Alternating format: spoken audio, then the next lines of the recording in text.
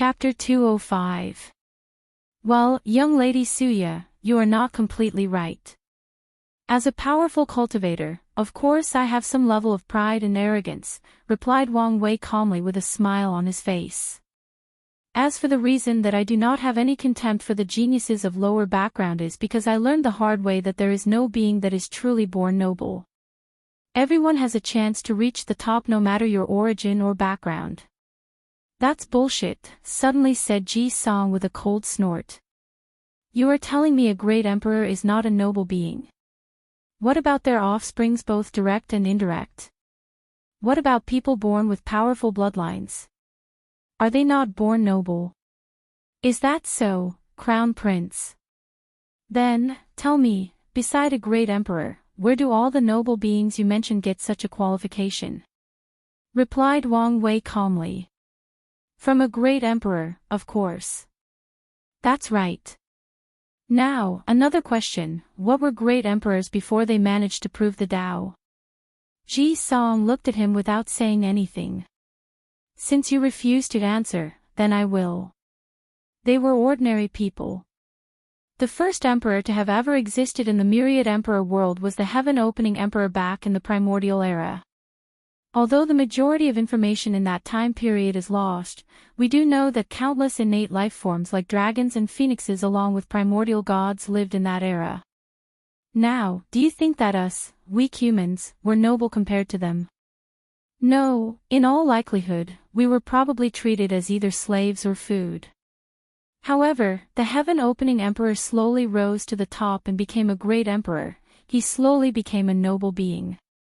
My ancestor, Emperor Qiuan, was the first great emperor of the ancient emperor era. However, before that, he was just like all the other cultivators at that time that were lost and searching for the road ahead. There was nothing noble about his birth.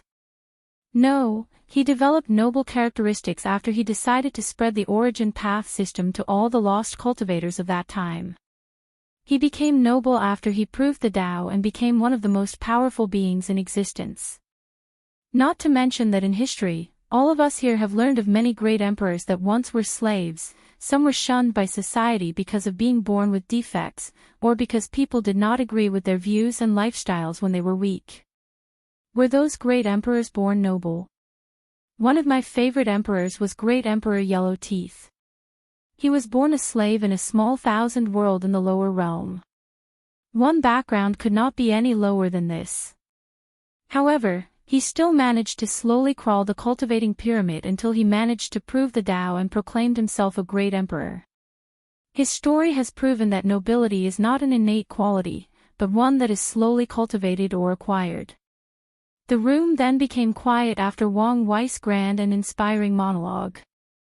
Some people agreed with his words, while some found his words demeanor given the fact that he was born with the highest of status among all the people inside this room. So, you are saying that there is no difference between us and them, replied Ji Song while pointing out the geniuses that were from supreme lands and holy lands. Of course not, that would be preposterous. However, the main difference between us and them is not our birth, but our will and spirits. Heaven-chosens like us, ever since we were young, we knew what it will take in order to become powerful.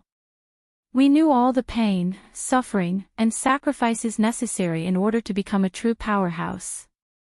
We knew the burden we have to carry and how many people and lives are dependent on us, in our success. We knew that giving up no matter the circumstances was not an option for us. On top of that, we knew that once we reach close to the end of the line, there is a high chance that we might not survive. However, we still have to go forward. As for them, paused Wang Wei while looking at the geniuses from lower backgrounds. They can use the excuse that we are better than them because of our births, our backgrounds, or because we have better cultivation techniques and resources than them. In their minds, they have more than 100 reasons as to why they are not good enough to compete on our level. But they never blamed themselves. They never looked inwards, pondering what they could do to close the gap between us just like many other great emperors have done. To them, it is easier to blame others for their failures than to have a moment of self-reflection. The majority of them do not have the will and spirit to do whatever it takes to truly reach the top. The room became quiet again after Wang Wei finished speaking as many people started to ponder his words. The Heaven Chosens completely agreed with him. Despite all the allure and glamour that surrounded them, only they knew the amount of stress and tensions they have to live with every day. Whether it is the pressure to prove their parents or sects proud by leading them to greater heights, or the pressure knowing that they might not survive the heaven-will battle in the future. Or even worse, eliminate before even reaching there. Overall, their lives are not as easy as it seemed on the surface. Many of them started to reminisce about the things that they had to do in order to get where they were. A few examples were the fact Sun Jialong had to kill his own blood brother for power, Ji Song went on a training hell after his second loss to Wang Wei. Many of them had to sacrifice a great deal of things in order to be as strong as they are now. As for the other geniuses from lower backgrounds, they lowered their heads in shame as Wang Wei was right. The mentality of the majority of them is that the only reason that they are not so talented and powerful now was due to their low births. For countless years, they have used this excuse to make themselves feel better. However, now, their facade was torn down right in front of everybody. One person suddenly stood up before saying, "You can use as many beautiful words as you want, but it will not change the fact that your people from emperor lineages have better techniques than us, have more resources than us, and more opportunity than us. Tell me, how are we supposed to compete like this?" Wang Wei took a sip from his wine cup before slowly saying, "You are right, my friend, you guys do have it hard. But I never said that the world was fair. However, let me ask you a question, what was the origin of the last great emperor of this era?" The face of the person who asked the question became stiff, then he lowered his head without answering. "That's right, Emperor Nine Suns was from a supreme land, just like many of you here. During most of his rise, no one actually paid attention to him. By the time people realized that he was a threat, he was constantly on the run, but he never gave up as he was a man of great will and spirit. When the heaven will appeared, he showed up and did what he was supposed to do, what he believed all his life that he could do. He beat all the other participants including both my grandparents, proved the Tao and proclaimed himself a great emperor. Now tell me, if he ever had thoughts like yours and decided to quit during all the ups and downs, all the failures, do you think he would have become such a noble being?" The room once again became eerily quiet. As for the person who questioned Wang Wei, he sat down on his seat. Unfortunately for hostess Shishir, this time the quiet was quite permeating. No one actually wanted to perform or do any other action. They all seemed to be reflecting on something. However, Shishir was determined to continue with this meeting. She had foreseen that there may be intense contradictions when the ego and ideologies of all these geniuses clashed. So, she had other plans prepared just in case. Just when Shishir was about to execute her plans to relieve the awkward silence in the room, a sudden rough and rude voice spread or echoed throughout, interrupting her actions. "How rude of all you not to invite us to this party. Miss Shishir, do you think that we are not worthy? I think compared to all the sissy in this room, I am more man than all of them combined. Don't you guys think so?" Boss, you are correct. Maybe you should show Miss Shishir how manly you truly are. Boss, that's a good idea. Ha ha ha. Chapter 206. After the voice, a group of more than 10 people walked inside the room. This group was led by a handsome man. However, this person had the eyes of an animal. To be precise, he had the eyes of a rock. As for the people that were following him, although they all seemed human, upon closer inspection, you will discover a few animal characteristics in these people. Oftentimes these characteristics showed their identity to which group of demon race that they belonged to. So, everyone in the room instantly identifies these people as the demonic race, and wondered why these people came here uninvited. Do they want to cause trouble? After all the demon races crashed the meeting, the leader Yu Chao looked at all the people in the room with a smirk on his face. Then, he looked at Shishir with star eyes. "Miss Shishir, sorry for my intrusion of your meeting, but I could not give up the opportunity for my eyes to grace your beauty. She sure smiled and nodded. However, anyone could tell that the smile in her face is actually very stiff, and that she is very reluctant to do so. Humph, suddenly snorted Ji-song. If you demon race were truly sorry, then you would not have bothered us in the first place. After saying that, he released a powerful killing aura that surrounded all the demon race around Yu Chao. And he was not the only one. All the members of emperor lineages released their own aura to suppress this group of demon race. Many of the people standing behind Yu Chao had cold sweat running down their backs, while some of them could not bear the pressure and were forced to kneel down on the ground. As for Yu Chao himself, he was still strong enough to support under the aura of all these heaven chosens. Then, on the corner of his eyes, he saw someone that was not releasing his aura. So, Yu Chao thought that he might have encountered a soft persimmon. With a little difficulty, he said, there is no need for everyone to fight with each other. After all, we are all here for the same reason, see the beautiful Miss Shishir. After hearing this, the other heaven chosens then stopped releasing their auras, allowing this group of demon race to breathe properly. Although Yu Chao was secretly relieved, he was also ashamed of himself.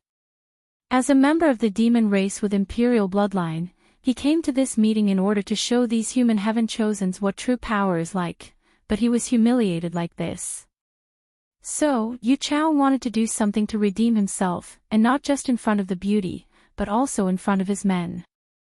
So, he walked towards the person that did not release his aura, the person that was happily chatting with two extremely beautiful women. After Yu Chao approached, he said, "Hey my friend, would really appreciate your seat. How about giving to us, and we will not hurt you in return." And if Yu Chao and these demonic race had seen the strange look that the other people were giving them, they would never do something so stupid. However, they would soon find out. As soon as the person he was spoken to turned around, Yu Chao had both a shocked and terrified look on his face. "Gray hair and gray eyes, you are a SS sacred son Wang Wei," muttered Yu Chao with a great deal of horror in his face. Before coming to the academy, Yu Chao was warned by his clan's elders that he could test out the other heaven chosens, but leave out both Di Tian and Wang Wei out of their affairs. Because it is simply impossible to determine how these two people will react to any situation. As for Wang Wei, after being interrupted, he looked at these demon races up and down. "You know, it never ceases to surprise me, the arrogance that your demon race has. It is clear to everyone in this world that the only reason that your race still exists until today is because we, humans, allowed you to. If it was not our benevolence, you people wouldn't even be allowed to live in the worst continent of the north, you would all be exterminated. However, every generation, a trifling few of you always try to test us humans in the other continent knowing full well that the result will be the same every time." After saying that, a powerful will suddenly came out of Wang Wei's body and enveloped all the demon races. Following which, 6 of them suddenly fell on the ground, with blood coming out of their mouths. Upon closer investigation through divine sense, the people in the room discovered that the bloodline core which is the source of cultivation of these demon races were completely shattered. As for the remaining 4 including Yu Chao, they could not move from their spot. It was as if they were fixed on the ground. Is this an application of his young emperor's pseudo-domain? It seemed that he was way more powerful than previously anticipated.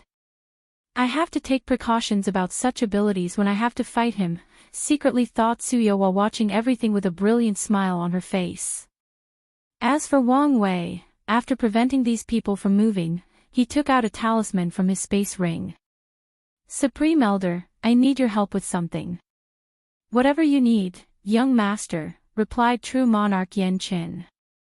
"I am suddenly in the mood for a high-level demon race meet." "Oh, what level and what race in particular?" "Well, make it a saint and a golden rock will be fine," replied Wang Wei as he looked straight into Yu Chao's face, who had turned purple after hearing this short conversation. "Young master, give me a few minutes." "No problem." "You wouldn't dare," suddenly screamed Yu Chao. "Watch me," replied Wang Wei calmly. A few minutes later, true monarch Yan Chen appeared out of nowhere inside the room. Young master, the corpse of a saint realm demon race is too big to fit inside this room. Then, please extend the dimension space of this room, if you do not mind, Supreme Elder. No problem. With a wave of his hand, this single room of the true dragon and became larger than a football stadium.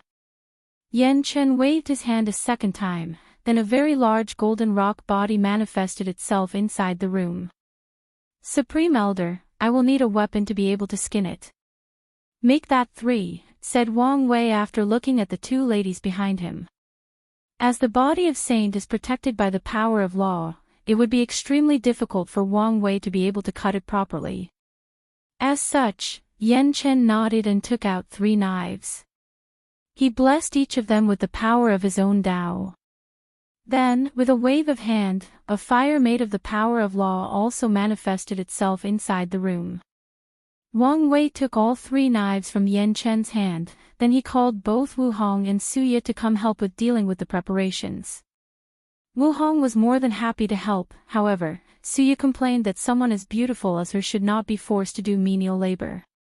Soon afterward, all the members of Wang Wei's group Li Jun, Yan Liling, and Wang Ju came forward and asked Yan Chen for a knife of their own and help with the process. Meanwhile, all the other Heaven Chosens had a shocked look on their faces. This is the first time that they have seen someone so audacious that he used a powerful saint cultivator to elaborate a point, to treat a saint realm true person as livestock. While some people were still marveling in their surprises, some people realized that this was a perfect opportunity, an opportunity to teach the demon race a lesson and put them back in their place. Especially given the fact that not many people liked the fact that they used humans in chains as part of their entrance during the academy entrance ceremony. The first person to act was actually Ji Song. He did not want his archenemy to steal the limelight right in front of him. So, he contacted his Tao protector and had him also catch him in a powerful Saint Realm demon race for him to barbecue and eat. Following which, all the other Heaven Chosens did the same thing. They all contacted their Tao protectors in order to acquire different levels of demon race to cook. As such, this artistic meeting turned into a feast, a demon race feast. Of course, not all people could enjoy such a feast. For example, all the geniuses from Supreme Lands and Holy Lands, they did not dare to do such a thing in fear that the demon race would retaliate against their sects or factions. Of course, Yu Chao and the demon race that were still standing had a very ugly look on their faces. Watching their own kind being slowly turned into food is the ultimate form of torture for them. Not to mention the fact that they are helpless and could not do anything about it. Chapter 207. With the help of Wu Hong, Suya, Li Jun and his group, Wang Wei managed to skin the Saint Realm Golden Rock's body.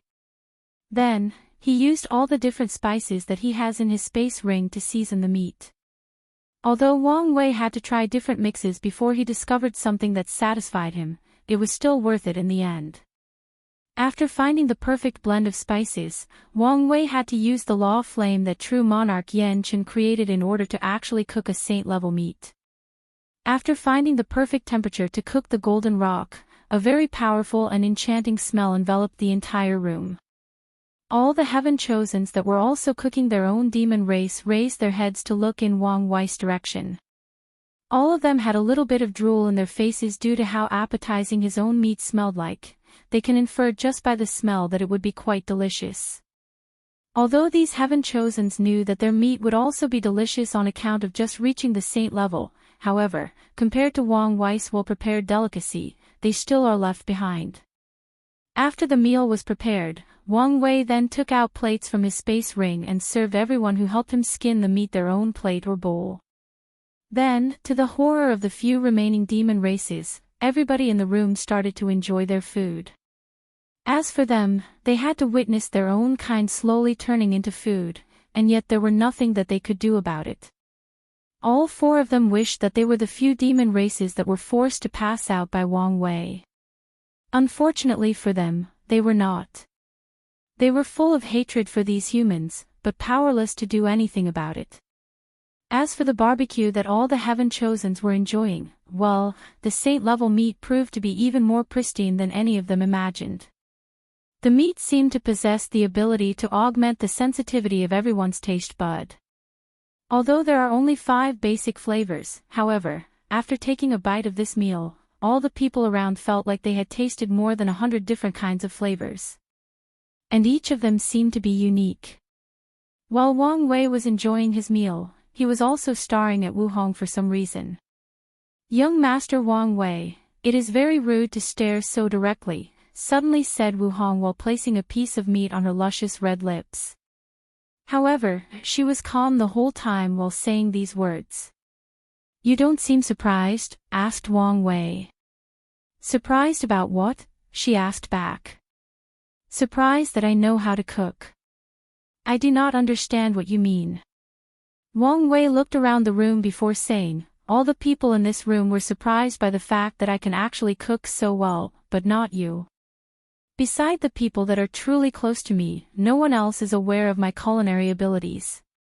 Young Master Wang Wei, I think you are overthinking things. I just naturally like to remain calm in every situation." Miss Suya remained calm after seeing my culinary skills, but I could still see the slight surprise in her eyes. "As for you, the reaction that I noticed was as if you were already aware of my abilities, so, Miss Wu Hong, how did you know that I could cook?" "Like I said, you are overthinking things, young Master Wang Wei," replied Wu Hong with a calm look on her face, not even the slightest fazed by Wang Wei's question. "Interesting," said Wang Wei with a slight smile on his face. "I have only known you for a few hours, and I can already tell that you are an enigma wrapped in a puzzle. And yet, I find myself unable to resist trying to uncover all your secrets. Well, isn't there a saying that once a woman becomes interested in a man's secret, then it is the beginning of her falling in love with him? Young Master Wang Wei, you should be aware that you are traveling down a dangerous road," responded Wu Hong with a beautiful laugh full of vigor and mystery. "Miss Wu Hong, you could always stop me from doing such a dangerous thing. You know, save my poor soul and heart from being lost forever." "Why would I do that?" replied Wu Hong while whispering these words straight into Wang Wei's ear. "Then, whatever happens to me in the future, you will be responsible. You have to take responsibility for me," whispered Wang Wei back to her. Meanwhile, all the people around had different looks on their faces as they watched those two people flirt with one another. Li Jun, Yan Liling, and Wang Ju were actually quite surprised as they had never seen Wang Wei behave in such a way. The sacred son that they were used to seeing always had a calm, indifferent, relaxed or stoic face even in the face of a beautiful woman. A perfect example of that is the way that he treated Miss Shi, which is considered the most beautiful woman of the world in this generation. However, now, he was always smiling, he was charming and witty. In general, he seemed enamored with this Wu Hong. Not to mention he seemed to enjoy himself talking to her. Although all of them were happy for him, however, they were also a little worried that he would become too enamored and lose his focus and drive. As for Su Wei, despite not showing it, she was not happy about the situation as well. For once, she did not like how Wang Wei completely ignored her and right to her face at that. Logically speaking, as the number 2 most beautiful woman in the world, shouldn't she be more attractive than Wu Hong?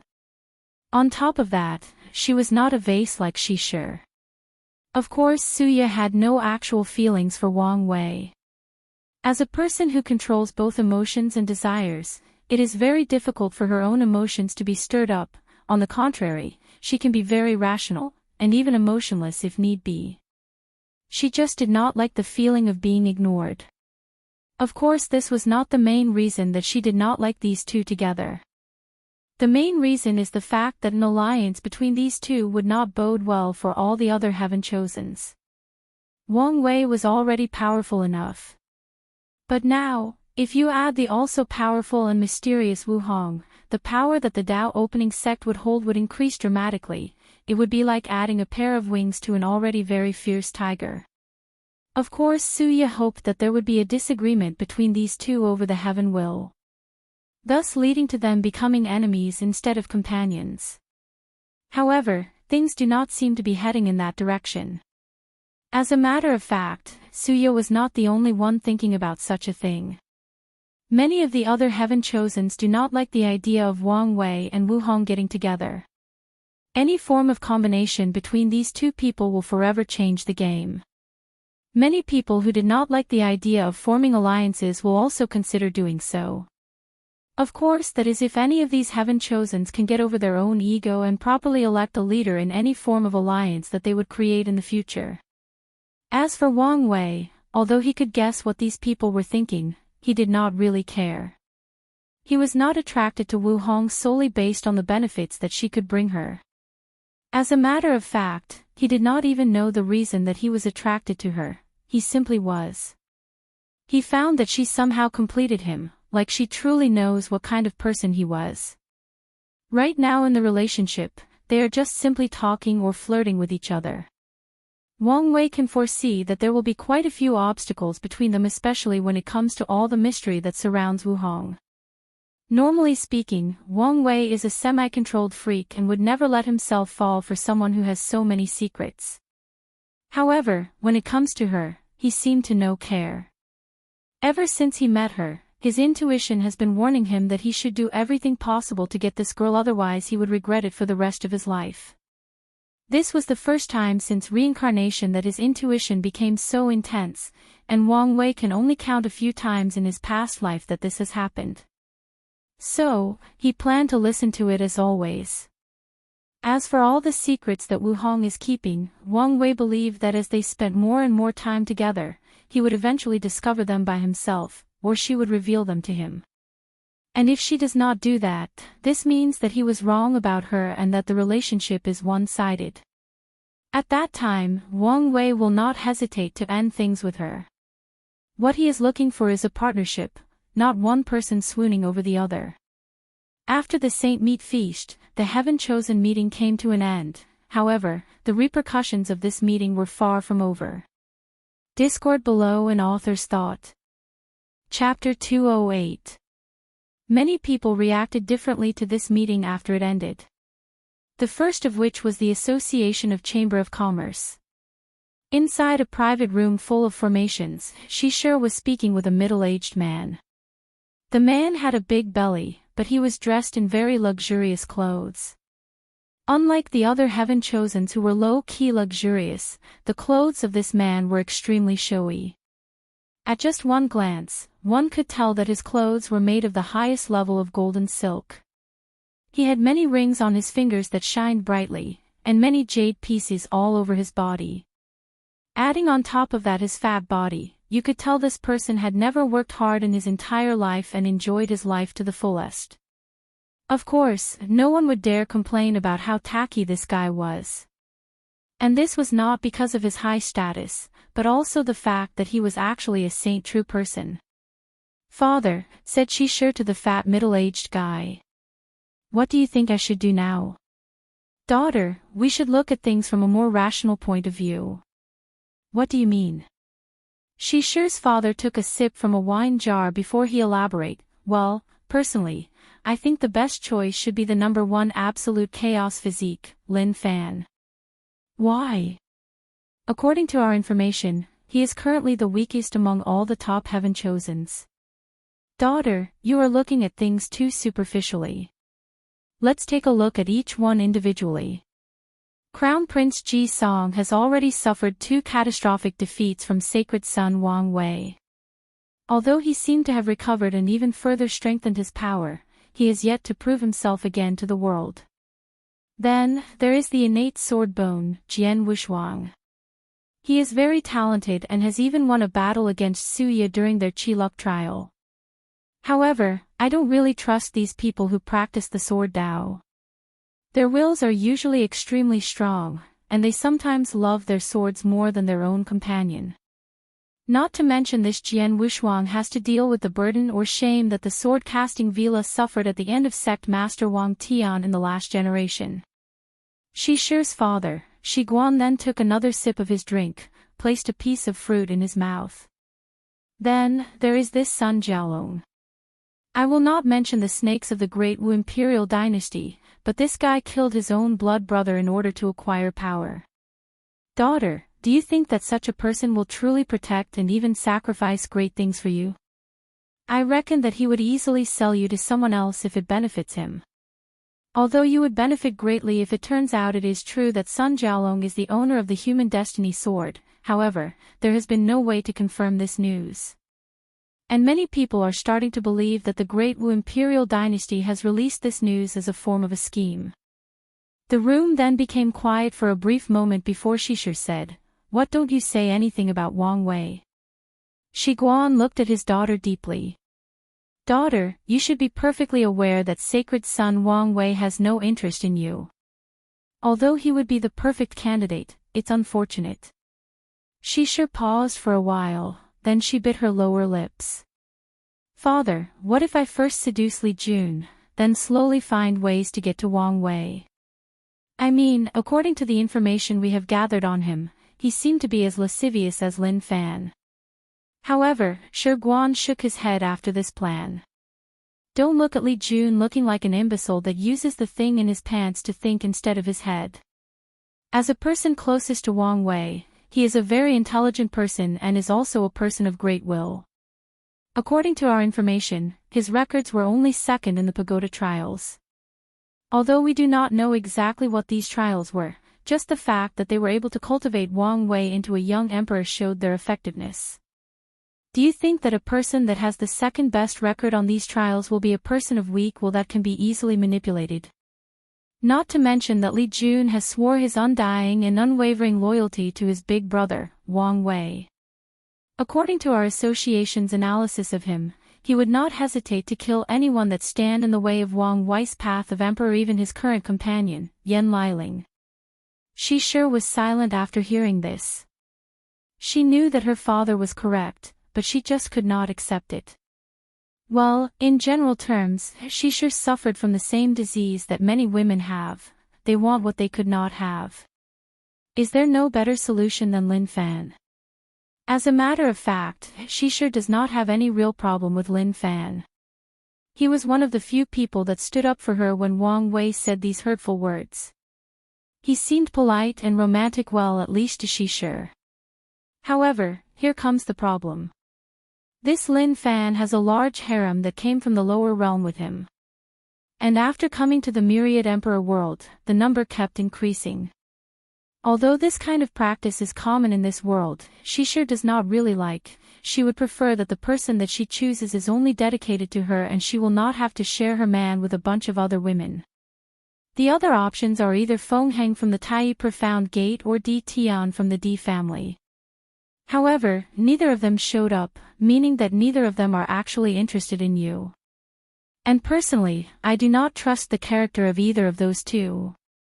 I always felt that something was wrong with the two of them. Shi Guan noticed the frown on his daughter's face, so he walked to her and pat her shoulder. "Lin Fan is the perfect choice. With your beauty and skill, it will be very easy for you to become the favorite of his harem and have him listen to you. However, remember what I have taught you, never try to actually control him. Heaven chosens like Lin Fan, although they are easily influenced due to their lascivious nature, but that is only in the early stage of cultivation. As they grow more powerful and experience more things, his will and mental state will be greatly elevated. As such, he will then notice your manipulative nature and begin to be disgusted with you. All you have to do is make sure that you are the most beloved member of his harem, and Lin Fan will decide on his own volition to do absolutely anything for you."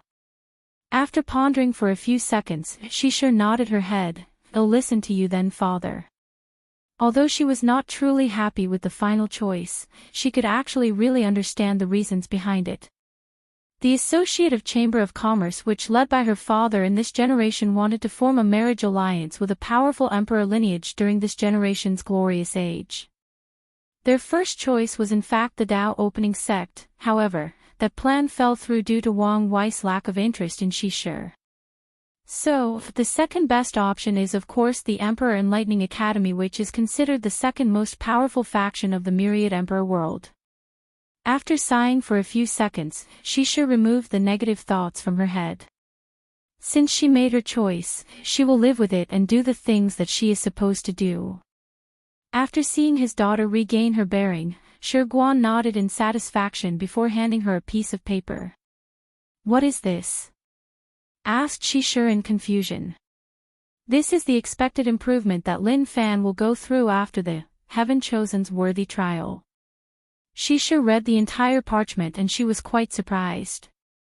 According to what is written here, although Lin Fan is currently considered one of the weakest geniuses among the heavenly physique list, he also has the most room for improvement. And the Academy has created a detailed plan for his improvement, and Lin Fan has lived up to the strict standards that the Academy has placed on him. "Worthy of the absolute chaos physique," muttered Shi under her breath after reading the information on this paper. "Father, how did you get such information? This should be the highest level of secrets of the Academy." "Well, let's just say that the Academy is more than welcome in our alliance. After all, they would not want the Tao opening sect to become even more powerful than they already are." Shi nodded while at the same time reinforcing her belief that his choice was correct. One day, Lin Fan will prove to Wang Wei that his choice today was completely wrong. Meanwhile, somewhere in the northern Black Tortoise continent, many higher-ups of the demon race received news of what happened at the True Dragon Inn. As such, a meeting similar to Shi and Shi Guan was taking place in a secret location of the demon race. Chapter 209. Northern Black Tortoise Continent, in a secret location, all the chiefs of powerful demon race tribes were having a secret meeting. If anyone were to be aware of such a meeting, then they would be quite shocked. For once, all the chiefs attending were the leaders of demon tribes with imperial bloodline, meaning that they had cultivated great emperors throughout their history. Of course, this was not the real reason that other people would be surprised, the real reason being that all of these different tribes can actually exist peacefully with each other. The image that the demon race tribes projected to the outside world was the fact that they were constantly infighting between one another. As such, the idea that all demon tribes have deep and irreconcilable differences have been ingrained in the mind of all the other races of the myriad emperor world. However, it seemed that things were not as simple as seen on the surface. The infighting was nothing but a facade that the demon race used in order to reduce their level of threat to the human race. Back to the meeting. The reason that this meeting took place was because the upper echelons of the demon race received news of what happened in the True Dragon Inn. After receiving the news, none of these chiefs of different tribes acted out of anger or impetuousness. Unlike the young demon race cultivators, the upper echelons knew perfectly well the situation that the demon race was facing. "Well, things went even worse than we expected," said the chief of the Golden Rock tribe. "I did not expect that humans would react so intensely after such a little probe," replied the chief of the Battle Ape Saint tribe. "In just one day, we lost more than 5 saints," added the chief of the Power Ant tribe. "The most sad thing is the fact that we cannot openly retaliate, otherwise the consequences would be even more dire," said the chief of the Peacock tribe, who was among the few women in this room. "There is no need to complain to one another," suddenly said the chief of the Black Tiger tribe. "We have learned from our ancestors that the situation of our demon race will not change until we cultivate an eternal emperor of our own. And now, this generation, we finally have a chance. Yes, Project Innate Atavism has finally come to fruition after countless years of studying the secrets of bloodline," responded the chief of the Golden Lion tribe. She was a beautiful woman with black hair and golden eyes, but had a scar on her left eye. Her tribe, along with the Black Tiger, Golden Rock, and Battle Ape Saint tribes are the ones with the most power among all the demon tribes. They each cultivated 3 great emperors. Unfortunately for these demon tribes, many of their emperors were either killed or exiled by the Human Preservation Array, after they tried to challenge the status quo of humans in the world. As a result of this, many of the backgrounds of the demon race have been missing. Whether it was emperor scriptures, emperor artifacts, or arrays, many of them were either destroyed by humans in an attempt to keep the demon race weak, or these great emperors never had the chance to leave these things behind. The truth of the matter is that the lives of the demon race are actually quite dire. Although the human emperor did not want to exterminate them, unfortunately, the same thing could not be said for other great emperors that came after him. especially when it comes to sects like the herd-raising valley. All they want is to enslave all the demon race and raise them in captivity, or exterminate them completely. As a result of this, many great emperors of the human race, or even the spirit race, have tried to eliminate all the demon tribes. There are two reasons that the demon race can continue to exist through this day, albeit a bit miserable. The first being that they have followed in humans' footsteps and created a demon preservation array in the northern continent using the entire chi luck or destiny of the demon race. Every great emperor is cultivated by the demon race would further strengthen this array just like humans did for their own preservation array. Another reason is that many great emperors of the demon race will attack the human preservation aura, after proving the Tao in an attempt to weaken the power of humans over the entire myriad emperor world. Unfortunately, they would either be killed by that array, or were exiled and prevented from ever returning back to the myriad emperor world.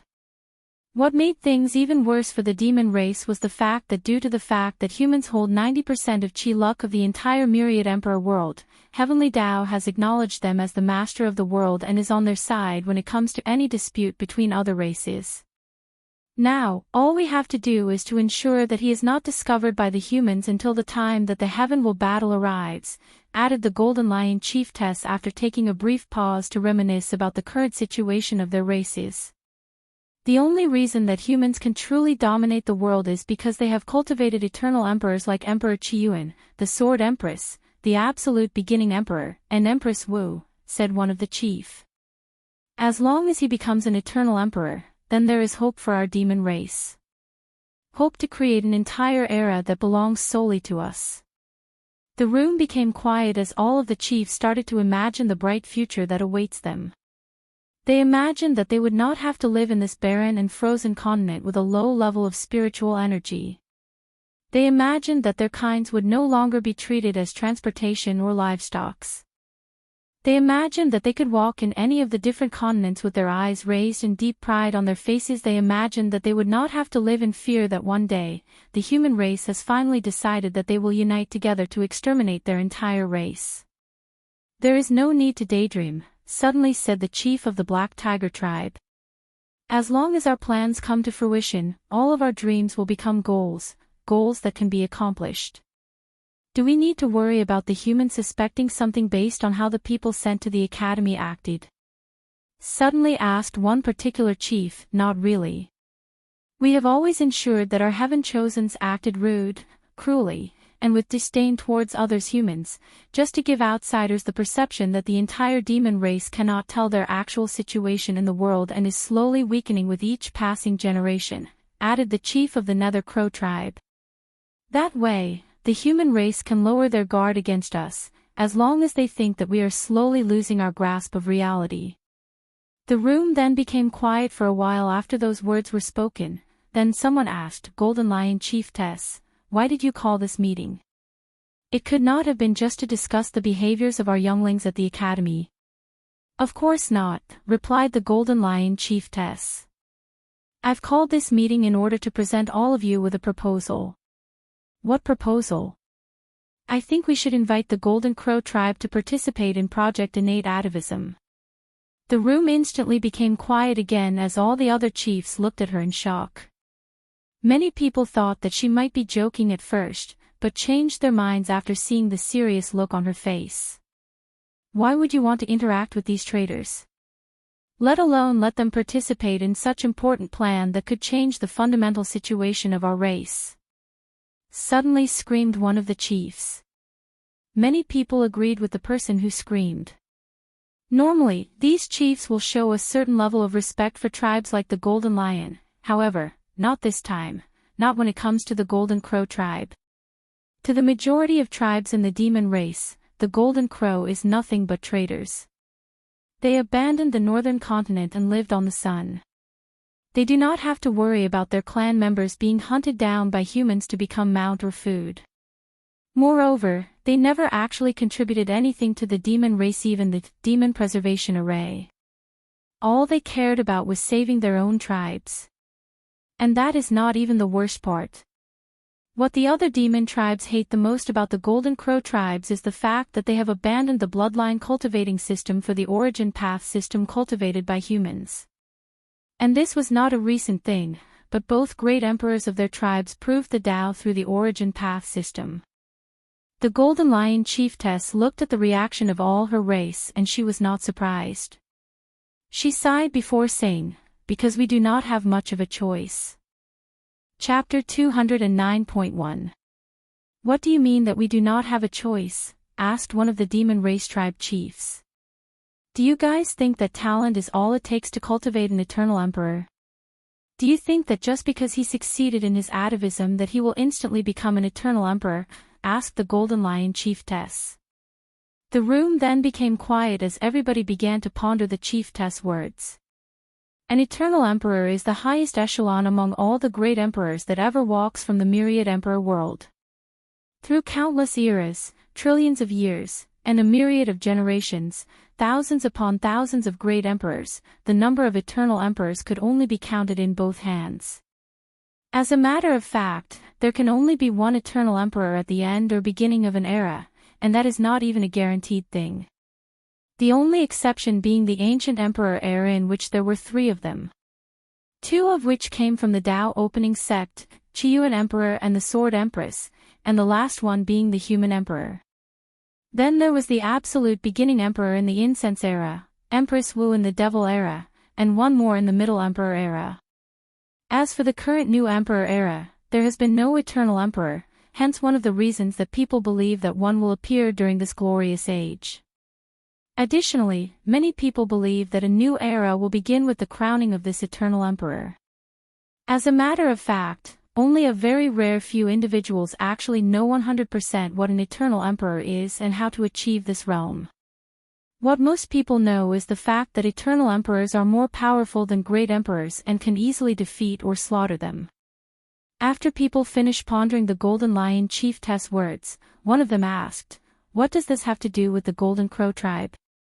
In order to train him properly, he needs to go through trial and tribulations, compete with people of similar level as him in order to properly grow in both will, spirit, vision, and Tao heart. We have to train him to reach the levels of people like Wang Wei, Di Tian, and Ji Song, and even go beyond them. And during this entire process, he cannot be discovered by the human race. Everybody in the room nodded in agreement. Then the chief of the Power Ant tribe said, "We already knew all of this. Isn't this the reason we decided to send him out of our world's community and into another heavenward world? Once he gets there, he can compete with heaven chosens of his level while hiding his identity. When the time for the heavenward battle of the myriad emperor world arrived, we can recall him back." All the chiefs nodded as this was the original plan that they had made in order to train their own heaven chosens. With this method, they can hit 2 birds with 1 stone by training their heaven chosens and hiding him at the same time. "Well," said the Golden Lion Chiefess while looking at the Golden Rock Chief and the Black Tiger Chief. "After going back and reviewing this plan, we realized that it is not feasible. At least not on our own." "Why not?" asked one person. "Do you guys think it is easy to travel from one world community to another? Even a supreme realm true monarchs might spend their entire lifespan traveling from one world community to another. Only a great emperor and a few origin artifacts have that ability, and they are in the hands of the truly powerful emperor lineages.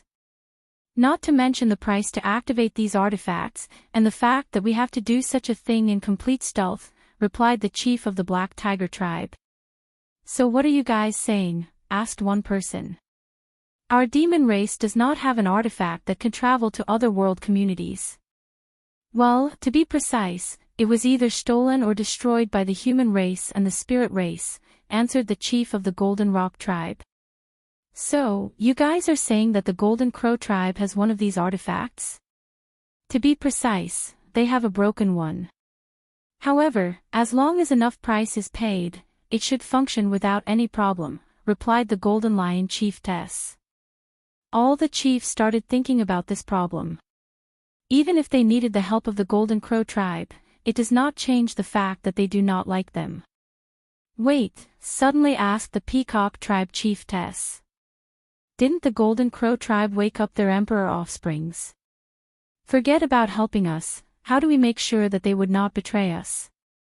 Because we will threaten them with an Emperor Dao war if they refuse to help us, let alone betray us, answered the Golden Lion chiefess calmly.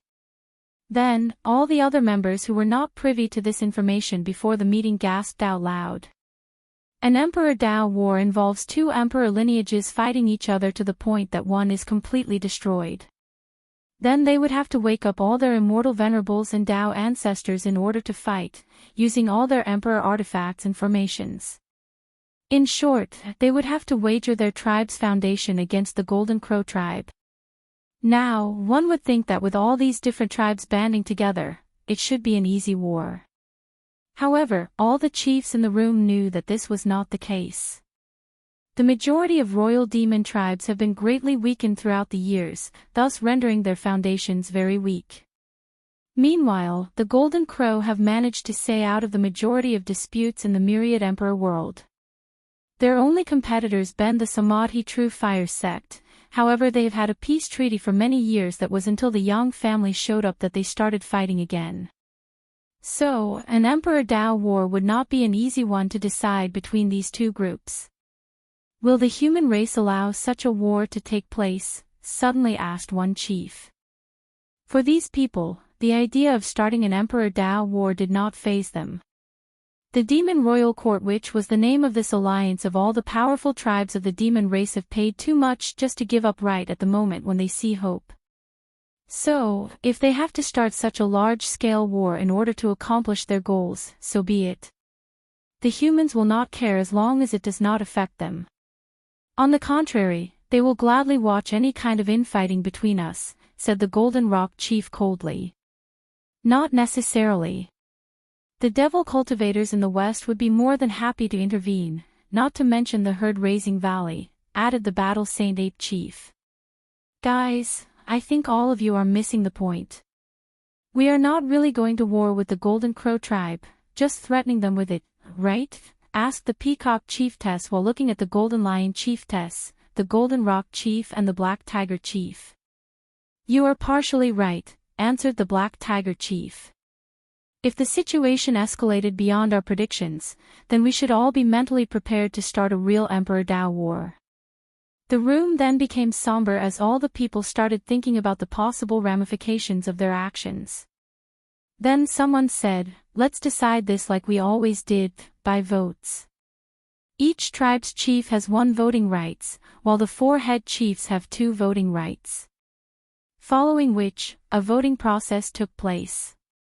The 4 head chiefs, referring to the Golden Lion tribe, the Golden Rock tribe, the Black Tiger tribe and the Battle Saint Ape tribe, voted in favor of asking the Golden Crow tribe for help.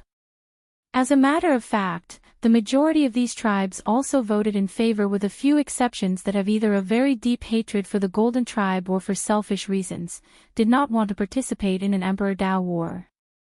Since the majority decided, then a decision was made regarding this matter. However, one person had something to add to this situation. Wouldn't it be better to ask the Golden Crow tribe to have a marriage alliance with us through the Emperor offspring? Well, his bloodline is not inferior to hers when it comes to nobility, so it would be a perfect match. And if they had descendants, I cannot imagine how powerful and noble such a bloodline would be, responded one of the chiefs. We can make this proposition to them, but you guys should not have any high hopes, replied the Golden Lion Chiefess. Why not? Well, the Emperor offspring is a supreme realm true monarch, so no one can force her to do anything she does not want to do. Well, we can leave the decision to her. Chapter 209.2 Dao Opening Sect. Tianwei Peak, Sect Master Wan Tian also received the information about the events that took place during the meeting at the True Dragon Inn. After reading the information, he muttered to himself, worthy to be my son, he should have this kind of domineering spirit. Then, he continued to review all the information that was sent to him through talismans. Shadow, said Wang Tian after finishing reading. Yes, Sect Master. Go gather all the information about this Wu Hong. Do not leave any stone unturned. As you wish. Heaven Bliss Domain, Emperor Enlightening Academy. A meeting of the headmaster and all the teachers was taken place in order to discuss not only the events at the True Dragon Inn, but also to prepare for the Heaven-Chosen Selection Trial. The Association of Chamber of Commerce has just sent news that they have chosen Lin Fan for Shishi's Dao companion, said Headmaster Bai Han in order to start the meeting. So quickly? Asked one teacher. Yes. After all, they also wanted to further secure our existing alliance. Adding to that the information that we secretly gave them, it was only the best result for both parties, explained Bai Han calmly. Now, let us discuss the events of the meeting. Supreme Teacher Chiu Jin, you were there, so what do you think? The eyes of all the people in the room turned to Chiu Jin, who was in fact the Tao protector and teacher of Lin Fan. He has been with him ever since the lower realm, and was also present during the meeting. After taking a brief moment to organize his thoughts, Chiu Jin then explained his analysis on Wang Wei. He is different from the rest of them. His way of thinking, his vision or the way that he sees the world is both grand and far-reaching. Not to mention his unwavering confidence. From what I saw in that meeting, he has already started thinking about what he will do after becoming emperor. And it is possible that he has already made plans for that. Isn't that just being arrogant? Asked one teacher with a frown on her face. Chiu Jin looked at the person who asked the question before answering calmly. The line between the two is always blurred and based on the success of a person. If the sacred son manages to prove the Tao in this generation, then he is a confident person. If he fails, then he is arrogant. Either way, it does not change the fact that this kind of thinking does give him an advantage over other heaven-chosens, especially when comparing to Feiner, who suffers from low self-esteem due to his background from the lower realm. Everybody nodded in agreement with him. Then Headmaster Bai Han asked, "What about his strength? Did your talent detect anything?" One of the reasons that Chiu Jin was chosen as Lin Fan's teacher was because of his innate talent. His talent allows him to scan the strength of a person, then derive possible directions for development.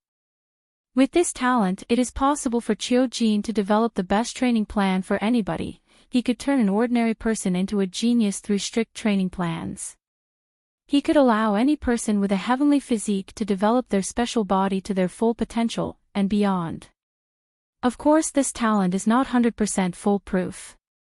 A perfect example of that is the fact that the Academy had to redraw their training plans for Lin Fan when they realized that their current one was not nearly enough to have an advantage in this glorious age. Unfortunately, there was this weird power that prevented me from discovering anything from him, replied Chiu Jin. What weird power? It was similar to the one he used to test the people that entered the inn. According to theory, he should have acquired it after breaking the 13th barrier of the body refining realm. Did we ever find any information about such a thing in our records? Asked one teacher. However, all the other people just shook their heads. Meanwhile, Headmaster Bai Han had a frown on his face as he started to think. He remembered a conversation that he had with his father long ago about such a topic. According to his father, this kind of thing was somewhat of a semi-taboo and secret of the world. Bai Han remembered that his father had a look of regret on his face, which was a very rare thing given his status and strength. Well, did you discover any news at all? Asked Headmaster Bai Han after reining in his thoughts. Well, I did, replied Chiu Jin. For once, his fleshly body is scary. I do not know how far he pushed it, but it is very terrifying. For his fleshly body to reach such a level, he must have suffered through countless pain and suffering. All of you can imagine what kind of will is needed to become a body refiner, let alone reach such height. A person that can be this cruel to himself. Although Chiu Jin did not say anything, the other teachers understood his implied meaning. Another thing that I did discover, or verified, was the fact that his soul is indeed very unique. Although I could not use my divine sense to scan a Du Yen Chen's presence, I still felt some kind of dread solely based on what I sense normally. His soul hides many secrets.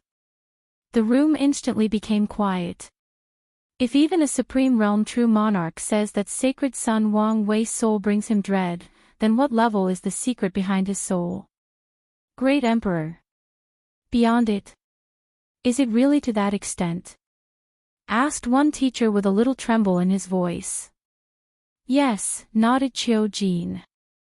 Luckily for us, from what I have observed, he seemed to not know how to use that power. Well, he might not even be aware of what exactly it is. Many people sighed in relief after hearing this. As long as Wang Wei does not know how to use such a power, then they still have a chance. Anything else? Asked Bai Han. Yes, headmaster. We need to find a way to deal with his young emperor's pseudo-domain. Bai Han nodded after hearing. Before the Saint Realm, before acquiring their own domain, young emperors have a large advantage in battle against other people. Not to mention that young emperors can merge their pseudo-domains and their real domains after entering the Saint Realm. That is actually an easy solution. All we have to do is to create an origin artifact that has the aura of a great emperor embedded in it. That way, the aura can offset some of the powers of the pseudo-domain, replied Bai Han after hearing this question. This kind of method has long been studied throughout the years. Although there have been few young emperors, the number is still quite significant if you take into account the long history of the myriad emperor world. This kind of method is not 100% effective, but it can level the playing field to some extent during a battle. Now that we are done talking about Sacred Son Wang Wei, let's discuss the Heaven-Chosen Selection Trial. Did everybody show up? No, sir. It seemed that both Lu Meishio of the Herd-Raising Valley and Jin Biyu of the Five-Element Palace are not present and showed no sign of coming, responded one teacher.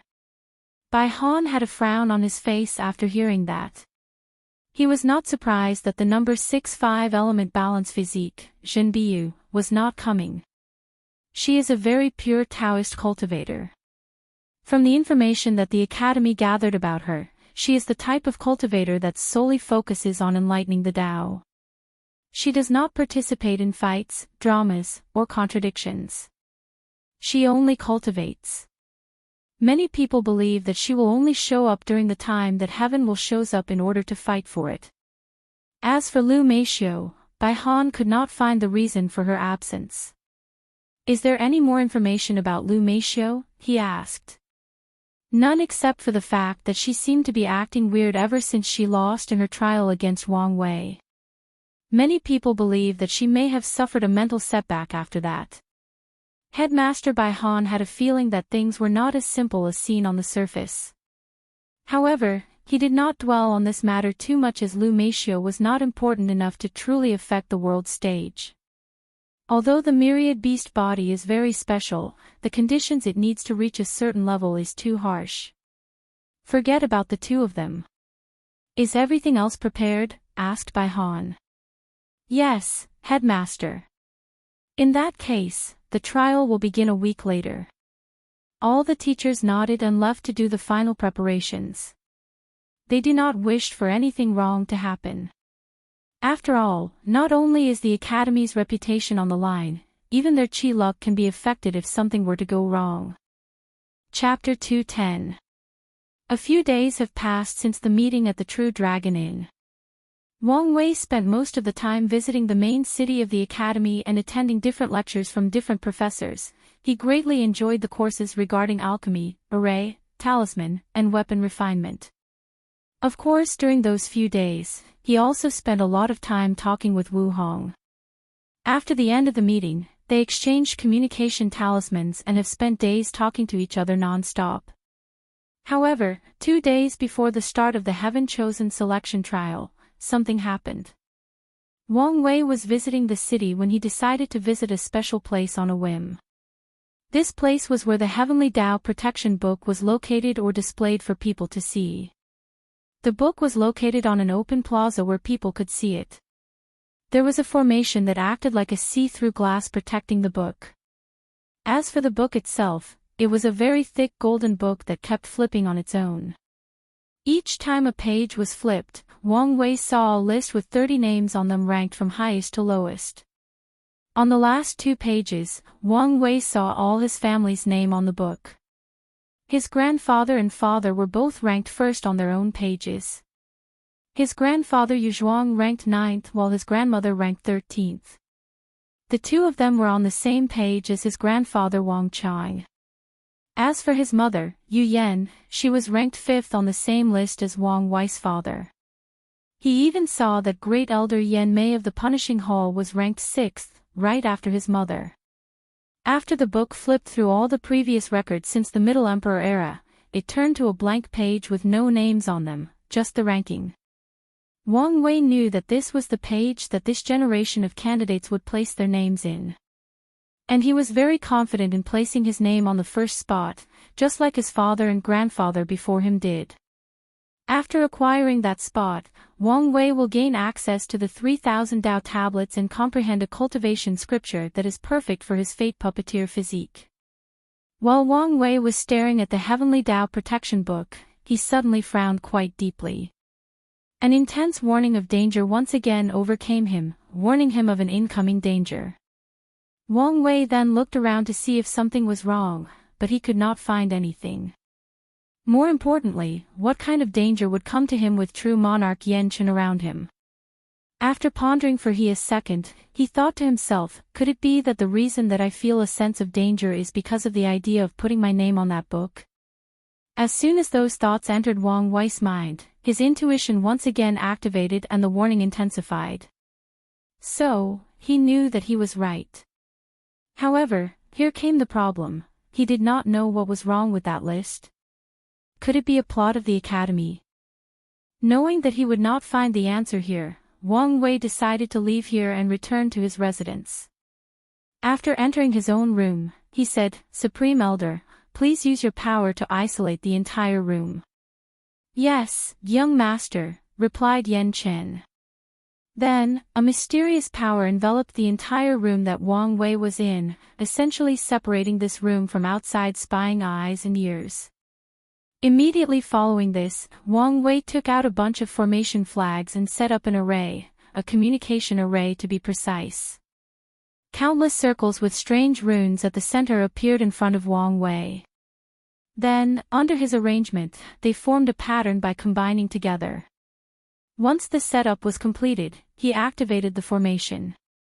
"Wire, is something wrong?" said a holographic image of Wang Wei's father, Wang Tian. "As a matter of fact, yes. I just had a premonition of grave danger, and it came from putting my name on the Heavenly Dao Protection Book. Do you have any information on the book?" Wang Tian had a frown on his face after hearing this. He knew how accurate his son's intuition was. So, he did not doubt his words. From what we know, the book was refined personally by Emperor Kong himself, and only the Academy knows how he did it, and it is also one of their Emperor artifacts and luck-condensing artifacts, suppressing the chi luck of the entire Academy. Every time a heaven-chosen selection trial takes place, a little chi luck of these geniuses is taken in exchange for the protection of Heavenly Dao. My name and your grandfather's were in that book. Even your great-grandfather was in that book. As a matter of fact, for countless generations, our Wang clan had many people placing their names on that book and nothing ever happened to them. At least there was no direct correlation between the ones that had an accident and the book. Wang Wei's frown became deeper after hearing this, and he crossed his hand in front of him. "Well, do you have any idea on the reason for this happening?" Wang Tian shook his head. "Wait for a few minutes." He then disappeared from the range of the formation. A few minutes later, Sect Master Wang Tian came back with all the upper echelons of the sect and his father, Wang Chang. Even the other true monarchs were listening to the conversation through their divine senses. After explaining the overall situation, everybody had a pensive look on their faces as they tried to figure out the possible reason for such a situation. The first to give a possible theory was Great Elder Yan Mei. The Heavenly Dao Protection Book is directly connected to Heavenly Dao itself. Given the conflict that you had with it after you broke through the 13th layer barrier, it is not impossible that it does not like you. Although what you said makes sense, replied Li Jun's father, Li Jiang. However, Heavenly Dao has rules and regulations. Even if it does not like the young master, it cannot hurt and harm him for no reason. After he survived the divine punishment thunder, his slate was wiped clean and it should not attack him again unless provoked. Young master, did you do something to anger Heavenly Tao again in the past few years? Huh, replied Wang Wei, who was a little caught by surprise by the question. He thought about it deeply to make sure. I don't think so. Besides cultivating and traveling, I have done nothing out of the ordinary. Everyone nodded, however they still could not think of a solution. Could this have to do with the 9 Emperor curse of our sect? Suddenly asked one person. This was indeed a possibility, however Wang Chang shut down this theory. It is possible, but not likely.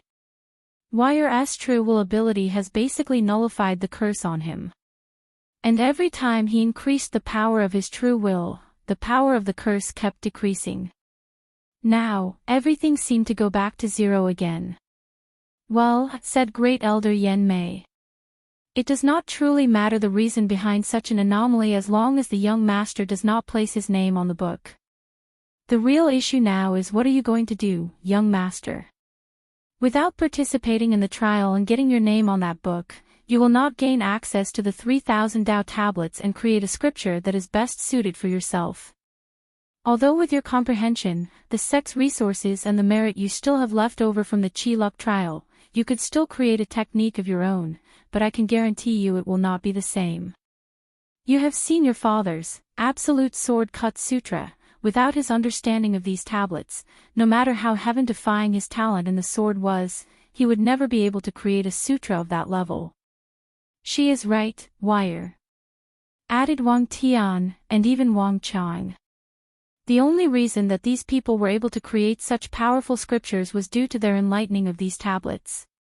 Wang Wei had a pondering look on his face after hearing Great Elder Yen Mei's words. He also understood the significance of these tablets to him and his future path, so he must get access to him. Not to mention that if his other competitors got access to these tablets and he did not, this might negate all the advantage he had over them in the past century. Especially when it comes to that guy Di Tian. In the past few days, Wang Wei has been reviewing any information about him. Although the information was very little to the point of being abnormal, Wang Wei had a feeling that this guy would be his greatest obstacle towards the path of Emperor. Chapter 211. Wang Wei had a thoughtful look on his face after hearing the question regarding his future actions. Although he had a plan, he did not know whether it would work until he tried it. Then, he discussed it with the other people of the clan in order to polish it and fix the details. After a few hours, the plan was finalized and only sect master Wang Tian and his son were left talking to each other through the communication formation. Anything else, Wire? Asked Wang Tian in confusion. What information did you gather on Wu Hong? Asked Wang Wei calmly. However, his words made the room quiet and the atmosphere quite awkward. Wire, you have to understand the hope that the sect has placed on you. So, we have to take anything related to you with the utmost care, especially when it comes to your future Tao companion. Father, you do not need to worry about anything as I am not a child that uses his emotions to think or act rashly.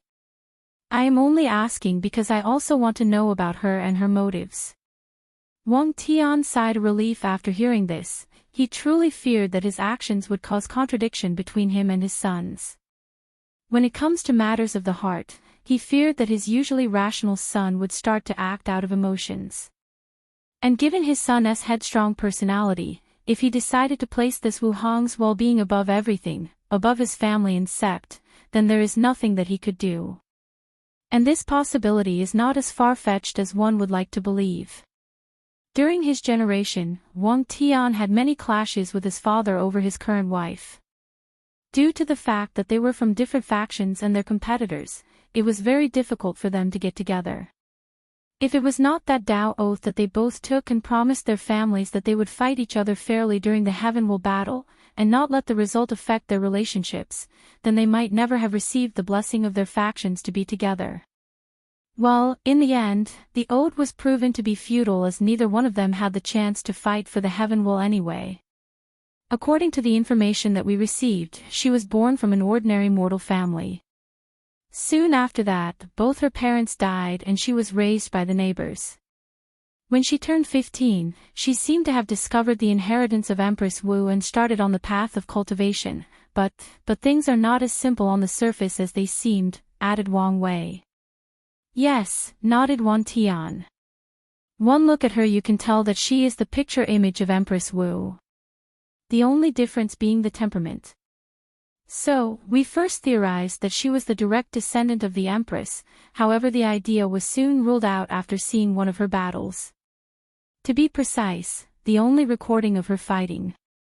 At the supernatural realm, she easily suppressed a half-step void-shattered realm cultivator.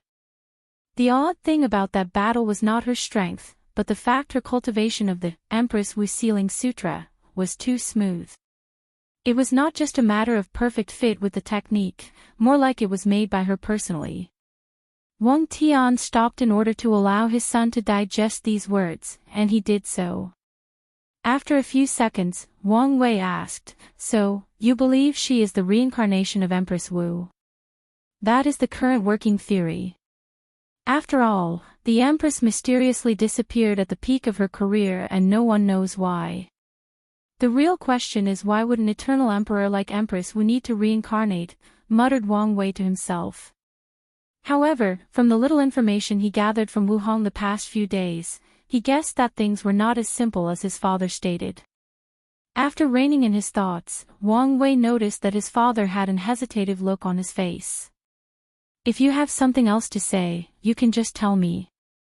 To be honest, if she really is the reincarnation of Empress Wu, then her strength is probably even more powerful and terrifying than both you and Di Tian despite her low-key appearance. And if the two of you decide to become Dao companion, then you will also have to make the same Dao oath that me and your mother made when it comes to the Heavenwell battle. Wang Wei nodded after hearing this, but he did not take his father's words seriously. During his talk with Wu Hong in the past few days, he had a strange feeling that her motive was just to meet and help him. He was also worried about the fact that they might have to fight for Heavenwell in the future, so Wang Wei talked to her about it in a roundabout way. However, the feeling he got from her was that she did not care about the Heavenwell. To be precise, she disdained it like it was a common item found everywhere in the streets. Although he did not have a definite answer regarding whether they will be competitors in the future, Wang Wei was not currently worried about this situation. After all, they have just met a few days ago. Although they seem to have a very mysterious and strange affinity to one another, as rational people, they would not act rashly when it comes to really becoming Dao companion. In this world, Dao companion and wife were not essentially the same thing. As a polygamous society, cultivators in the myriad emperor world can have as many wives as they want, but they can only have one Dao companion. As the name implies, a Dao companion is a person that accompanies another person through their mutual pursuit of the Dao. As such, this person has to have your absolute trust, a trust that goes beyond life and death. Many cultivators do not fear death, but fear losing their Dao or path forwards. So, their Dao companion has to be responsible to protect them their own Dao, and they also have to reciprocate the act. So, not every cultivator is willing to place such a level of trust on someone else. As a matter of fact, when the early concept of Dao companion was first introduced in this world, there were many acts of betrayal between Dao companions. However, later on, Great Emperor Harmony from the Yin Moon Palace created a ceremony where both Dao companions will share their lives with one another. That way, they can support one another, and even die if their other half is gone. After reining in his thoughts, Wang Wei asked, "Father, why do I have the feeling that you did not come to this conclusion just based on the information that the shadow gathered?" Sect Master Wang Tian's heart skipped a beat after hearing that question despite the fact that his face did not change at all. He forgot that his son had very keen senses and it was rare for some things to go by him unnoticed. So, with a wry smile, he said, "After reading the information, I was curious about her, so I entered the academy and went to see her personally." "And?" asked Wang Wei with a smile on his face. "Well, with my intuition of a swordsman, I discovered how powerful she actually was. You have your work cut out for you, son. And? Wang Wei continued to ask with a slight mocking smile on his face. Wang Tian coughed slightly, a taint of pink flashed from his cheek before disappearing. Fine, you win. She discovered me the moment I came close to her despite the fact that I used my own domain to hide myself. However, instead of revealing me, she ignored me and pretended that I did not exist until I was forced to come out of hiding. The whole situation was quite embarrassing. Wang Tian was indeed embarrassed. As a Saint Realm true person and the most powerful heaven chosens of his generation, he was discovered by a supernatural realm brat. Even if she is believed to be the reincarnation of an eternal emperor, it was still an embarrassment. So, what do you think of her? Asked Wang Wei while gloating at his father's ploy. Well, she seemed very mysterious, and I could not see through her. Furthermore, I could not shirk the feeling that she knew me and your mother very well. Wang Wei's eyes squinted after hearing this. So, it is not just me who feels this way. Could she be a time traveler and future me and her are related in some way? If that is true, why did she need to go back in time? And what does Empress Wu have to do with this whole thing? It seems that I have to look for signs of her time traveling. After spending a few more minutes talking to his father, Wang Wei stopped operating the communicating array. Supreme Elder. Yes, young master. Please go set up a meeting with the higher-ups of the academy for me. No problem. Chapter 212. After setting up the meeting with the academy, Wang Wei started thinking about the things that happened to him recently, and he was not happy. He has noticed that strange things keep happening around him, and he could not control any of it. Whether it was having heart demon tribulation twice of the things related to this book, strange and uncontrollable events keep happening around him, and the lack of information has annoyed him greatly. He felt that something beyond his comprehension and understanding is happening, and although he is related to it, he cannot do anything about it. Wang Wei does not believe that he is a control freak. Throughout his short century of living, many things have happened that were outside of prediction or controlled. His divine punishment thunder being one of the major ones. However, during those events, he could think calmly and devise the necessary plans to ensure not only his survival, but also benefit from the situation. However, recent events have made him completely clueless, and he did not like that. After thinking about these things, he then took out a talisman from his space ring. It was the one that the old beggar gave him. He had a feeling that that old beggar had an inkling of what was going on with him. However, he did not activate the token. He felt that it was not time yet. The next day, Wang Wei woke up earlier, was led by Supreme Elder Yan Chen to meet with the upper echelons of the academy.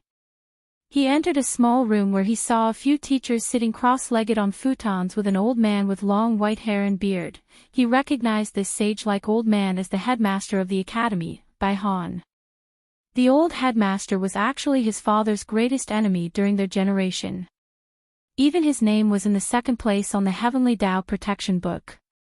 After entering the room, Wang Wei saw a futon in the middle of the room with a small wooden table in front of it. The futon was facing all the other teachers, and was positioned at a lower level than them. As soon as he entered the room, Wang Wei felt countless powerful aura trying to intimidate him. As a matter of fact, even Yan Chen was suppressed by a few other true monarchs. However, none of them cared about such a thing. Yan Chen was used to this kind of behavior as the rivalry of the Tao Opening Sect and the Emperor Enlightening Sect has been going on for an entire era. The last great emperor of the sect was during the Devil Era, while the last one for the Academy was at the beginning of the new Emperor Era. Since then, these two sects have been competing with another for countless millennia. As for Wang Wei, he did care about these people's aura. As a person who has faced the wrath of Heavenly Tao directly and won, he did not care about a few saints' aura. So, he took his seat in the middle and started tasting the food that they served. As for Yan Chen, he merged into the void and left the negotiation to the young sect master. Sacred son Wang Wei, what brings you to meet us today? asked Bai Han with a gentle smile on his face. He has the look of a doting grandpa talking to his descendants. Of course Wang Wei will not be affected by his demeanor. Forget the little stunt that these people just did to him, he did not believe that anyone who could sit at such a powerful position would be a harmless grandfather. Well, headmaster, I have run into a little problem, and I would like your help to solve it. Is that so? Did you not like the reception of our academy? If there was something that we could do to remedy the situation, please say. No, your reception was more than satisfactory.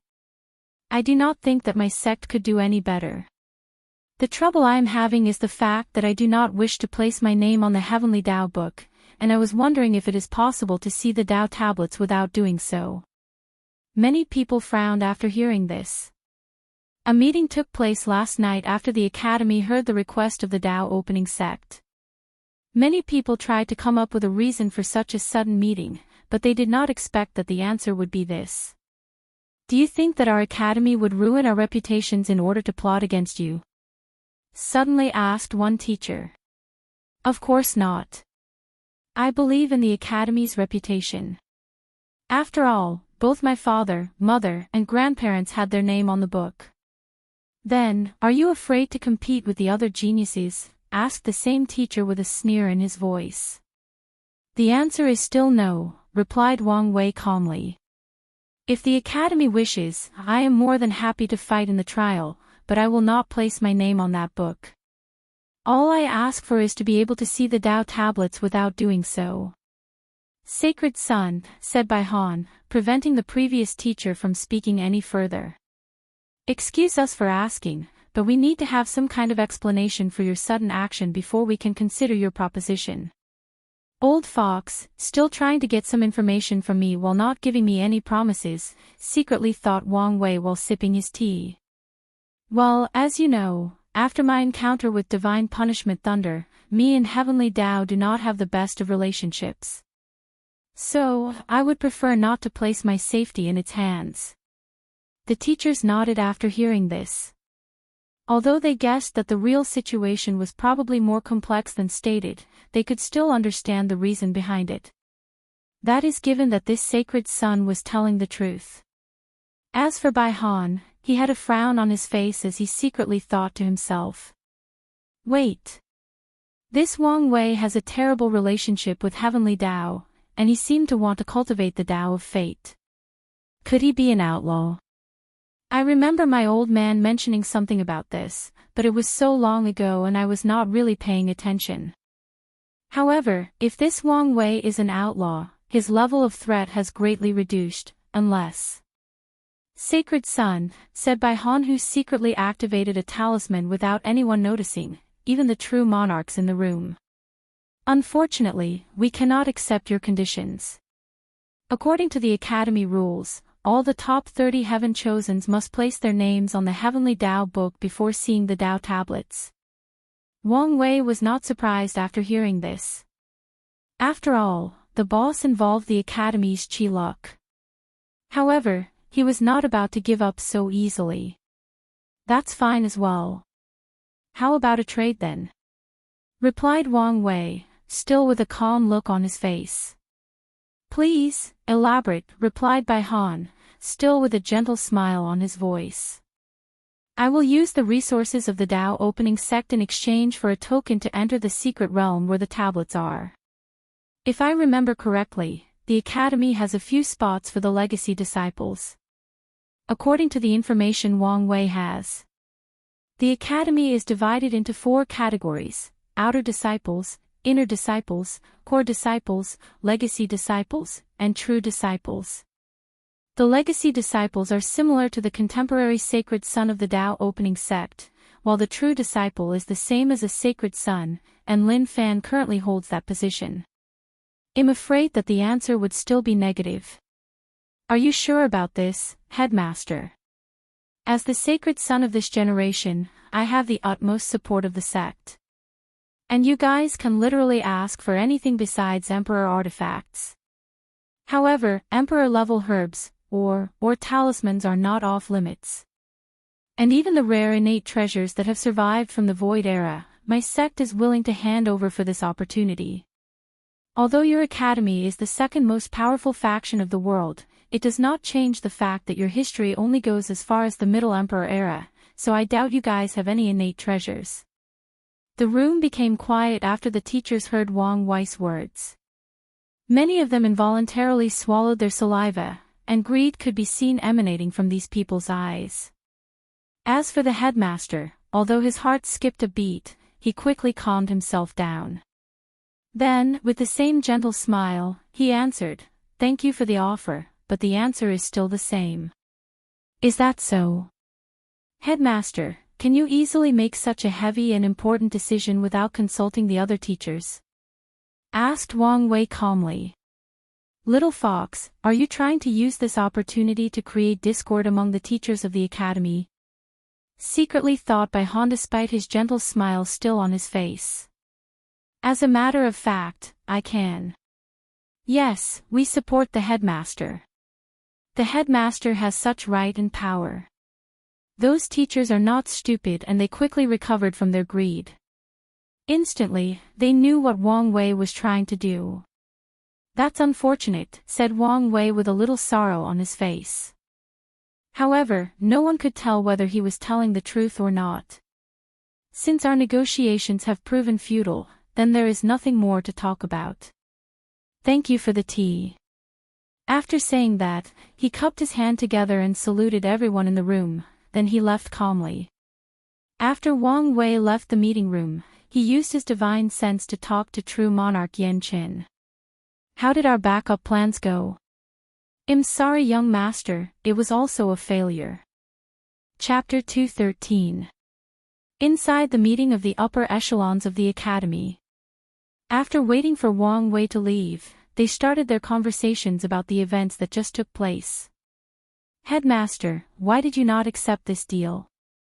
"From what we know about Wang Wei, he most likely was telling the truth," said one teacher. "Yes, the Dao opening sect finally found a chance to break the 9 Emperor curse, so they would not easily let go of such an opportunity." Bai Han was calm during the entire process, but he secretly sighed inside. These people let greed clutter their visions. "Let me ask all of you," said Bai slowly. "If Wang Wei does not have the opportunity to enter the secret realm of the Dao tablets, who would benefit the most?" The other teachers were first puzzled by the sudden question. They began to think calmly about the question. They still believe in the strategic vision of the headmaster. As a born sage, wisdom was his main ability or gift. One teacher's eyes suddenly lighted up and she said, "It's the other heaven chosens." Without being able to see the tablets, the other heaven chosens will finally have an advantage over him and be able to either make up the gap with him, and even surpass him. "That is correct," replied Bai Han. "You guys need to see things from a long-term perspective. Even if we were to agree with his proposition, what do you think would happen if one day, this Wang Wei manages to prove the Dao and become emperor?" The room became quiet as most of the teachers had an ugly look on their faces.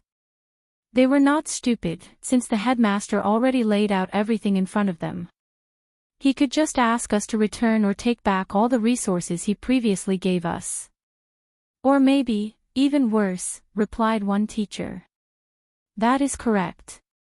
By refusing his offer, we have effectively weakened his strength, while strengthening our chances of cultivating a great emperor.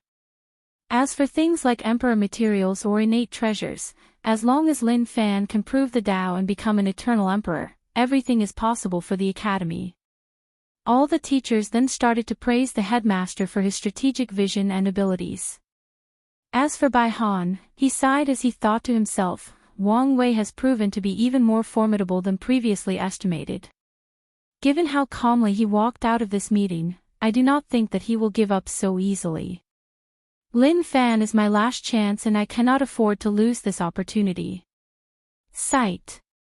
I should not be so stubborn and listen to my father. Meanwhile, Wang Wei rushed back to his own manor after exiting the meeting room. "Supreme Elder, what do you mean that our plan failed?" asked Wang Wei with a frown on his face. Well, last night, the sect used its power to bribe a few of the legacy disciples in order to acquire their token that grants them access to 3,000 Dao tablets. While all of them resisted betraying the academy and refused to hand their tokens for any price, we used the young master's plan to arrest their families and threaten them. So, you should have had the token in your hand last night, right? So what went wrong? Asked Wang Wei. The only reason that Wang Wei went to attend today's meeting was just to acquire a legal way to enter the secret realm. After all, what he did could be considered very sensitive, thus leading to war between the two most powerful factions of this world. Although Wang Wei knew that the sect would back him up without hesitation if he started a war, he did not want to result in such a measure yet, unless it was truly necessary. Well, during the meeting, I received secret information that the academy just revoked the status of legacy disciples of all the people who accepted our exchange. And all the other ones were also warned. I wanted to rush to check the situation, but I could not leave you alone, and the other true monarchs of the academy were watching my actions very closely. Tisk, that old fox by Han must have noticed something during the meeting. The ancients were right, there are many heroes in the world and none of them should be underestimated, replied Wang Wei with a sour mood. Young master, what should we do next? Do we start preparing for war? Not yet. However, it seems that I have to resort to my old business of fishing. Hopefully, things will go as planned and we do not have to resort to drastic means. After a brief chat with the Supreme Elder, Wang Wei called both Yan Liling and Li Jun for a meeting. Big brother, why did you call us right before the beginning of the trial? Asked Li Jun with a confused look on his face. He had a feeling that something important happened. Well, due to recent events, I will not take part in this trial. Big brother, is there something wrong? Wang Wei nodded before explaining the situation. Now that both of them had anti-divination origin artifacts on them, he could tell them some secrets as he trusted them. Now that I am not participating in the trial, I need you guys to get one of the 30 spots no matter what. Big brother, do you want us to get the spot for you? No problem, you can count on me, replied Li Jun with a smile. Big brother, you do not need to worry. According to the rules of the trial, 4 spots are dedicated to the champions of profession, whether it was alchemy, talisman, array, refinement, as long as a cultivator is the final winner in their competition category, he or she can automatically get a spot. With my talent in alchemy, I should be able to win easily, added Yan Liling. Wang Wei nodded in satisfaction before saying, although I have another plan in place, but if things do not turn out how I expected, then you guys are my last hope. He then looked at Yan Liling and held both his hands outward. 2 flames appeared in each of his hands. One was black, while the other was white.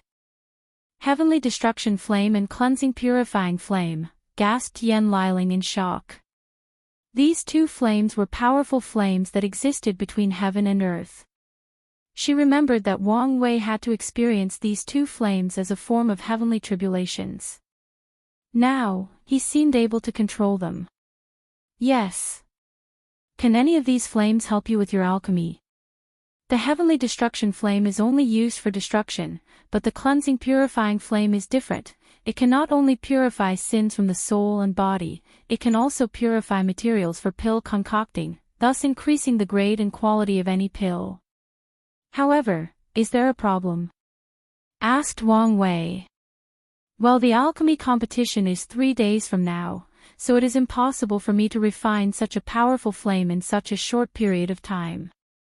Wang Wei sighed out loud before saying, you are right. How could I forget something so simple? Yan Liling lowered her eyebrow. She has never seen her big brother so frustrated before, to the point of losing his demeanor. She could guess that it was because a lot of things happened in a short period of time, given him little time to truly calm down and think. No matter the reason, she did not like it. She did not like seeing him like that. After biting her lower lips for a brief moment, Yan Liling said, there may be a way. Oh, how? By using the same method that Big Brother used to temper his body during his heavenly tribulations. What do you mean by that? Asked Li Jun with a deep frown on his face. Instead of me just refining the fire, I will fuse it with my soul. Using a process of constant destruction and regeneration, I can rapidly fuse with the flame in just one day. Li Jun's frown became deeper after hearing this. This sounds like a terrible idea. Without having Big Brother's regenerative powers, your soul would be completely purified instantly. Li Jun is right. Additionally, you already said that with your talent, it is guaranteed that you will win. So, there is no need to go so far. However, Yan Liling shook her head. It's just like you said in the True Dragon meeting, only people that can be cruel to themselves can reach the top of the cultivation world. If I succeed in doing so, not only will my strength increase dramatically, my ability as an alchemist will reach a very high level. As for the problem of healing, there are pills that can keep my soul alive, and with a little help from great uncle Yan Chen, I should be fine.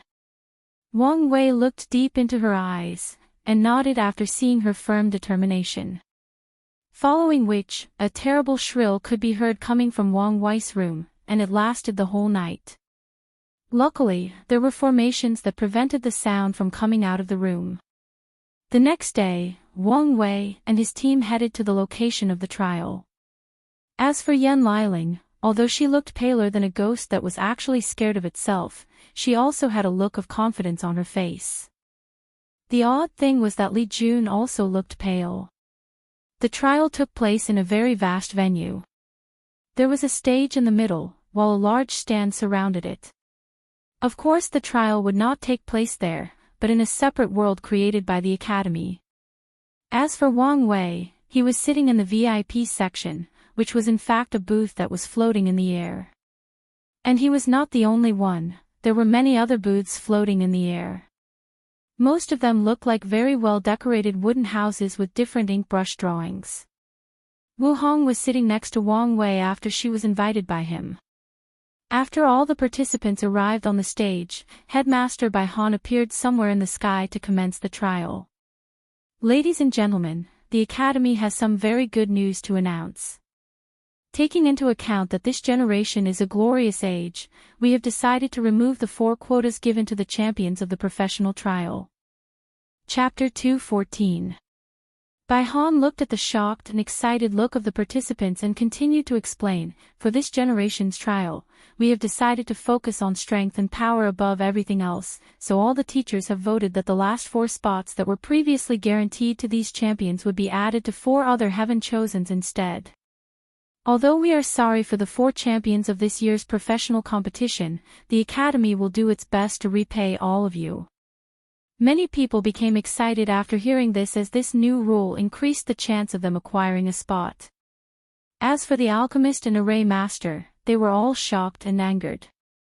They were always considered the most respected professions of this world. Everywhere they went, people always received them with the utmost respects. Rules were always modified to be in their favors, but now, the ones that were the most surprised by this new change in rules were the alchemists, as they hold the most power in this world. With the ability to create pills that can save people's lives, increased cultivation level, and even increased talents, they have received the utmost respect and adoration in society. However, now, the Emperor Enlightening Academy is telling them that their expertise was not needed in this generation, only strength and power is valued by them. So, they became angry out of shame, but they did not know what to do. It's not like they could challenge the Academy.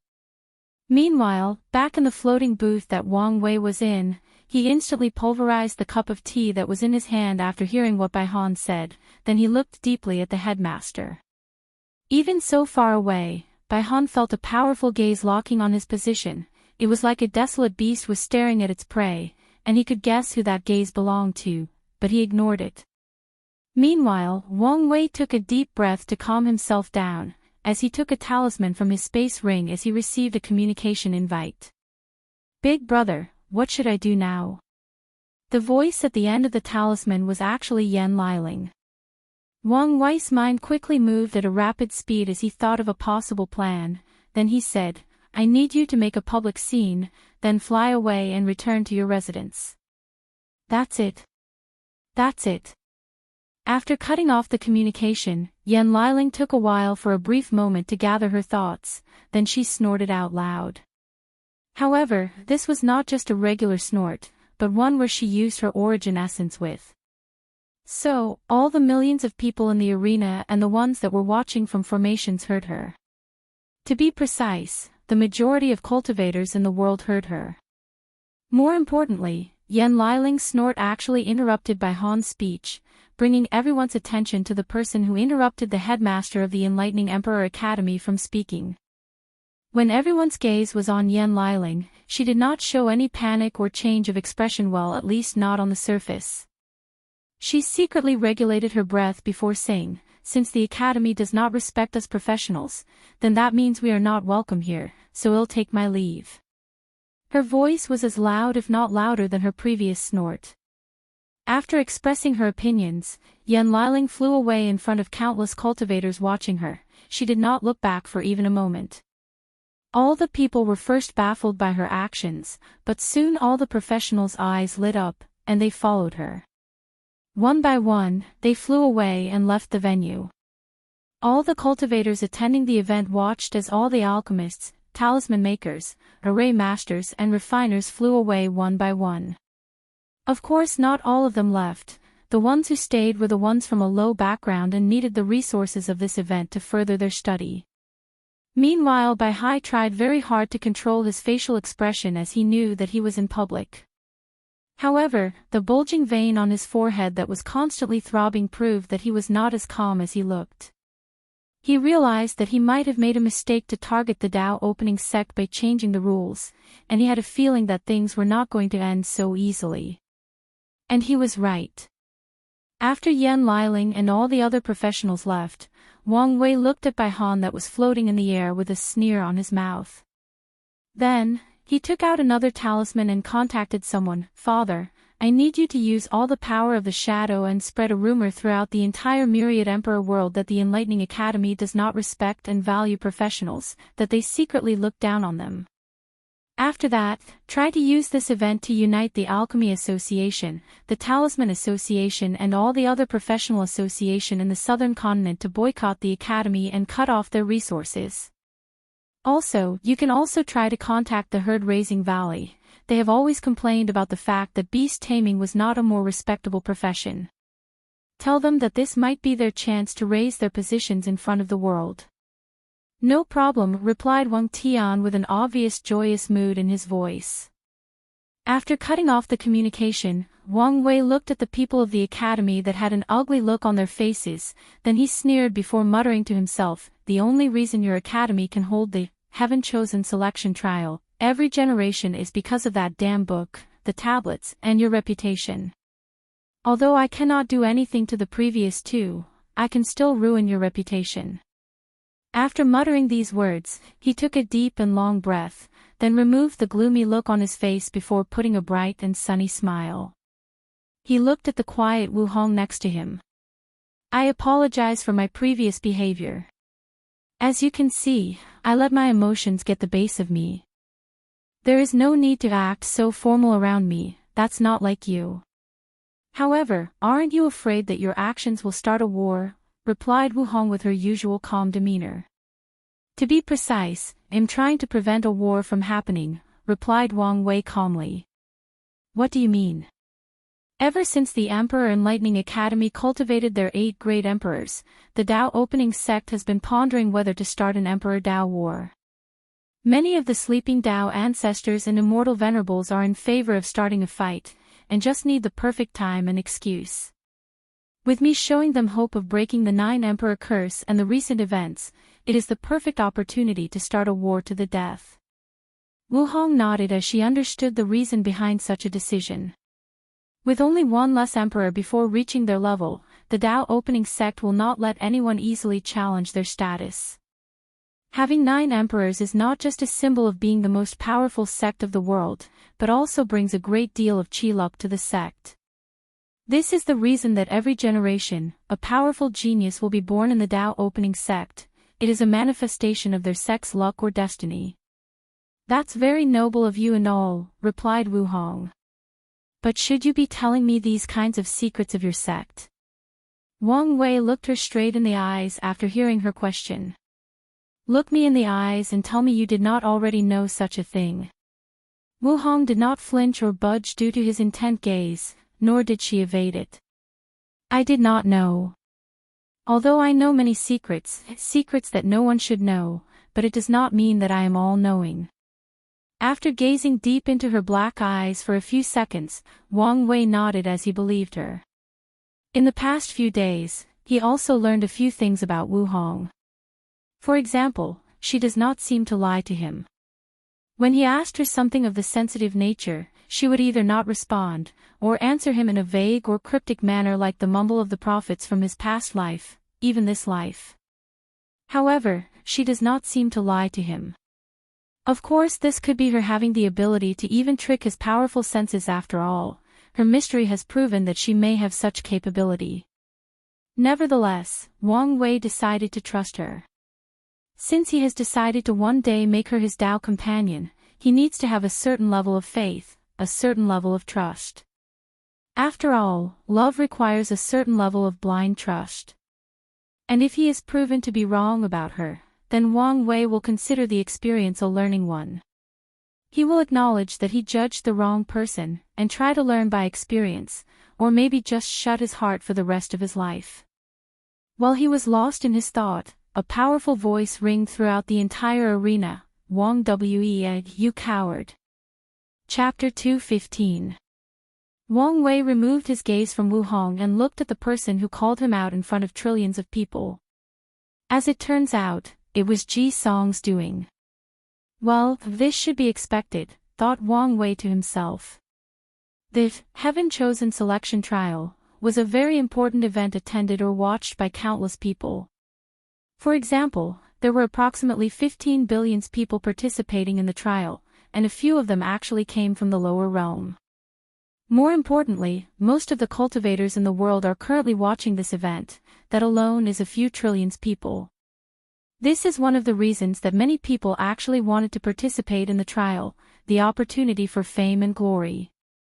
The opportunity to be worshipped by billions of people, the opportunity to display might and prowess to the world, to increase reputation. In the cultivating world, reputation is not just about being famous or having a certain credibility. Reputation can transform into influence, influence will then transform into aura. Aura that can be used either in battle or to intimidate the opponent. Aura that can increase chances of breaking through a cultivation bottleneck. More importantly, reputation can increase a person's chi luck or destiny.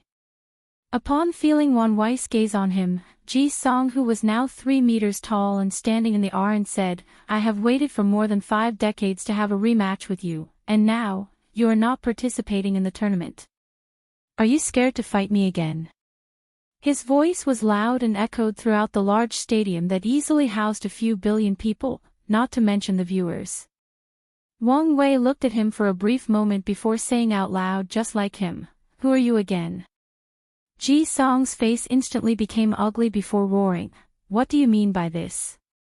Oh, sorry about that, I didn't mean to be rude, but I have a disease where I can never remember someone that has been utterly decimated by me more than once, replied Wang Wei with a very nonchalant look on his face.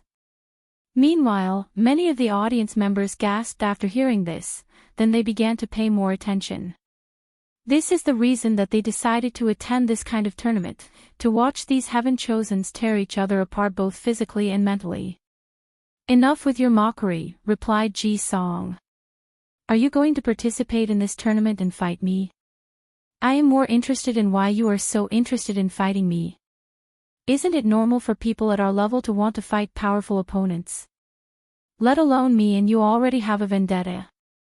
Most scenarios would be true, replied Wang Wei calmly. But why do I feel like these are not your real motives? Your insistence on fighting is almost like you're trying to prove something to yourself. Of course I am. I am trying to prove that a few failures does not represent anything on the path of Emperor. As a true heaven chosen, I can always rise up again. After a brief moment of silence, Wang Wei suddenly said, I am becoming your heart demon, aren't I? Although Ji Song's face remained the same, his heart secretly skipped a beat as Wang Wei was right. After his second defeat during the Qi Luck trial, it took a while to recuperate both physically and mentally. And even then, he did not fully recover. He soon realized that Wang Wei was slowly becoming his heat demon, and if he did not defeat him or find another way to get rid of it, he would never be able to break through the primordial spirit realm. "Are you going to fight with me or not?" said Ji Song, completely ignoring the question. "Why should I?" replied Wang Wei. "Why should I help my enemy get over his own problem?" Ji Song furrowed his brow as he thought for a brief moment, then a smirk appeared in his mouth. "With your militant blood, you are not the kind of person that easily refuses a challenge for such a petty reason. Based on your previous actions and words, I can analyze that you are back to your old business, bait your enemy into doing the things you want, then hook them. I do not have time to waste with you, so state what you want this time in exchange for my challenge." Wang Wei squinted his eyes after hearing Ji Song's words, then he smiled slightly. He realized that it is true when they say that only your enemy knows you better than yourself. "What I want is your spot to enter the secret realm of the Dao tablet in exchange for a battle after the tournament." This time, however, Wang Wei used his divine sense to communicate with Ji Song, preventing anyone from hearing their discussions. Ji Song had a frown on his face as he was quite surprised by this deal. He thought that Wang Wei would demand something entirely different, like his cultivation techniques or something similar. He was prepared to negotiate strongly in order to prevent himself from being taken advantage of. After pandering for a while, he replied through divine sense, "No problem, but if I win this battle, I want your blood essence." Wang Wei gave a look, as he could guess what he was thinking. Ji Song probably wanted to use this opportunity to avenge what he did to him back in the Spirit Road trial, then also use his blood essence to increase his strength. "Deal," replied Wang Wei out loud. He was more than confident of his strength. Ji Song nodded, then closed his eyes to concentrate on the next tournament. Wang Wei was not his only enemy. Although the members of the audience did not know the exact conditions for their deals, they were just excited at the prospect of these two titans fighting. As for the people of the Emperor Enlightening Academy, some of them probably guessed the deal that Ji Song made, and they turned ugly. They have done so much to prevent him from gaining access to the Dao tablets, and now he might still have a chance. Things will not end so easily, secretly thought Headmaster Bai Han, then he wanted to continue the opening ceremony. However, another person came to interrupt again. This time it was the young sword sage of the sword-casting villa, Jian Wushuang. "Sacred son Wang Wei, since you will not participate in this tournament, I will also like to take this opportunity to invite you to a challenge." "Oh, from what I remember, me and you do not have any kind of grudge or vendetta," replied Wang Wei, a little surprised. "You and I may not, but our sect does. You should be aware of what happened in the last generation between your father and my casting sword villa." Wang Wei then understood the reason behind Jian Wushuang's sudden challenge. In the last generation, his father was called by all cultivators as the most powerful swordsman and earned the title of absolute cut sword god. Many people, especially sword cultivators, would not allow anyone to have such a title. The title of sword god is the second highest title that a cultivator of sword Dao can receive, second only to sword emperor. On top of that, not all great emperors who used a sword can claim the title of sword emperor. They have to prove the Dao with the sword in order to get that title. Additionally, the sword god title was not given to just anyone. Some sword emperors did not have that title during their rise. As long as an emperor proved the Dao with the sword, he could earn the title of sword emperor. But the sword god has to be the best and most powerful sword cultivator of countless generations of sword cultivators that came before. They have to reach the peak of swordsmanship and go beyond it, and they have to prove that their sword Dao is the best of all the sword cultivators in the world. So, people did not like when the title of sword god was placed on Wang Tian. In order to prove these people wrong, Wang Tian left the sect to travel the world and challenge all the sword cultivators. He was unstoppable. No matter who challenged him, he would use his supreme Tao of absolute cut and defeat them. In the end, the sword-casting ville, who is considered the holy place of sword cultivators in the myriad emperor word, stepped in to stop Wang Tian. But they also failed even more miserably. Wang Tian traveled to the eastern Azure Dragon continent and fought with all the people of the villa and defeated them all on the way of the sword.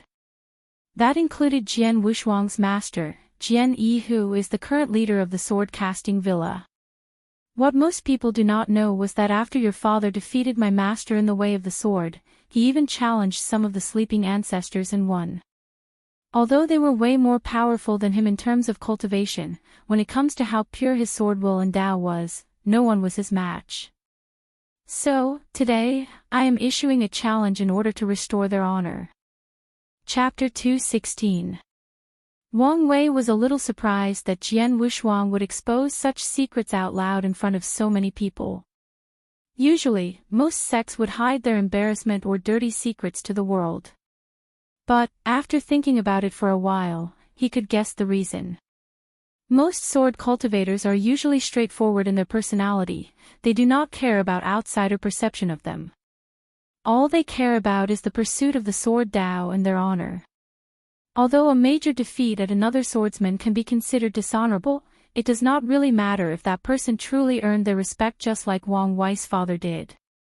After a brief pause of contemplation, Wang Wei then said, "Young sword sage Jian Wushuang, I am afraid that I cannot accept your challenge."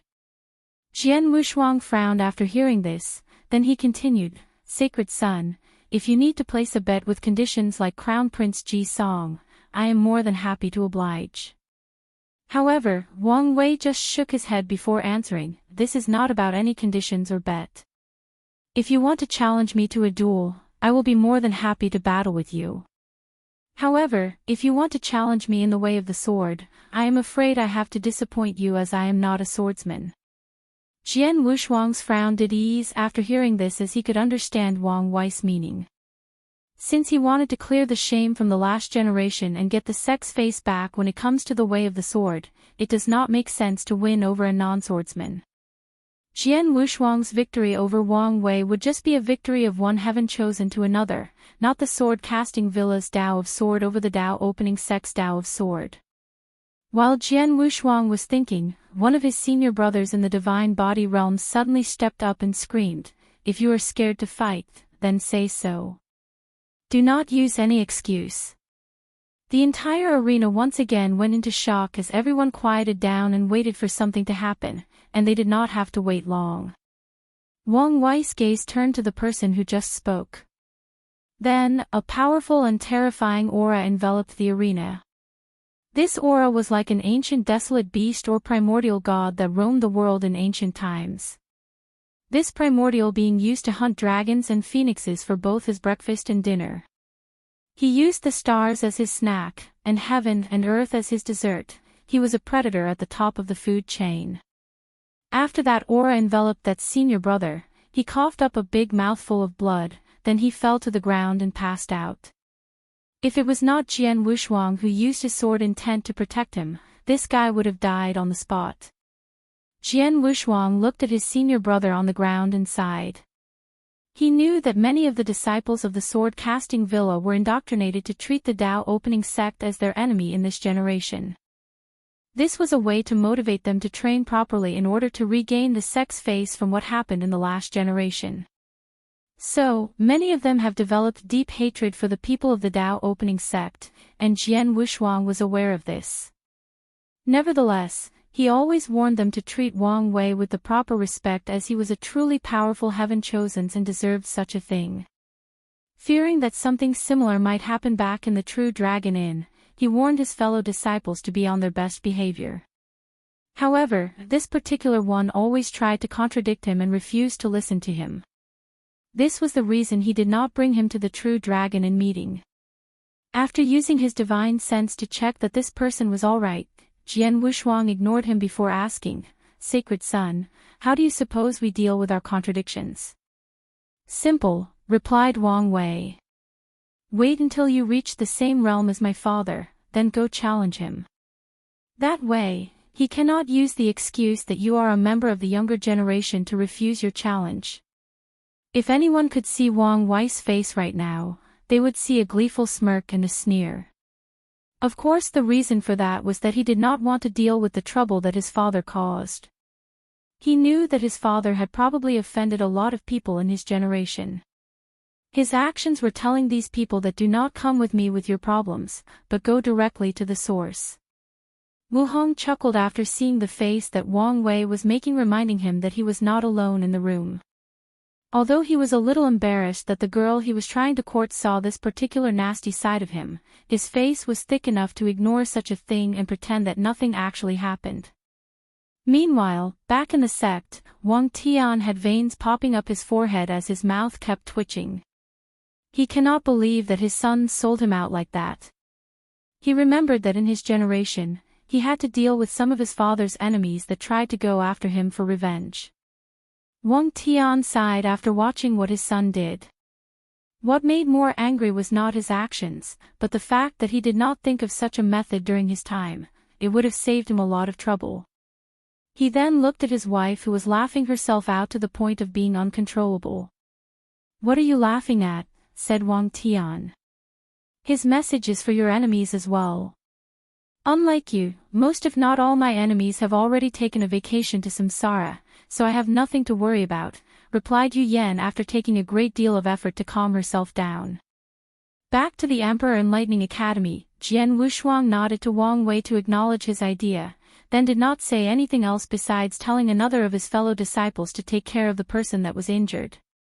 Meanwhile, most of the audiences were still shocked by that powerful aura that emanated from Wang Wei's body. That aura actually came from his fleshly body. After all, the purpose of the ancient desolate body refining scripture is to imitate the ancient primordial god that is sleeping in the blood earth forbidden land. Headmaster Bai Han, who saw that there were no further disruption, continued the entrance ceremony, thus waking everyone from the dread most of them felt from Wang Wei's aura. Inside his booth, Wang Wei suddenly coughed a big mouthful of blood all over the table in front of him. He looked at the blood and frowned, then he went to clean up the trace on the corner of his mouth. However, Wu Hong was ahead of him and took out a silk piece of rag and wiped it for him. "You need to ease up on the gravity training," she said while helping him clean up. The reason she said these words was because in order to train his internal organs, Wang Wei had a powerful gravity array placed on his clothes, thus always being in a state of cultivation. This has started ever since his battle with Han Li. I can't help it. Recently, I realized that I have been a little too arrogant and started to take things easy on myself, replied Wang Wei. Is it because of Di Tian? Wang Wei was silent for a while, then he answered, yes. After meeting him, I have a feeling that if I do not push myself beyond my limits and get more powerful as soon as possible, then I will be in serious danger even before the heaven will battle. It is good to push yourself, but you also have to know when to stop. Don't worry, I have a very powerful regenerative ability. I do not need to warn you that if you push yourself too much, then your healing ability will start absorbing your lifespan to make up for it. Wang Wei knew about this, but his plan was to use an abundance of resources that provide life force to continue his training. After Wu Hong said these words, she placed her hand on Wang Wei's back, then countless runes appeared from her hand and entered his body.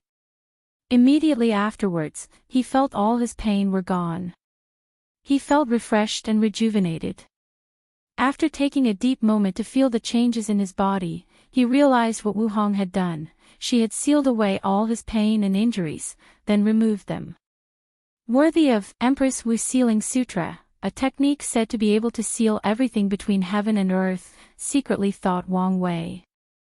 Then, his eyes lit up and he said, maybe you can help me with my current problem. Chapter 217, Non. Help. How can I help you? Asked Wu Hong. I have been trying to find a way to create a way to refine divine punishment thunder, but it has proven to be quite difficult. And maybe your ability can help me, replied Wang Wei. Divine punishment thunder. That thing is at the level of Tao law and you want to refine it, asked Wuhong in doubt. Dao law. What is that? Asked Wang Wei with a look of confusion on his face. Ask your father, replied Wuhong. So many secrets, muttered Wang Wei to himself. Anyway, I think instead of creating a method to refine it which would take me a lot of time, it is better if you could seal the thunder inside my body, then allow some power of it to slowly release in order to temper my body. Wuhong pondered for a brief moment, then replied back, I can do that, but you'll have to make sure that this power is not released to your organs until you finish tempering them. Wang Wei nodded as he also agreed with her. His organs were still in the process of being tempered and were very fragile, so they would not be able to withstand such a tremendous amount of power such as divine punishment thunder. After making this plan, both Wang Wei and Wuhong secretly left, deciding to not further waste their time with the trial/tournament. Meanwhile, inside the Di family booth that was also floating in the air around the stadium, Di Tian was holding a crescent-shaped broken jade pendant in his hand. He looked at it with love, remembrance, and sadness. Then, a firm determination could be seen in his eyes. While being distracted by the jade, someone knocked on the door. With a wave of his thought, the pendant disappeared from his hand, then he said with a harsh and cold voice, "Come in." Soon, a beautiful lady entered the room. She had long black hair, had a blue hanfu on and no makeup on. Her natural lip was petite, but also red and luscious, making any man fascinated with and woman very envious. This girl's name was Di Jia and she was Di Tian's shadow. After entering the room, Di Tian took a talisman from her, but he did not even give a single glance. It was as if to him, it did not matter how beautiful a woman was, they were all skeletons with flesh. Di Jia sighed after seeing this, but she was used to it after so many years. She has long accepted her fate. As for Di Tian, he read the information he just received, which was about Wang Wei. Through this new information, he learned that Wang Wei had planned to participate in the tournament for a long time, but suddenly changed his mind 2 days ago. In the information he received, he even knew that the reason that Wang Wei changed his mind was because of his feelings towards the Heavenly Tao Protection Book. Instinctive fear or rejection of Heavenly Tao, plus his cultivation of the Tao of Fate, secretly thought Di Tian. Could he be an outlaw? If that is the case, my plan can be slightly modified, and I will not have to worry about him so much. However, after reviewing the information and modify his plan, he looked in the direction of the Tao opening sects booth, sneered before muttering, "No one can stop me this time. No matter what, I will be the one proving the Tao in this generation." After that, he finally looked at Di Jia and asked, "Any information about this Wuhong?" "No, young master," replied Di Jia hurriedly. "Except for the rumor that she was either the descendant of Empress Wu or her reincarnation, no news can be found." Di Tian frowned as he started to think, even the sleepers could not find any information about her. "I did not feel any power of reincarnation from her, so unless her power is so great that she can even hide from me, this theory is unlikely. This woman might become an uncontrollable variable, and I do not like that. My first instinct is to get rid of her, but I have a feeling that things might be more complicated than seen on the surface, so let's observe for a while." After waking up from his thoughts, Di Tian waved to dismiss Di Jia and focused on watching the tournament. Although he did not place any of these people in his eyes except for Wang Wei that he considered a minor nuisance, he will still watch them in order to better learn about their powers and abilities. He did not like variables outside his calculations. While all of these secret spying, schemes, and calculations were going on, the heaven-chosen selection trial had already started. To be precise, the preliminary round started. The preliminary rounds or elimination round is simply a slaughter fest. All the 10 billion participants will be teleported to a world belonging to the Emperor Enlightening Academy. In this world, there are a few cities scattered around, and the participants have to defend against Slaughter Devil Beast. These beasts are somewhat similar to demonic beasts, but more feasts. For once, they did not originate from the Myriad Emperor world, but from the 9 devil god world which once invaded this world and created the devil era. These beasts have no emotions, no fears, and no intelligence. All they know is endless slaughter. In the first round of the elimination round, the participants have to survive rounds after rounds of attack against hordes of these beasts. The number of them was essentially endless as the Academy just used that world to breed them. When the number of participants dropped from 10 billion to 500 million, then the second round began. In the second round, the participants are allowed to kill each other. The second will not stop until there are only 100,000 participants, then the third round. In the third round, all the Heaven Chosens who were on the list released by the Heaven Mystery Pavilion can begin to participate. Due to the fact that they were considered seeded players, they did not have to go through the first 2 rounds unless they wanted to. In this case, no one chose to do so, thus after entering the secret world, all the seeded players went to their residences and started cultivating. The trial will actually take a few years, so they did not want to waste time. Inside the booth of the Emperor Enlightening Academy, Bai Han was having a conversation with many teachers. "So, are there any new people to look out for during this tournament?" asked one teacher. "Yes, there are. First there is the number 7, Boundless Void Physique from the Worshipping Tao Academy." Some of the teachers were surprised. The one said, "It seemed that the guys in the Worshipping Tao Academy hid their cards really well. They probably wanted to use this opportunity to build the momentum for their Heaven Chosens, and also blindside us. Well, as an academy with 5 great emperors, they can be considered our greatest competitor when it comes to the other academies." The teachers nodded, then someone continued to explain. The number 8, Nine Physique showed.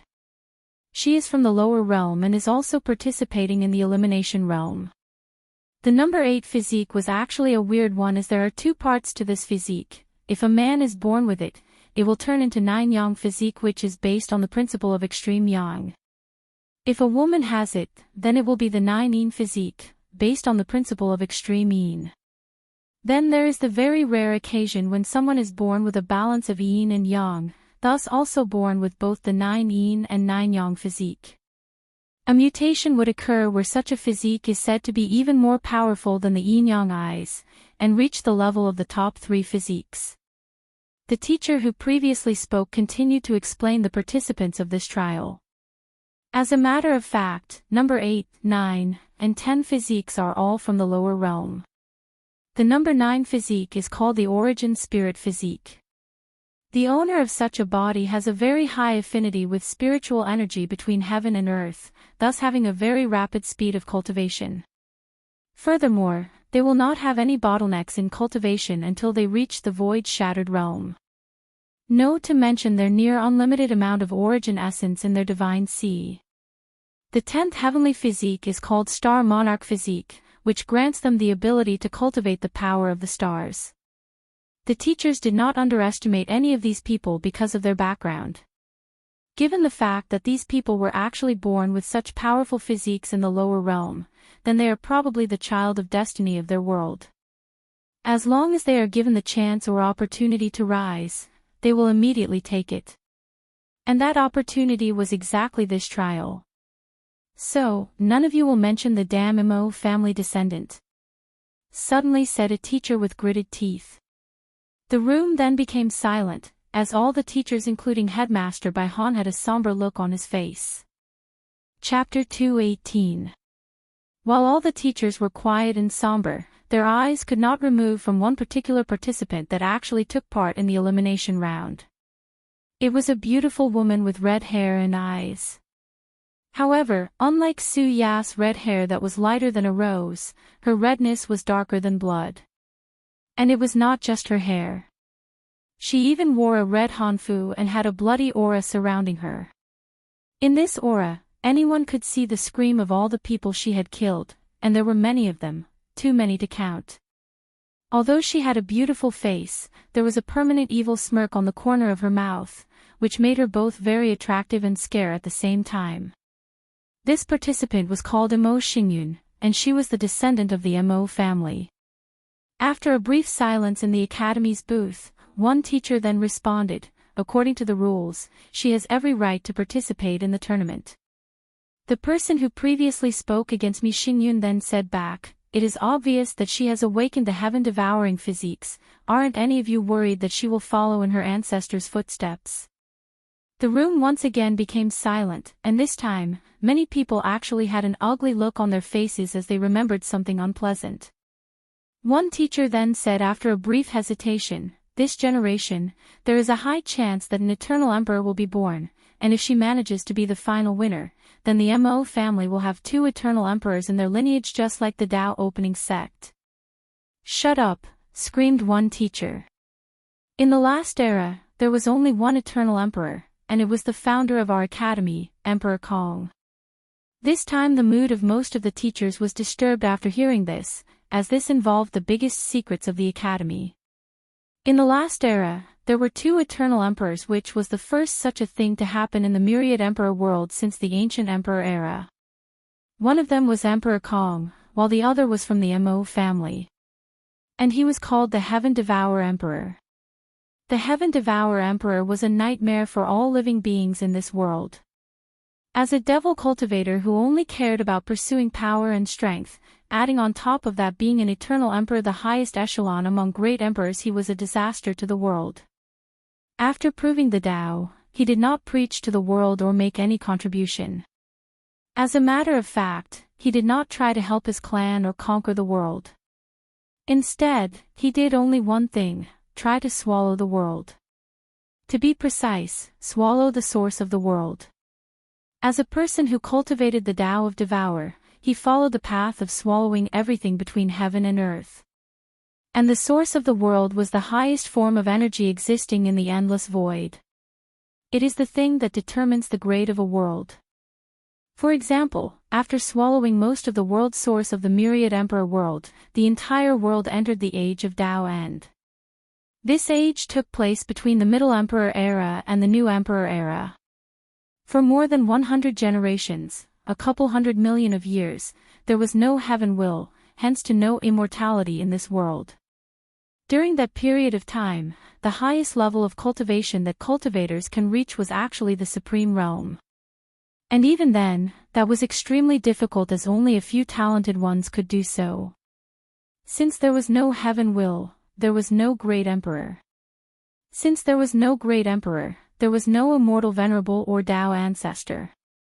During that age of despair, many cultivators tried to find an alternate way to immortality, but they all failed. In the end, many of them were forced to leave for another world community in an attempt to fight for the heaven will battle there. However, no one ever returned even as a great emperor. Other people sealed themselves in bloodstones in order to wake up in another generation when the heaven will appeared again. At that time, many people did not know whether the world would ever recover and whether the heaven will would appear again. As for the Heaven Devourer Emperor, the only reason that he did not completely destroy the world was because of the intervention of heavenly Tao. At first, it used divine punishment thunder, but it was no use to a powerful eternal emperor. Then, both the Human Preservation Array and the Demon Preservation Array were activated by both heavenly Tao and all the sleeping immortal venerable and Tao ancestors. But it was also no use. Many other methods were used to no avail. In the end, heavenly Tao asked all the emperor lineages in the world permission to use their emperor formations and artifacts. By combining them together, heavenly Tao was able to exile the heaven-devouring emperor from the endless void. This guy was so powerful that he could only be exiled somewhere where he could not come back. Although most people did not know where he was exiled to, they were lucky that he never returned. As for the reason that the Emperor Enlightening Academy has such animosity against his descendants was because they suffered the most during that experience. For once, the Heaven Devourer Emperor was actually a member of the Academy despite being a member of the Mo family. Due to some complications, he was not appreciated by the family in his early years, so he joined the Academy in his early years. Although later on he was reconciled with the Mo family after becoming powerful, many people still believe that he was a member of the Academy. At one point, he was even considered a candidate to be the headmaster. However, the heaven-devouring emperor was a true devil cultivator, so he did not care about the fact that the academy took him in when he was at his lowest. He knew that with his background, the chances of him becoming the headmaster was very slim. On the other hand, all he needed was to be powerful in order to become the patriarch of the Mo family, hence getting access to all their resources. So, he left without much hesitation. However, it was not proven how cold-hearted this guy was until he proved the Tao and became an emperor. At that time, the de facto leader of the entire world and the resistance against him was the Academy instead of the Tao opening sect. At that time, the era was still called the Academy Enlightening Era, and there were many rumors that the Tao opening was cursed and would not produce any emperors ever again in their lifetimes. Adding to that, the patriarch of that time, which was from the Yen family, was a very cautious woman, so she decided to be very low-key. A wise decision that actually preserved the strength of the sect. As for the Academy, during their battle against the Heaven Devourer Emperor, they suffered such a great loss that their foundations were almost destroyed. As a matter of fact, the Academy was almost destroyed at the hand of the Emperor. Luckily for them, they managed to exile him with the aid of Heavenly Tao, and were rewarded a great deal of chi luck that allowed them to survive the age of Tao and recuperate during the early stage of the new Emperor era. In the aftermath of what occurred, the Academy and many places in the world, many people refused to acknowledge the Heaven Devourer Emperor's status as an eternal emperor, even though their acknowledgement meant nothing.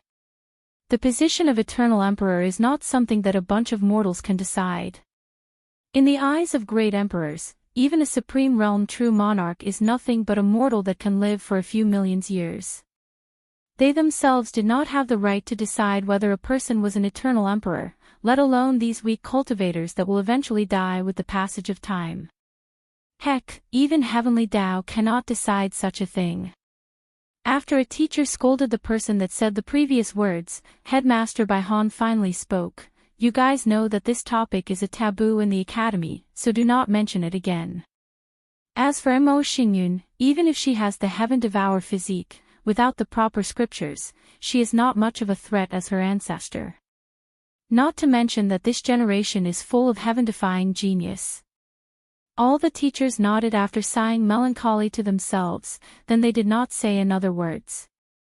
As a matter of fact, the true secret of the Academy was not what the Heaven Devourer Emperor did to them. No, the whole world already knew of this history. The true secret revolved around the fact that there were two eternal emperors in the last era. As a matter of fact, Emperor Kong was not a true eternal, but a false one. The reason that he is considered a false eternal emperor was because he was so close to reaching that level, that echelon, but he did not succeed, at least not on his own. Due to all his contributions he made to the myriad emperor world, he was given a little help or boost to reach the level of an eternal emperor by Heavenly Tao through merits. A few eternal emperors refused to accept Emperor Kong as their own, while the others did not really care. As for other great emperors, they did not dare to say anything in front of him as his strength was a real eternal emperor. As for the Academy, only the truly trusted teachers were privy to this information, and they were sworn to so many oaths and binding contracts never to reveal such a secret, otherwise a fate worse than death awaits them. And of course, Headmaster Bai Han is the person who has the most knowledge regarding this topic, as he is Emperor Kong's own son, making him an emperor offspring. Chapter 219. Headmaster Bai Han was born in the Middle Emperor era and his father was Emperor Kong. So, his real name is Kong Han and he witnessed the creation of the Academy. However, all his life, he lived in the shadow of his father. Many people started comparing him with his father. No matter what he achieved, it was either not good enough, or people attributed it to the fact that he was Emperor Kong's son. So, his relationship with his father was not good to begin with. Nevertheless, it was still expected by everybody for Bai Han to be the next great emperor of the Academy after his father washed away his karma for him. However, things escalated when his mother died, and his father did nothing to either prevent it or bring her back. To this day, Bai Han still remembers the indifferent look his father had on his face when he said to him, "You do not need to make a fuss about everything. She is not dead, but just entered samsara. Bai Han cursed at his father for being cruel and indifferent, before leaving home forever and never spoke to him ever again. He took his mother's last name and only returned to the academy once his father left. As a matter of fact, Emperor Kong was not being cold or indifferent. As a great emperor, he is a higher dimensional life form and sees things differently from mortal cultivators. All of them see death as the end of the road, while he sees it as another beginning.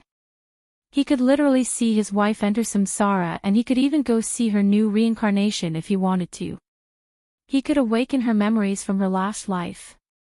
At the same time, he also knew that without becoming a great emperor, Tao ancestor, or immortal venerable, she would never escape the shackles of constant reincarnation.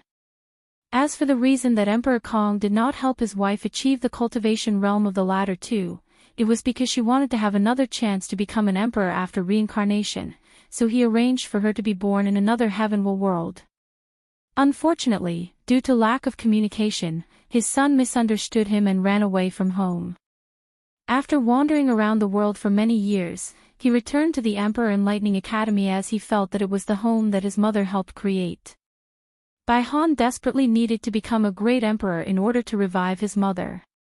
However, since he did not let his father wash away his karma, he could not compete in the next heavenly battle.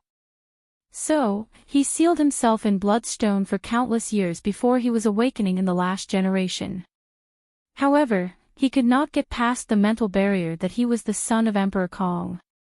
So, he used a secret technique to have a woman carry him.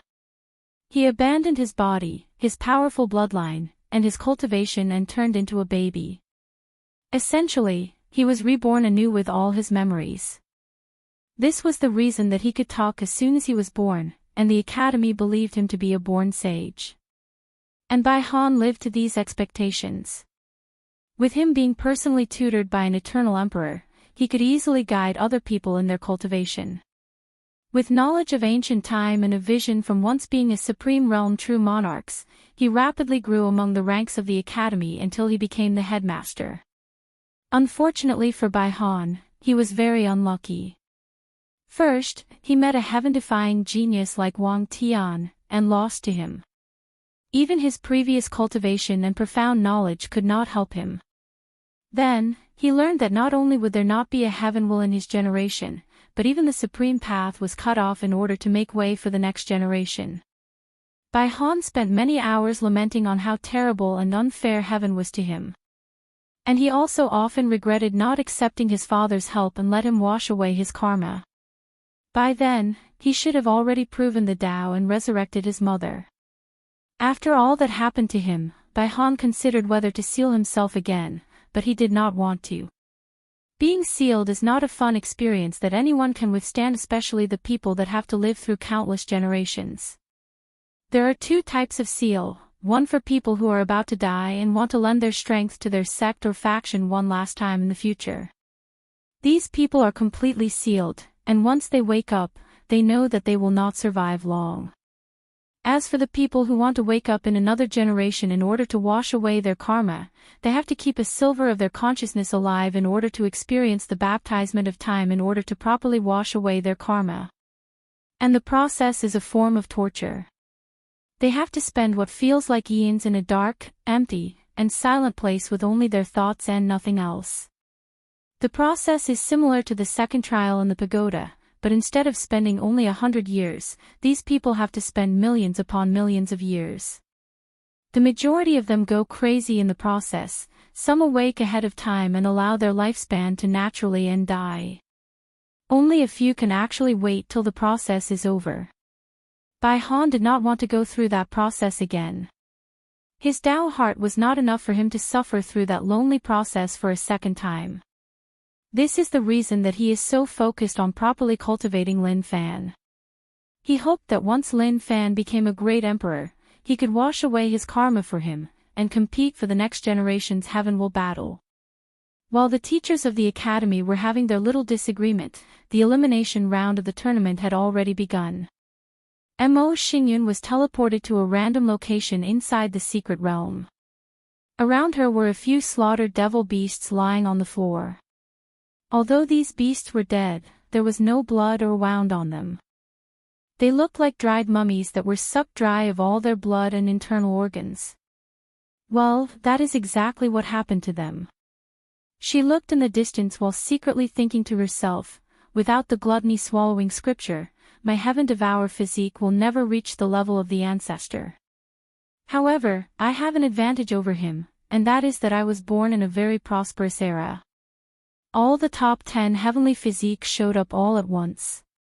The number of times this kind of thing happened in the history of the myriad emperor world can be counted in one hand, not to mention that even new physiques appear. If I can swallow all of them, then my power can reach a level even beyond my ancestor in his youth, prove the Tao and become an eternal emperor. However, these guys at the top are not so easy to mess with, so let's begin with the bottom 3 physiques. With the MO family backing me, it should not be much of a problem if I swallow these guys from the lower realm, however the one from the Worshipping Tao Academy might be a slight problem. TSK, when did I as a devil cultivator actually care about other sects' response? I'll just openly swallow these guys. They cannot blame me if they are so weak. Furthermore, as long as I have a spot in the top 30 of this tournament, I will be problem-free until the primordial spirit realm. After thinking about this, Mo Xingyun then rushed in a certain direction, tracking her prey. She will not give them the opportunity to rise in this tournament. Meanwhile, in another direction far from Mo Xingyun, a young cultivator from a holy land was slowly heading in one particular direction. If anyone were to observe him closely, they would find out that he had a numb look in his eyes. It was like he was a puppet being controlled by someone, like he had no will of his own.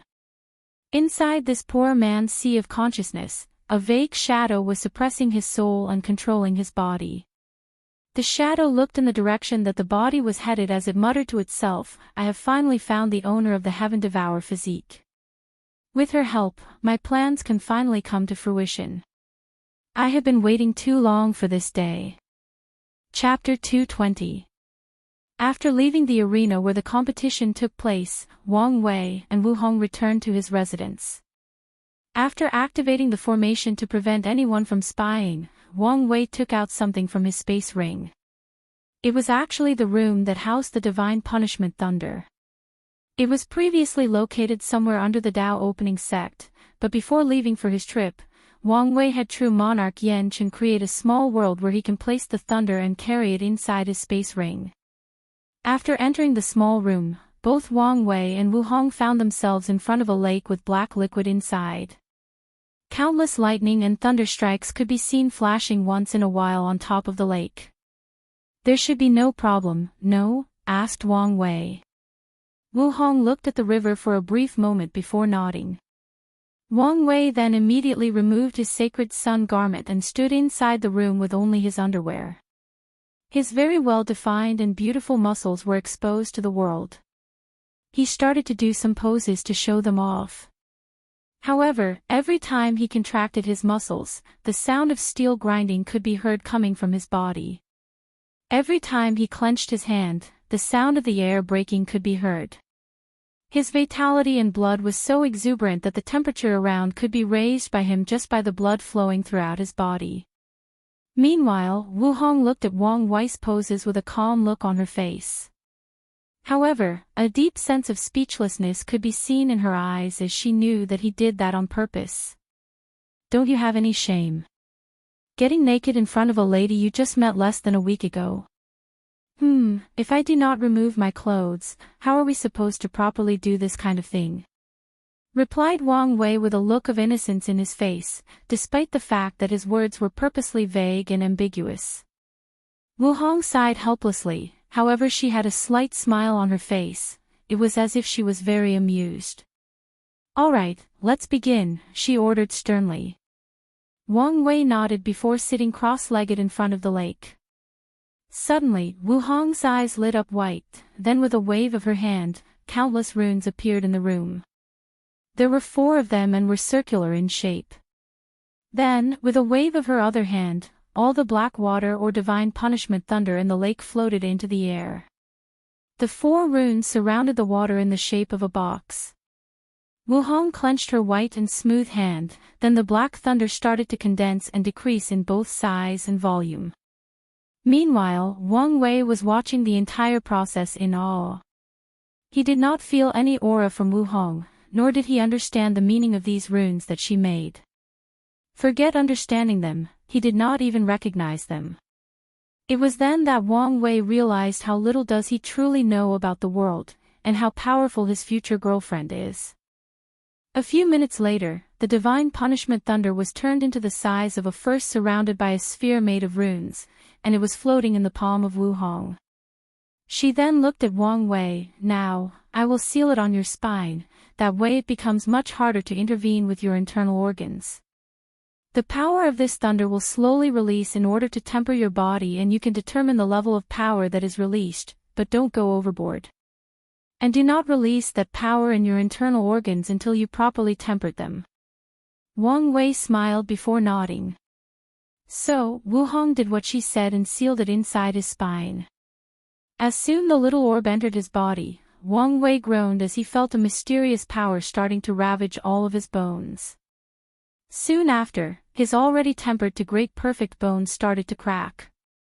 In just a few seconds, all 206 of his bones were cracked to the point of almost being destroyed.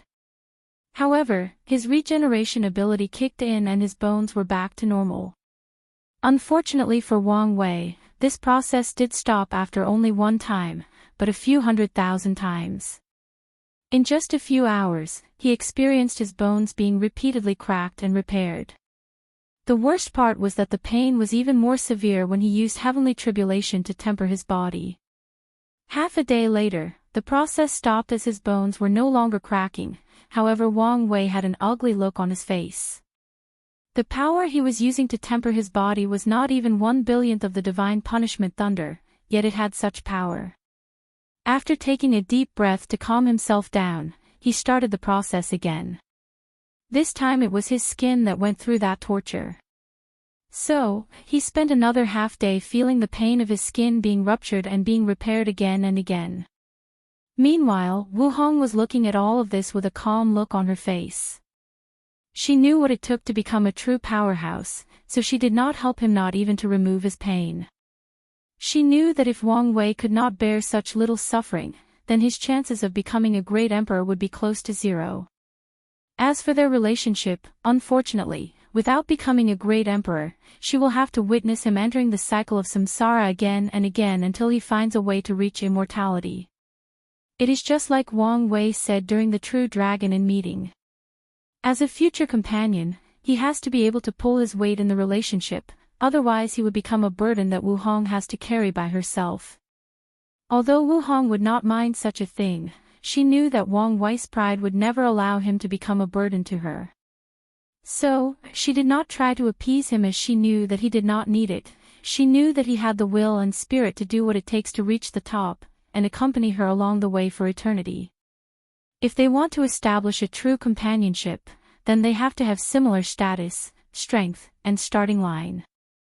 Meanwhile, after finishing retempering his skin, Wang Wei then directed the black thunder to his muscles. However, this time he dramatically reduced the power. His muscles have not been tempered to great perfection yet, so he did not want to take any risks.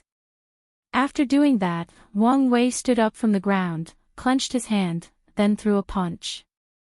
Boom! A powerful explosion ringed out in the room, following which, a space crack appeared where his fist landed. However, after a few seconds, the space crack closed and everything returned to normal. Wang Wei knew that this space crack represented that his fleshly body had reached the strength of the void-shattering realm, even if it was the lowest level of that realm. His fist could break the power of law. However, he was not that happy. Well, to be precise, he was thinking about something completely weird. He realized that the reason that it took him so long to create a method to refine the divine thunder punishment was because it was involved around the power of law. To be precise, it involved Tao law according to Wu Hong. Wang Wei could deduce that Tao law was probably the law controlled by great emperors based on his knowledge in all the cultivating realms. However, here comes the issue: how can his future wife easily seal such a power? Wang Wei has always known that Wu Hong was powerful, but he did not expect her to be so powerful. However, he did not really care about such a thing as he himself will reach such level and beyond eventually. What he really cared about was his future sex life. When in the future, he and Wu Hong get intimate, wouldn't he have to be at the bottom? Without the proper strength, he can imagine that with Wu Hong's personality, she will really make him the bottom without hesitation. Well, as a modern person, he does not really care about this, but he still has his macho side and would like to be on top. Wang Wei sighed as he realized that for a great while, his sex life will be quite miserable until he has the strength that is. Then, he will take his revenge. Hopefully, you were thinking weird again, weren't you? Suddenly asked Wu Hong with a smirk on her face. I do not know what you are talking about, replied Wang Wei calmly while putting his clothes on. Wu Hong smiled before walking up to him. She then caressed his gray hair slowly before saying, Don't worry, I will take your ego into account and let you be on top once in a while. Wang Wei had a shocked look on his face as his eyes bulged and his mouth opened wide. He was genuinely shocked. Then, he backed away from her with vigilance. Can you read my mind? You do not have to worry about that, replied Wu Hong calmly. Wang Wei still had the vigilance on his face. Although he could accept her being more powerful than him, more knowledgeable and even have many secrets, but he will never accept if she could read his mind. Wu Hong noticed the vigilance in his eyes, but she did not mind as he knew him better than himself. You do not need to worry. With your soul, no one can read your mind without you even knowing, not even me. Wang Wei nodded as he realized that he may have been a little too sensitive. However, an idea suddenly appeared in his mind and he asked, Do you know about my soul? About paragons? Wu Hong pondered for a brief moment before responding, Well. Chapter 221. After pondering for a while, Wu Hong decided to tell Wang Wei a few things, so she motioned for him to sit down on the ground in order to be more comfortable while talking. Of course they did not really sit on the ground, but floated a few centimeters above. After organizing her words, Wu Hong then explained, Paragons are the noblest existence in all heaven myriad world, in all of chaos. They are called the darling of chaos by all cultivators in the universe, replied Wu Hong. However, Wang Wei was not satisfied with this answer, so he said, Can you be a bit more specific? I am getting there, so be patient, replied Wu Hong while giving him a stare and act which made a little embarrassed. Paragon is both a title and a cultivation realm. To be precise, it is the last cultivation realm possible for great emperors. Once you reach that realm, you can be considered as having reached the end of the Tao, the end of the cultivation path, as there are no more roads ahead. Wang Wei started thinking about all the information he just learned. For one, according to Wu Hong's words, one has to become a great emperor first before becoming a paragon, so it must be a realm after great emperor. However, it seems that paragons are not that simple given a title like Darling of Chaos. Now, the question that Wang Wei is wondering is how could his soul be so powerful? Could it be because of all the blue lights that he absorbed after being swallowed by the spacecraft back on Earth? After reining in his thoughts, Wang Wei then asked, If I have a paragon soul like you said, shouldn't I be more awesome? For example, I should be able to easily comprehend the Tao laws and the divine punishment thunder, or I should be completely unaffected by things like illusion, spiritual guidance, etc., but I am not. Wu Hong looked at Wang Wei with a speechless look on her face. This guy's narcissistic nature can sometimes pop up out of nowhere. For one, that is because your soul only has the quality of paragon, but not the quantity. Second, most paragons have been baptized by the power of Tao law, but your case is very rare where your soul quality reached their level without any Tao law. You do not even have the power of ordinary law. More importantly, you do not know how to properly use the power of your soul. Of course, the truly most important reason is the fact that someone actually sealed the power of your paragon soul, but I cannot tell you about that, secretly thought Wu Hong to herself with a calm and peaceful look on her face. Meanwhile, Wang Wei felt that something was wrong, but he could not wrap his head around what it was, so he placed his worries in the back of his mind. "Could you teach me how to use the power of my soul?" he asked with a look of expectation in his face. "Unfortunately, I cannot," replied Wu Hong, still with the stoic look on her face. "Why not?" "It's for your own good." "What do you mean by that?" "If you start to use the power of Paragon in this world, then I can guarantee you that you would not live long. Even if the Tao opening sect used all 9 Emperor formations and Emperor artifacts, even if all the Tao ancestors and immortal venerables that were secretly sleeping woke up, they could not protect you. Your only result would be death and the destruction of your sect with all your loved ones. Unless one of your sect's great emperors reached the realm of Paragon and interfered, there would be no chance for you to survive. And even if a Paragon intervened for you, you would be forced to leave the myriad emperor world forever." Wang Wei frowned after hearing this. He did not think that Paragons involved so many secrets and power in this world. He had to sigh how vast and complex this world is, let alone if you add the entire endless void. On top of that, the will of the battle-maniac emperor once insinuated that there is a world out there where great emperors go to after proving the Tao. If you add that, how vast and complex the universe he is in actually is. What about Earth? Is it out there somewhere, or in a completely different universe? Wang Wei sighed at how insignificant he truly was in the grand scheme of things. His little accomplishments so far are truly nothing.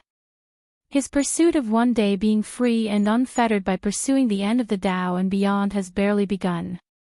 So, he warned himself to never be complacent for any of his so-called achievements. "Let me ask you," said Wang Wei. "Where would I be forced to go if one of the sect's paragons were to interfere?" However, as soon as he asked that question, the room inside this small world became black and white. It was as if all the colors in this room were completely removed, leaving only these two. Then, a powerful will suddenly descended inside the room. This will was mighty, noble, cold and indifferent. At first Wang Wei thought that this was heavenly Tao that appeared, but he could feel that this will was more supreme and more noble than heavenly Tao. It was like heavenly Tao was nothing but its slave and not worthy to be mentioned in the same breath as it. As soon as the Supreme Will manifested, Wang Wei felt an instinctive dislike for this will that came out of nowhere. It was like it was deeply engraved in his soul. Then, the Supreme Will started to scan everything around inside the room. It first scanned Wang Wei. It saw through all of him, whether it was his fleshly body, physique, cultivation, and even his Tao heart. However, when it approached his soul, a mysterious power appeared and blocked the will's vision. To be precise, it tricked that majestic will. The mysterious power made that will think that there was nothing truly special about Wang Wei's soul. Meanwhile, during this entire process, Wu Hong had a frown on her face while thinking to herself. "I went a little overboard and let Wang Wei's previous vigilance of me get the best of me. I never should have revealed these secrets until after he became a great emperor." Now, even great Tao showed up.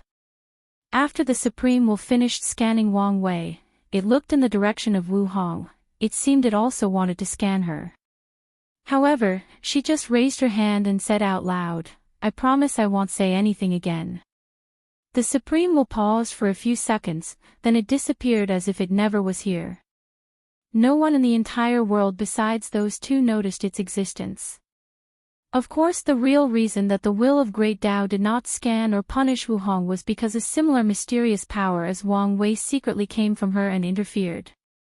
Unfortunately, Wang Wei was too weak to notice any of these powers. So, after the Supreme Will left, he asked out loud with disgust, "What was that?" "Heavenly Tao. And why do I feel so revolted?" However, this time Wu Hong did not answer his question. She just raised her shoulders before saying, "You just saw what happened when I tried to tell you about some secrets of heaven and earth. So, until you manage to prove the Tao and become a great emperor, many things I cannot say to you." Wang Wei frowned after hearing this. He realized that not only does he not know many things, he does not even know many things even about himself. He is shrouded in many secrets. The worst part is the fact that someone he met a week ago knows him better than himself. Of course, as intelligent as he is, Wang Wei can still guess the reason that so many things out of his understanding keep happening to him. Or at least, he has a working theory. His theory is the fact that his future self is doing some shady business, and as a result, he is paying for it. Or to be precise, his future self is playing chess with another supreme being, and even time and space is nothing but a game for those two. Although this sounds far-fetched, Wang Wei does not think so. In this cultivating world, it is not too far-fetched to control the power of time. Not to mention that there is even a scientific theory back on Earth that mentions such a thing. It is called retrocausal quantum theory, which basically states that present you can affect past you, and future you can also affect present you. Although this was a simplified explanation of such a complex theory, the whole notion of this idea relied on the principle that time is not linear, that all of time is happening simultaneously. So, Wang Wei does not believe that his theory is so far-fetched as it can explain a lot of weird phenomena occurring around him. For example, why he went through 2 hard demon tribulations without even reaching the primordial spirit realm. It can also explain his powerful intuition and how he got such a talent. More importantly, it can also explain the existence of Wu Hong. Why he was so easily attracted to her, why she knows him so well despite having met for the first time in the past week. More importantly, it can explain why she knows so many secrets. Obviously she might be one of the players in that game that his future self is playing, and she is here for a reason. Of course, Wang Wei knew that he could also be wrong, so he did not place all his cards on that theory and is open to another or better explanation. After taking a deep breath to calm himself down, he asked Wu Hong, "Is there anything else that you could tell me without getting into trouble?" After pondering for a while, she nodded. "Your paragon soul will make it virtually impossible for you to enter the primordial spirit realm." Chapter 222. After hearing this information, Wang Wei had a frown on his face as he pondered. Although he could roughly understand her meaning, he still asked, "What do you mean?" After saying that, Wang Wei took out some of the leftovers from the Saint Realm golden rock meat and ate them in order to replenish his energy. Too many things happened to him in just a day. Of course, he also set a plate for Wu Hong, however she did not seem that hungry. "What do you know about breaking through the primordial spirit realm?" asked Wu Hong instead of answering directly. "Well, to put it simply, after a cultivator uses their good fortune flame to refine a divine body for them that can withstand the power of law, they enter the divine body realm. Then, they have to use the same good fortune flame to refine their soul into a primordial spirit which is necessary to be able to wield the power of law." After saying that, Wang Wei stopped with a deep frown on his face. He was thinking deeply this time. It took him a while to wake up. "So you have already figured it out?" asked Wu Hong. "With how powerful your paragon soul is, it is impossible for your good fortune flame to actually refine it into a primordial spirit unless you abandon the paragon quality soul." Of course Wang Wei would never do such a thing. Even if this paragon soul is nothing but a pain in his arse so far, he knew that he would benefit from it greatly in the future as long as he can get through the troubles it brings. After thinking for a brief moment, Wang Wei waved his hand, then his good fortune flame appeared in the palm of his hand. "My good fortune flame is different from the normal one. Are you sure it will not be enough?" he asked. Even the best of good fortune flame has only 12 colors, but he had an extra color, signifying his transcendence. After looking at the 13-colored good fortune flame, Wu Hong stared at it for a while before muttering, 9 is the extreme, and 12 is perfection. 13 is detachment. Wang Wei had heard of this saying before, but not the last part of it. He wanted to ask what detachment was, but he learned from his mistake and decided to shut his mouth. He was already under a lot of psychological pressure from all the things he learned in one day, so he did not need any more. Plus, he knew that Wu Hong would not answer him this time. "So, does my good fortune flame make it possible for me to break through the primordial spirit realm?" asked Wang Wei. "Well," replied Wu Hong after waking up from her momentary daze. "It only increases your chances, but that's all. On its own, it is still impossible for you to make a breakthrough. Well, what should I do now? Any idea? Asked Wang Wei. Unfortunately, no, replied Wu Hong. Plus, you do not need my help. I am sure that during our conversation, you have thought of a few methods to solve the problem. She had a bright smile on her face when she said that. Wang Wei nodded in acknowledgement as he did indeed have a few plans. Although he did not know whether they would work, he still has a few hundred if not thousand of years before he has to worry about breaking through the primordial spirit realm. So, he was not that worried as he had plenty of time to come up with other and better solutions. However, he was worried about something. He discovered that his mentality had slightly changed after meeting Wu Hong. He realized that in such a short time, he was beginning to rely too much on her. Wang Wei knew that this could not be helped as Wu Hong knew so much more than him and her input in things are usually vastly different than his, but he also warned himself not to rely on her too much unless absolutely necessary. After all, if he developed such a mentality, then it would be impossible for him to continue his path of emperor. A true emperor is someone that can shoulder both heaven and earth on their own.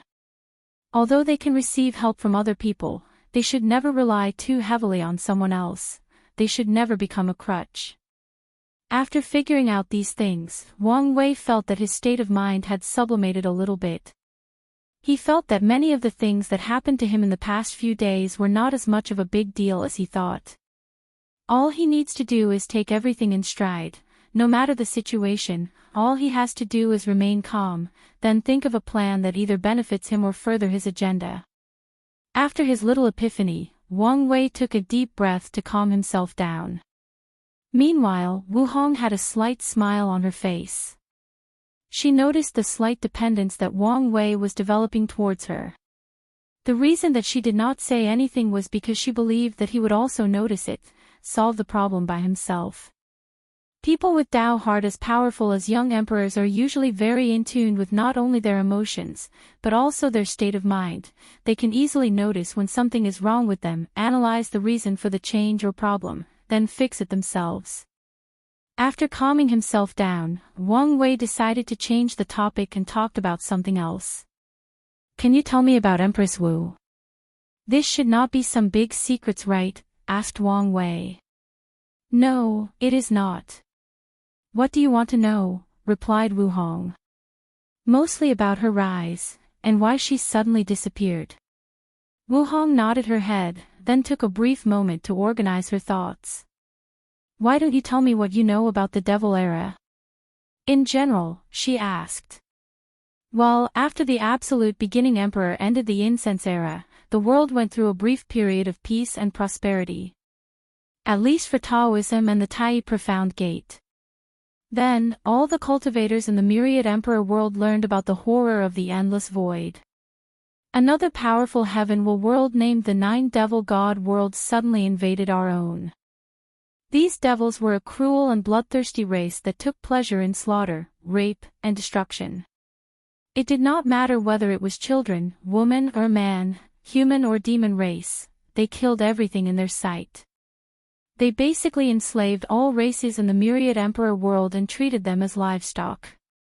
As a matter of fact, their entire cultivation system relies on committing sin and negative karma in order to reach a higher realm.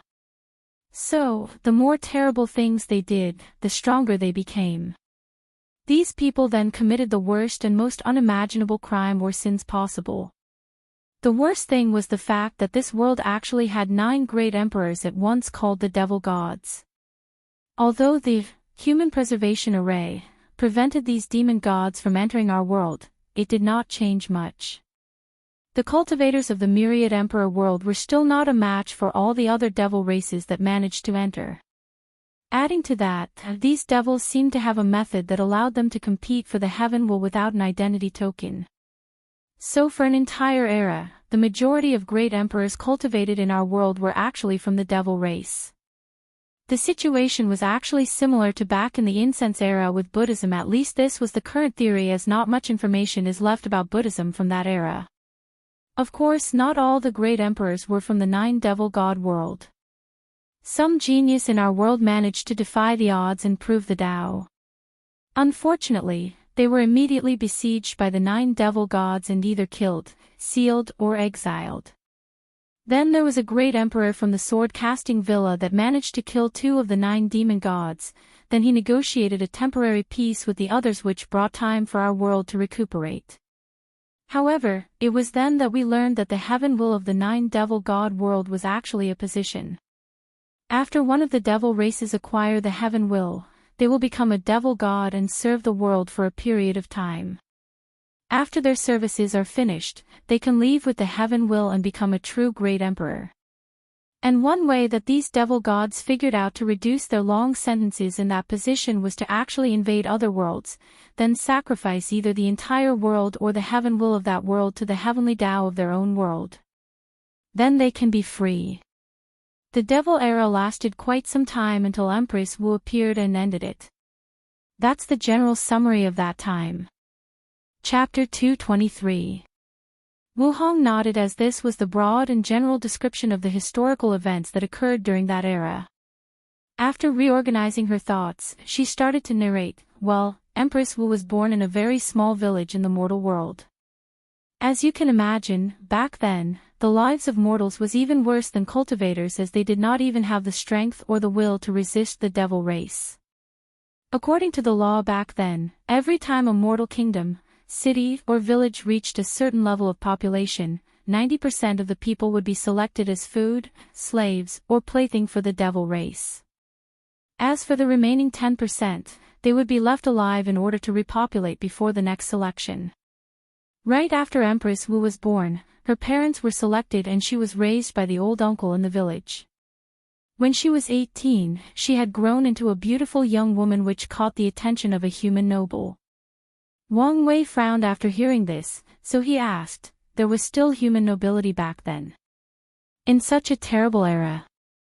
Wu Hong nodded before explaining, the so-called human nobles were actually traitors of the human race. Most of them betrayed their own race and submitted to the devil race and became their running dog. The devil race, which reveled in sins, truly liked seeing those traitors and used them as a way to control the other human race. As a matter of fact, some of them even inserted the devil race bloodline inside their bodies in order to become closer to their enslaver. Wang Wei nodded as he could foresee this happen. The human race is a very complex one, and it is not unaccepted that they would betray their own kind. Even the demon race that has the concept of tribe and bloodline connection embedded deep in their souls has traitors among them, let alone the human race that is easily divided amongst each other. However, Wang Wei still had a question, so he asked, there are rumors that devil cultivators originated from the devil race, is that true? Indeed, replied Wu Hong. The early devil cultivators were actually normal cultivators that took the cultivation path of the devil race and studied it. Then, they combined it with the origin path in an attempt to become stronger and end the 9 devil god worlds' occupation of our world.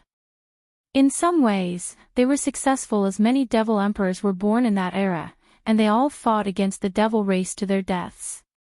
This is the reason that even though many cultivators do not like the devil cultivators, they are still allowed to occupy the western White Tiger continent.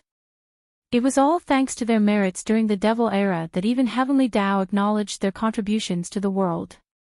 Wu Hong paused for a brief moment, and seeing that Wang Wei had no more questions, she continued her narration. The human noble did not want Empress Wu for himself, but to be handed to a devil prince. Well, devil princes were actually inheritors to the devil god position. Once one of the 9 devil gods left their positions and became true great emperors, the devil princes would battle it out and the winner would become the next devil god. Knowing what her fate would be like if she was caught by the human noble, the empress ran away from the village. It was then that she had a fortunate encounter and started on the path of cultivation. However, her early years were quite miserable as he was constantly on the run from that human noble. Things got even worse when that devil prince became aware of her existence and desired her. He even promised the human race alliance that if they sent her to him, he would negotiate with the other devil princes to ease the suffering of the humans in the world. As that devil prince was a genius that appeared once every thousands of generations in the devil race, and given the fact that he was the most powerful one, the human alliance believed his words. Wang Wei frowned after hearing this, as he had read about the human alliance. It is similar to how all the factions of the world banded together in the ancient emperor era to fight the Golden Ape Emperor. However, this time they were fighting the devil race, and Wang Wei also knew that the Dao opening sect was in fact in charge of the alliance during that time, but he had never heard about such a thing. Wu Hong further explained the situation, as he could guess what he was thinking. This devil prince was so talented that in his generation, the 9 devil gods decided not to sacrifice the generation's heaven will to their own world's heavenly Dao, but instead let him use it, as he could possibly become an eternal emperor. As for the reason you did not hear about the fact that the human alliance accepted his offer, it was probably because they erased such embarrassing things from history in order not to look bad. I am sure if one day you get access to the secret archive of your sect, you will find the real history written in them. Wang Wei nodded, as he was not that surprised. He was not a gullible person who believed that his sect never did anything wrong. As the most powerful faction of the myriad emperor word, Wang Wei knew that the Dao opening sect had done many cruel and shady things in order to retain their power and position.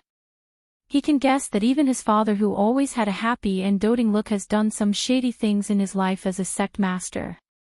And when he takes that position, he will do the same. So, he was not fazed to learn that his sect has fabricated history in order to make themselves look better.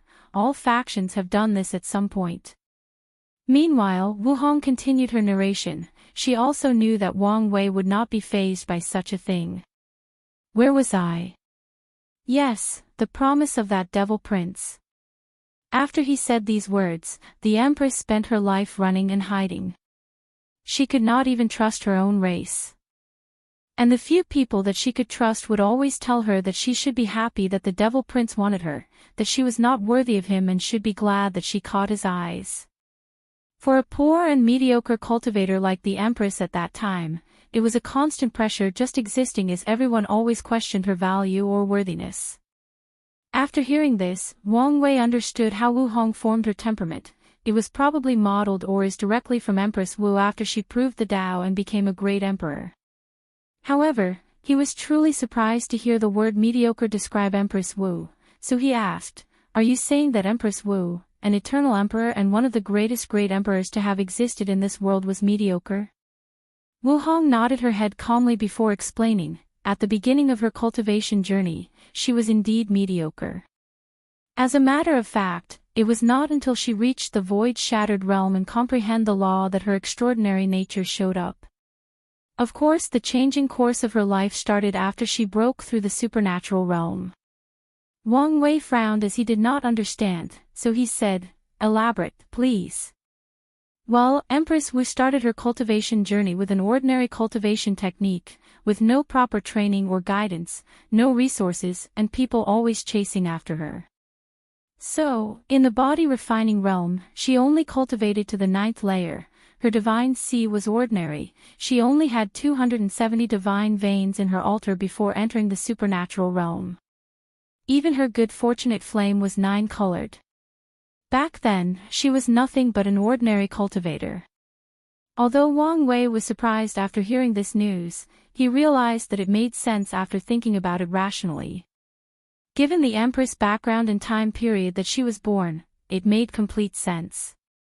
Although things made sense, he still had to sigh at Empress Wu to be able to come so far and accomplish so much with all the shitty cards that life gave her. He admired her even more and became more thankful for all the things that he was born with, for all the things he was blessed with from birth, whether it was his healthy family and friends, or all the generational wealth that he has inherited. He also promised himself to do whatever it takes to make sure that he cherishes and protects all these things. So, what happened to her in the supernatural realm that made her so exceptional? Asked Wang Wei with an intrigued voice. After acquiring a relic from the past, the Empress was able to absorb enough chi luck to reach the level of purple gold. Then, she acquired a taboo innate talent called Universal Seal. Chapter 224. After a brief pause, Wu Hong continued to explain, the universal seal is the ability to seal anything between heaven and earth / whether it was existing or non-existing things, physical and non-physical things, spiritual and non-spiritual, even existing concepts like life, death, and even fate. In summarization, she can literally seal anything in the universe. Wang Wei nodded as this was indeed a terrifying ability. However, since it was a taboo talent, there must be a price or restriction. So, what was the restriction? He asked. She could only use it once in her life, replied Wu Hong with a calm face, and Wang Wei nodded. So, how did this talent help her? After she received that heaven-defying talent, she started to study it instead of using it. Although the Empress talent was mediocre, she had an outstanding comprehension. She tried to create a cultivation technique solely based on her talent, and when she broke through the void-shattered realm and understood the law, she finally succeeded in her endeavor. Then, her meteor rise started. Wu Hong took a brief pause to brew herself and Wang Wei some tea, then ate and drank the Saint Realm True Person Golden Rock meat. The first thing she did after making her breakthrough was to actually improve her foundation. She tracked down the most powerful human genius of that time period and sealed his talent and foundation, then absorbed that person's Tao foundation. Wang Wei raised his eyebrows as he looked deeply at Wu Hong. What do you mean by that? He was indeed confused. How can sealing have such ability? Suddenly, he thought of how Wu Hong was able to seal his pain, then removed it from his body. So, he guessed that the Empress sealing Tao was not a simple one. However, it made sense thinking about it logically. How could a person that became an eternal emperor be ordinary, especially the Tao that they cultivate? As you can imagine, her sealing Tao was not a simple one, replied Wu Hong while sipping her tea. After sealing something, she can actually control that thing like it was a part of her and do whatever she pleases with them. For example, after sealing that human genius perfect Tao foundation, she absorbed it on her own in order to benefit from it. Of course, there are limits to this ability. She has to have a deep understanding or knowledge of the things she seals. For example, if she wanted to seal time, she needed to have a deep understanding of the Tao of time. And if a person has much more knowledge than her in a subject, they can still find a way to break her seal, or use brute force to do so. However, I doubt that in her life, she has met people capable of such a thing. And if she did, they were few in numbers. Wang Wei nodded as he expected such a powerful Tao to have its limitations. One thing that he has noticed throughout his short years of cultivating was that there was nothing truly perfect in the cultivating world. Everything and everyone had flaws or limitations. As a matter of fact, most cultivators are chasing perfection. With each breakthrough in cultivating realms, they get closer to becoming perfect. As such, many cultivators believe that great emperors are the only perfect beings in existence. However, this seems to be far from the truth. From what Wang Wei learned today, maybe only paragons are the truly perfect beings in existence, and even that may not be 100% truth. After reining in his thoughts, he asked, "You said that she absorbed the perfect Tao foundation from that human genius." From what I know, only the origin path scripture of my Tao opening sect can allow a person to cultivate a perfect Tao foundation, so was this human genius from my sect? That is correct, replied Wu Hong. He was being secretly cultivated in order to compete with the Three-Eyes Devil Prince, which was the one attracted by Empress Wu's beauty. Wang Wei nodded as he did not care about a person that was dead eons ago, even if it might have been one of his ancestors. What he cared about was that Three-Eyes Devil Prince. For some reason, Wang Wei did not like this guy even though he could foresee his terrible downfall. The idea of, "How dare you have eyes for my woman," kept appearing in his mind, and he was having trouble removing them. He wanted to travel back in time and slap that guy in his face. Although there was no evidence to suggest that Wu Hong was Empress Wu, he had a feeling that they were the same, or at least, deeply related. "So, what happened afterwards?" asked Wang Wei, trying to remove the distracting thoughts in his mind. Wu Hong gave him a deep look, smirked slightly to herself before continuing, "Well, the story is pretty much as you expected." After her change in ability, Empress Wu was able to easily hide herself from being hunted down. However, using her concealment ability, she started attacking and destroying many sects or groups of the devil race. At first, the upper echelons of the devil race did not care due to the fact that she only killed or destroyed the low-level devil races in the void-shattered realm and below. Adding to that was the fact that the mindset of their entire race is based on survival of the strong, but they soon had to take action as the number of clans or tribes she killed reached a certain number. So, they increased their search for her, but it was to no avail. So, the devil race threatened to make the human race pay for her actions if she did not stop. So, the Empress stopped and disappeared after that. She only showed up on the day of Heaven Will battle. Then she and the Three-Eyes Devil Prince had a magnificent battle. It was truly one of a kind when it comes to Heaven Will battle. Although Empress Wu had the advantage at first, the other 9 devil gods secretly interfered with the battle. They somehow managed to render the heavenly Tao of our world completely useless, then secretly helped their prince. Unfortunately, this was not enough. The Empress was way more powerful and became victorious in that battle.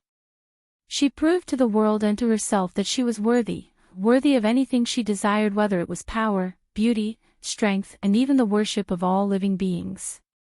Wang Wei sighed as he tried to imagine what such a battle would be like. With these 2 heaven-defying geniuses born only after countless generations, it must have been magnificent. So, what happened afterwards?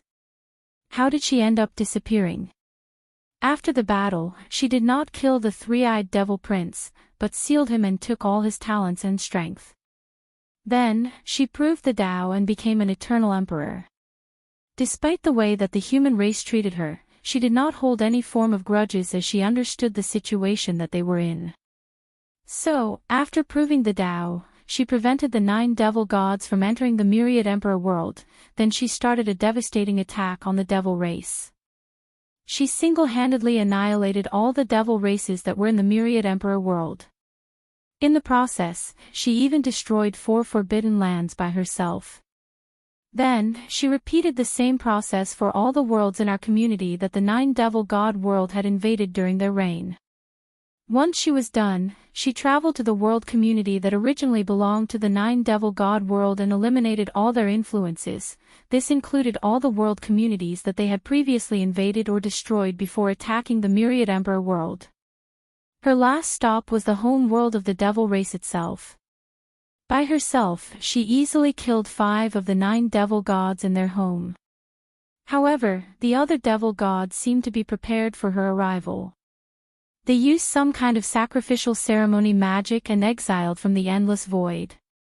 However, before leaving, she used her universal seal talent to permanently seal both the 9 devil god world and the remaining 4 devil gods. As a matter of fact, she even sealed the heaven will on that world, so that from that day on, there would never be another devil god born in that world. With her strength, the Empress single-handedly ended the devil era, and even the devil race itself. To this day, the majority of devil races are nothing but slaves, and their status is even worse than the demon race. Maybe a few of them managed to survive the purge by hiding in a faraway world community, but it is impossible for their races to rise again, as the Empress even sealed the chi luck of destiny of their entire races. Damn, muttered Wang Wei to himself. My Empress Wu is truly a savage queen. She did not give the devil race any chance to breathe at all. Wu Honghu heard his mother looked at him before saying, "Your Empress Wu." Chapter 225. I do not know what you are talking about, replied Wang Wei with a calm look on his face. In the past few days, he has learned how to do with Wu Hong's ability to see through him. All he had to do was be thick-skinned or as shameless as possible. After Wu Hong finished explaining the life of Empress Wu, the 2 of them had a long chat about many things over tea and dinner. Then, they separated to do their own things. Wu Hong returned to her own residence, while Wang Wei stayed in the small world created by true monarch Yan Chen to continue his training. He first headed to a place where a large and vast ocean was located in this small world, then he took out his clothes and started refining them. In addition to the powerful gravity that would temper his organs, he added an array that would send a powerful vibration throughout his entire body including his organs in order to help him temper them. And that was not all. During the refining process, Wang Wei started to eat pills like they were candies. These pills included things like viscera strengthening pill, golden muscle pill, dragon PLR bone pill, and many more. All these pills were saint-tier and very rare and expensive due to the fact that they are used by cultivators to increase the strength of their fleshly body. Although the origin path system is mostly based on martial art and qi cultivation, the martial art aspect is mostly in the early stages, while the qi aspect is more prominent in the middle and late stages. So, cultivators usually stopped paying attention to their bodies after the divine body realm. So, to make up for it, they invented many precious pills to boost themselves. However, Wang Wei used these pills to increase the strength of his fleshly body. Of course, the reason that he could take such high-level pills was because of how strong his flesh already was, so he could withstand all the medical powers of these saint pills. However, taking in so much had disastrous consequences. The powerful medical energy of all these pills destroyed Wang Wei's fleshly body as they competed with one another. Nevertheless, he was counting on this happening. He allowed these pills to destroy his body, then when his regenerative ability kicked in, he could strengthen his body through the process of constant destruction and rebirth. Furthermore, he could easily mix all these pills that have different properties and effects, thus increasing the benefit he gets out of these pills. Of course, one could imagine how painful this process was, but by now, he was used to pain. Of course, his pain innate talent grew rapidly during this time. After finishing refining his clothes, Wang Wei put them on before diving deep into the ocean. After traveling about 10,000 meters deep, the pressure was too much for him to handle, so he stopped temporarily. So, with gravity, vibration, medical energy, and underwater pressure, Wang Wei started to temper his fleshly body and the origin essence inside his divine Si beyond his limits. He tried to temper his soul and divine sense, but it was no use, so he gave up. Just like that, Wang Wei entered a cultivation seclusion, and could only get access to information in the outside world through communication talismans. Of course, during that time, he did not stop talking to Wu Hong through talisman as well. A few months passed. Inside the secret realm of the Emperor Enlightening Academy's trial, Mo Xingyun was standing proudly opposite another beautiful lady with her red hair dancing with the blowing wind.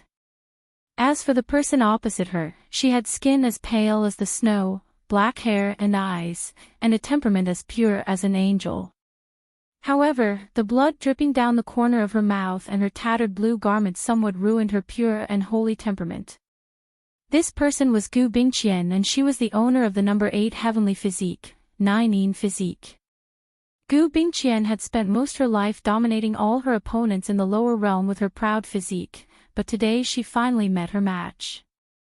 After taking a deep breath to calm herself down, Gu Bingqian waved the sword her hand towards her opponent, then countless swords made of ice rushed forwards wanting to freeze everything in its path.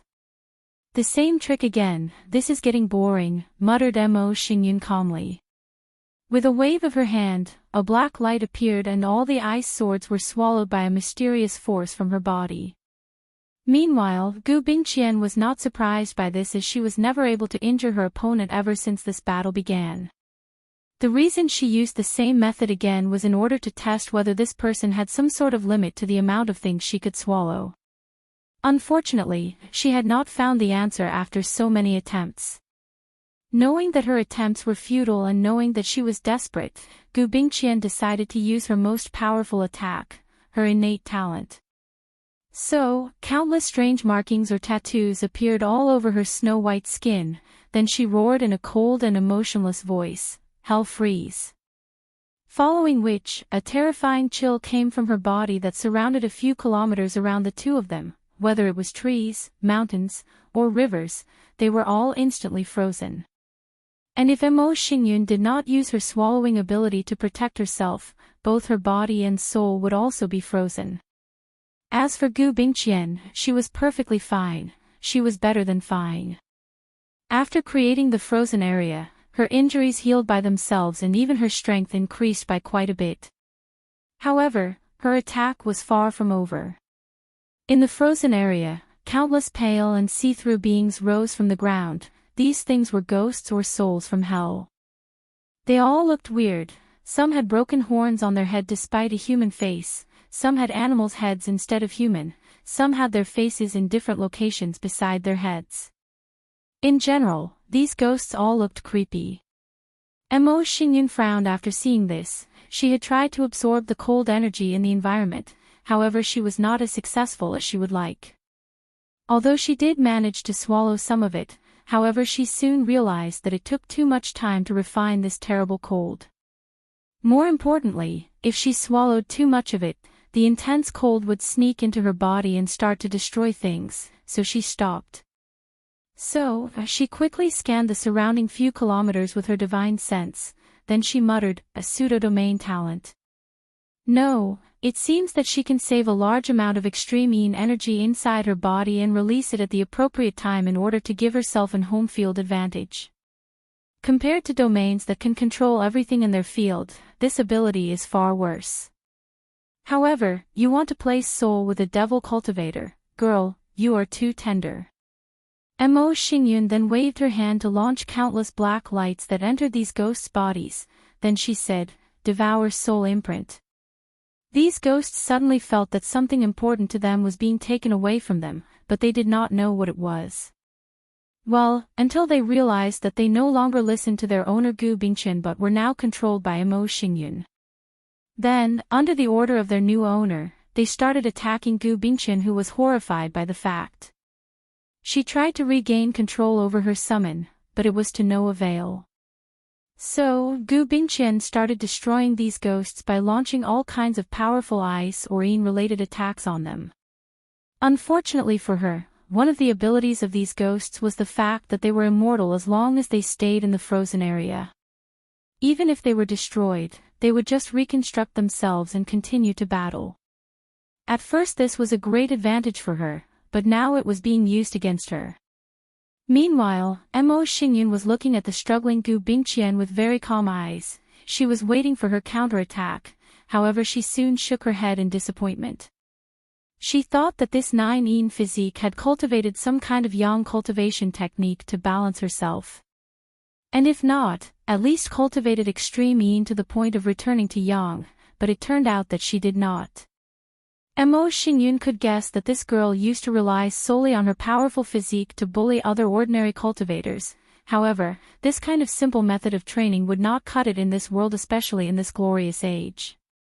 Without going above and beyond, a person solely relying on the advantage of their physiques would be left behind.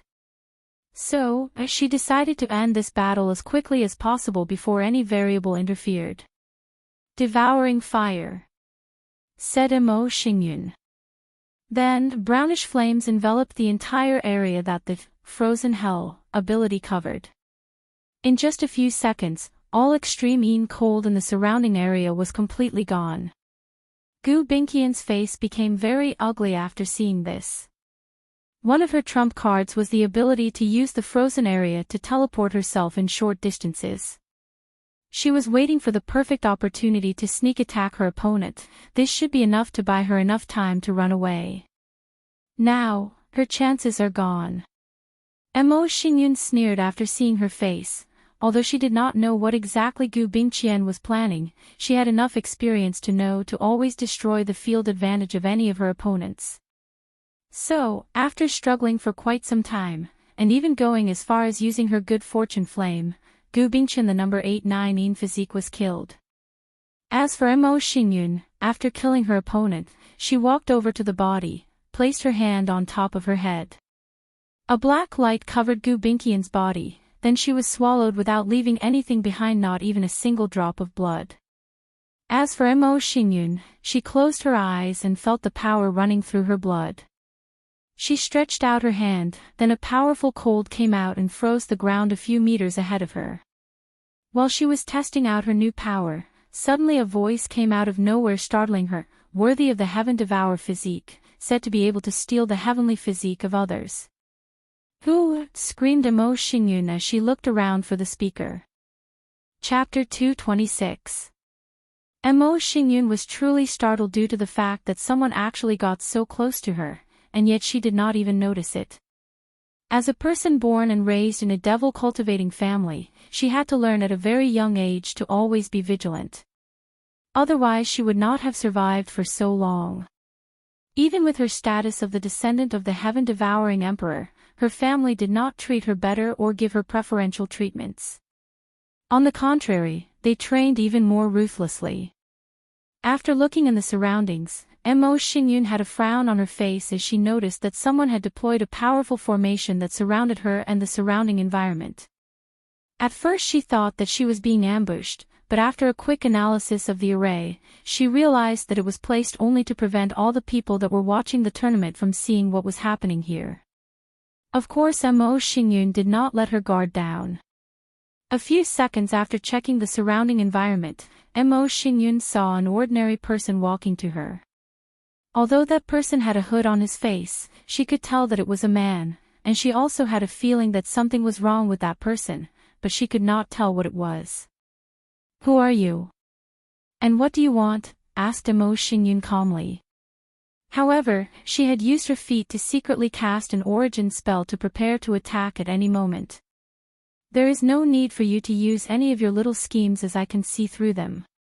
And I can honestly tell you that this person is nothing but a meat bag that I am using to communicate with you. So, it does not matter if you destroy it." Although her scheme was seen through, Emo Xingyun did not panic, nor did her facial expression change. She kept her calm and collected demeanor. "Since your excellency did not attack me despite having the capability, it can only mean that you want something from me. So, please be direct and stop wasting both of our time." Hee, it is always refreshing to talk to smart people. "You are indeed correct that I want something from you. To be exact, I want to make a deal with you." "A deal? Please be more specific." "I want you to create a devouring talisman for me with your blood essence," replied the hooded figure. Emo Xingyun frowned after hearing this.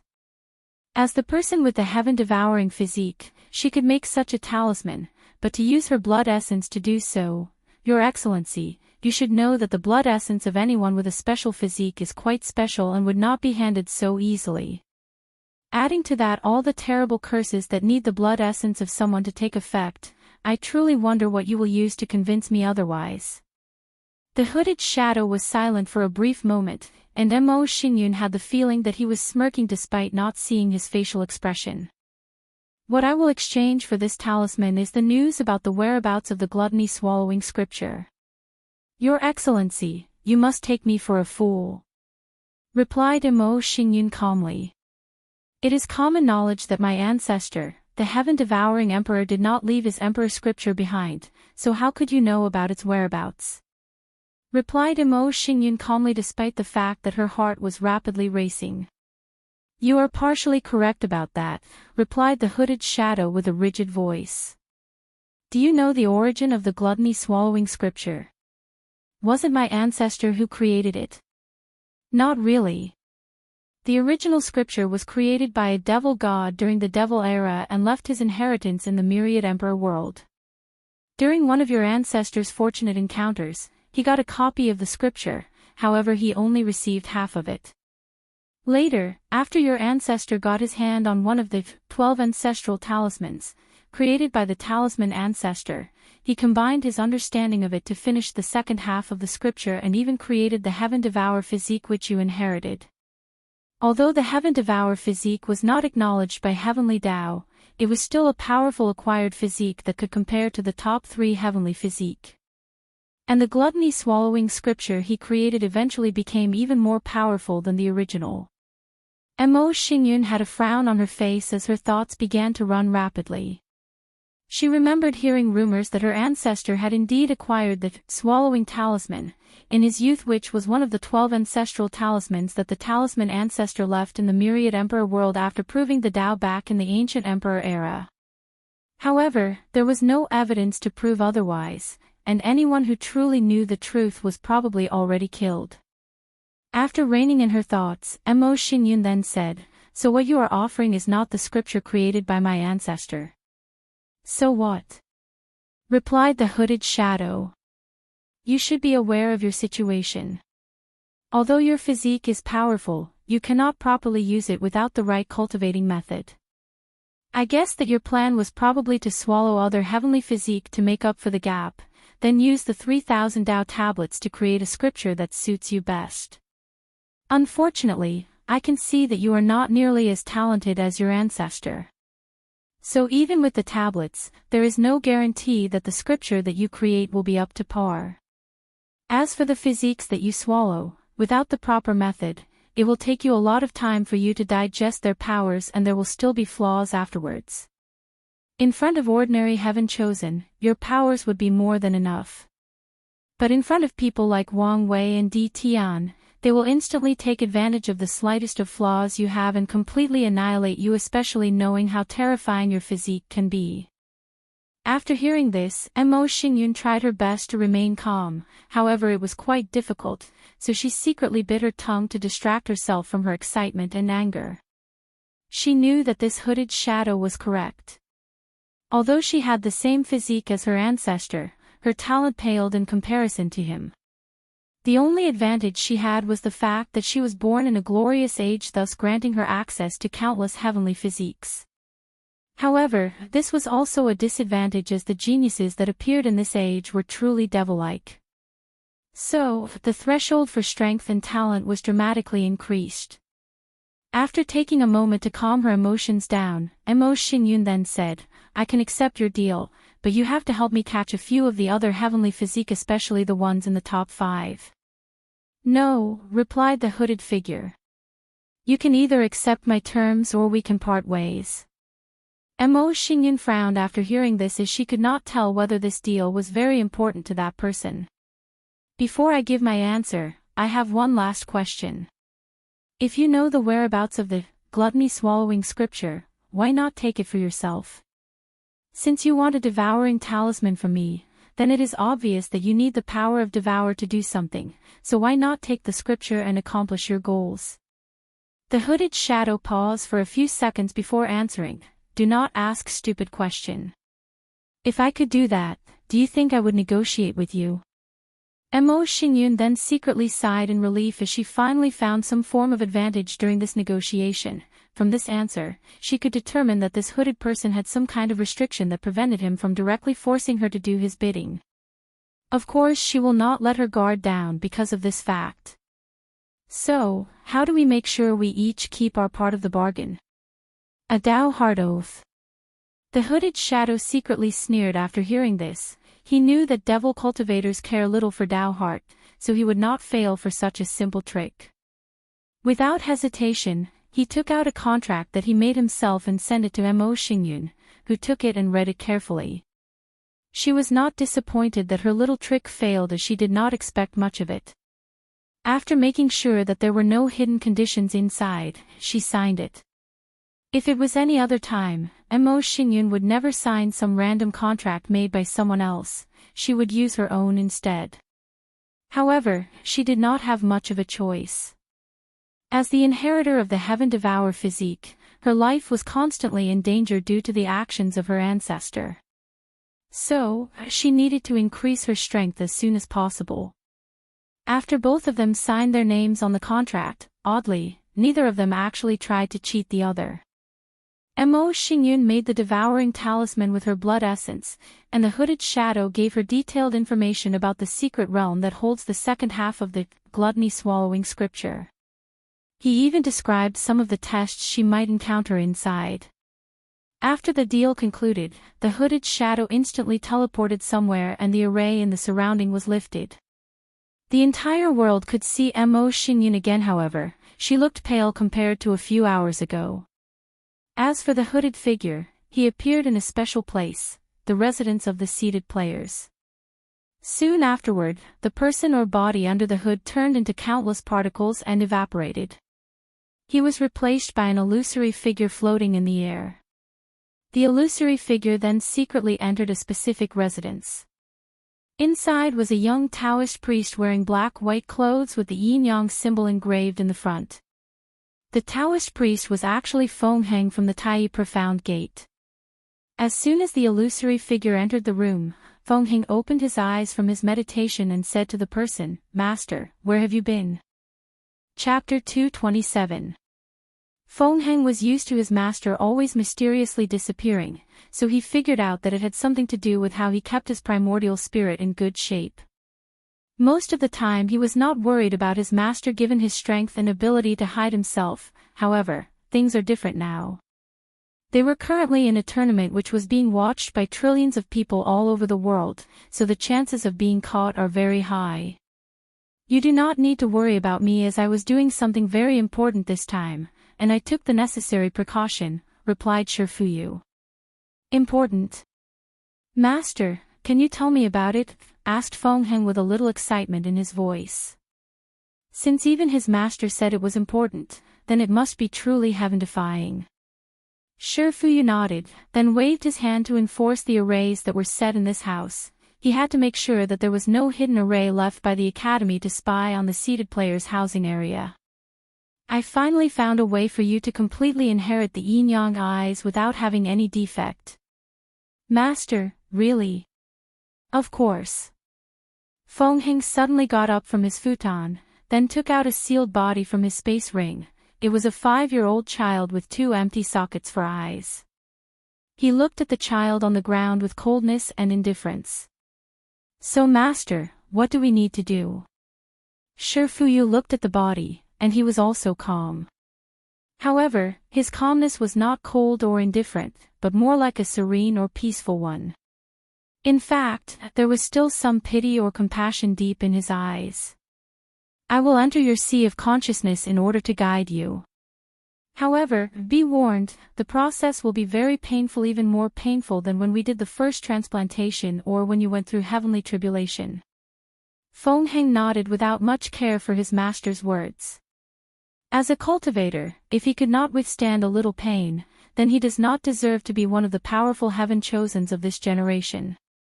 So, Feng Heng took a deep breath, sat cross-legged in his futon, then meditated for a few minutes. Then, he opened his bright eyes. "Ready?" asked Shifuyu. Feng Heng nodded calmly, then paused briefly. "Master, I am very thankful for all the things you did for me. So, when I manage to prove the Tao and become a great emperor, I promise to find a way to completely revive you and build a powerful fleshly body for you with all the best emperor tier materials that I can find." Shifuyu sighed before nodding. "Fenger, one of the things I like most about you is the fact that you are the kind of person that always repay his kindness, so I do not donut your words in the slightest. Alright, this is not the time to get sentimental. Let's get started." After saying that, Shifuyu turned into countless motes of light and entered Feng Heng's sea of consciousness through his eyebrow. He found himself floating in a dark space with a bronze cloud floating inside. This was Feng Heng's soul. Since Taoism also focused on cultivating the soul, his soul was bronze instead of white like most other people. "Fenger, are you ready?" asked Shifuyu a second time. "Yes, master," responded the floating cloud. Then, Shifuyu took out a yellow paper with countless red strange writing on them. The writing looked like graffiti made by children randomly drawing on a wall. The truth of the matter is that those weird graffitis are actually divine runes inscribed to make the devouring talisman. The reason that the writing was in red was due to the fact that it was written with Mo Xingyan's blood. After taking out the talisman, Shifuyu used his soul power to activate it, then launched it into Feng Heng's soul. Before he could even react or even scream, his soul was completely absorbed. After seeing this, Shifuyu muttered to himself, "I am sorry, Fenger. I cannot change my plans for so many eras because of my affection for you." Knowing that he had a short window of time to act, Shifuyu went into action. He quickly absorbed Feng Heng's soul, thus gaining all his knowledge and memories, even the ones that had powerful seals on them placed by the Tai Profound Gate. Then, Shifuyu abandoned his primordial spirit, his cultivation along with all his comprehended laws or Tao. he fully became Feng from now on. Of course he did not discard these precious things, but left them sealed inside his sea of consciousness. Anyway, he still has all his memories and comprehension, he just could not use the power of the Supreme Realm anymore. The reason he went to all this trouble was because of Feng identity as the Tao child of the Tai Profound Gate. After everything was over, Feng's body opened his eyes. However, they were different. The youthful vigor was replaced by an ancientness that was hard to imagine by any other cultivator. From now on, Shifuyu is dead, I am Feng, muttered Shifuyu, not Feng. After Feng took a few hours to properly control his new body, he proceeded to execute the next part of his plan. He took out the talisman that was still usable, looked at it for a moment before muttering, with this talisman, I can completely become Feng.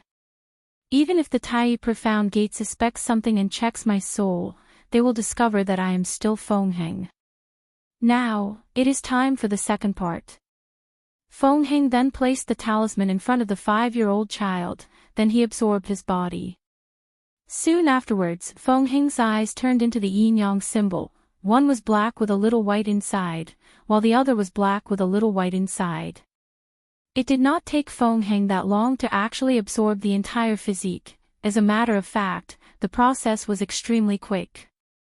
Immediately afterwards, Feng then raised his right hand, a powerful golden light manifested followed by Buddha chants echoing in the room. The light and chant seemed to have the ability to wash away the worry of anyone who hears them. After seeing this, Feng started laughing out loud, his laugh contained a hint of madness, sadness, and relief at the same time. I finally succeeded. Damn you absolute beginning emperor. You thought that you could totally eradicate my Buddhism from the lower dimension, but you were wrong.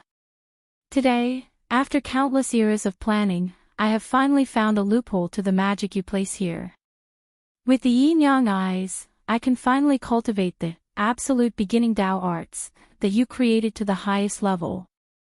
Then I will create a new philosophy that combines both Taoism and Buddhism in order to bypass the absolute beginning magic that prevents the rise of my Buddhism in all worlds across all world community. That way, my new sect of Buddhism will be tied up with Taoism. So, if something happened to it, then the chi luck or destiny of the entire Taoism will also be affected, and may even be ruined.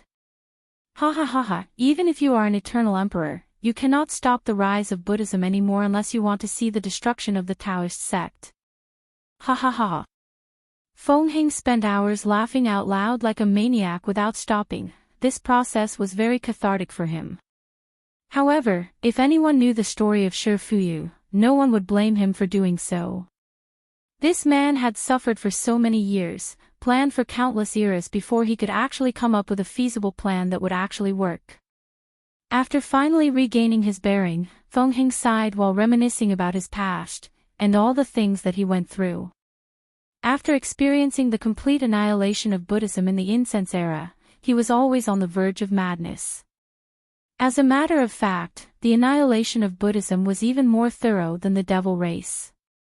Empress Wu was exiled during her confrontation with the 9 devil god world, but the absolute beginning emperor only suffered injury during his battle in the western pure bliss land. After he recovered, he went on a warpath against all the Buddhist sects scattered in all different world communities. He did not care whether some of these sects or factions did not absorb the power of faith, he eradicated all of them. On top of that, he used a powerful divine ability that cut off the origin or beginning of Buddhism, thus preventing them from ever rising again in any world in the endless void. It was similar to how Empress Wu sealed the devil race's destiny or chi luck to prevent them from rising again. But the absolute beginning emperor was more thorough. Without a beginning, it was as if Buddhism never existed in this world. Chapter 228. During the destruction of Buddhism at the end of the incense era, the high-level monks of the Buddhist sect created a desperate plan for the future of their religion. While one ground supervised the ceremony to call a higher being inside the Western Pure Bliss land and lure the absolute beginning emperor inside, another group had another plan or mission. The upper echelon of Buddhism knew that as an eternal emperor, the absolute beginning emperor would not die at the hand of the higher being, however being severely injured was more than enough for them. Taking the short breathing that they had, they hatched a hasty plan.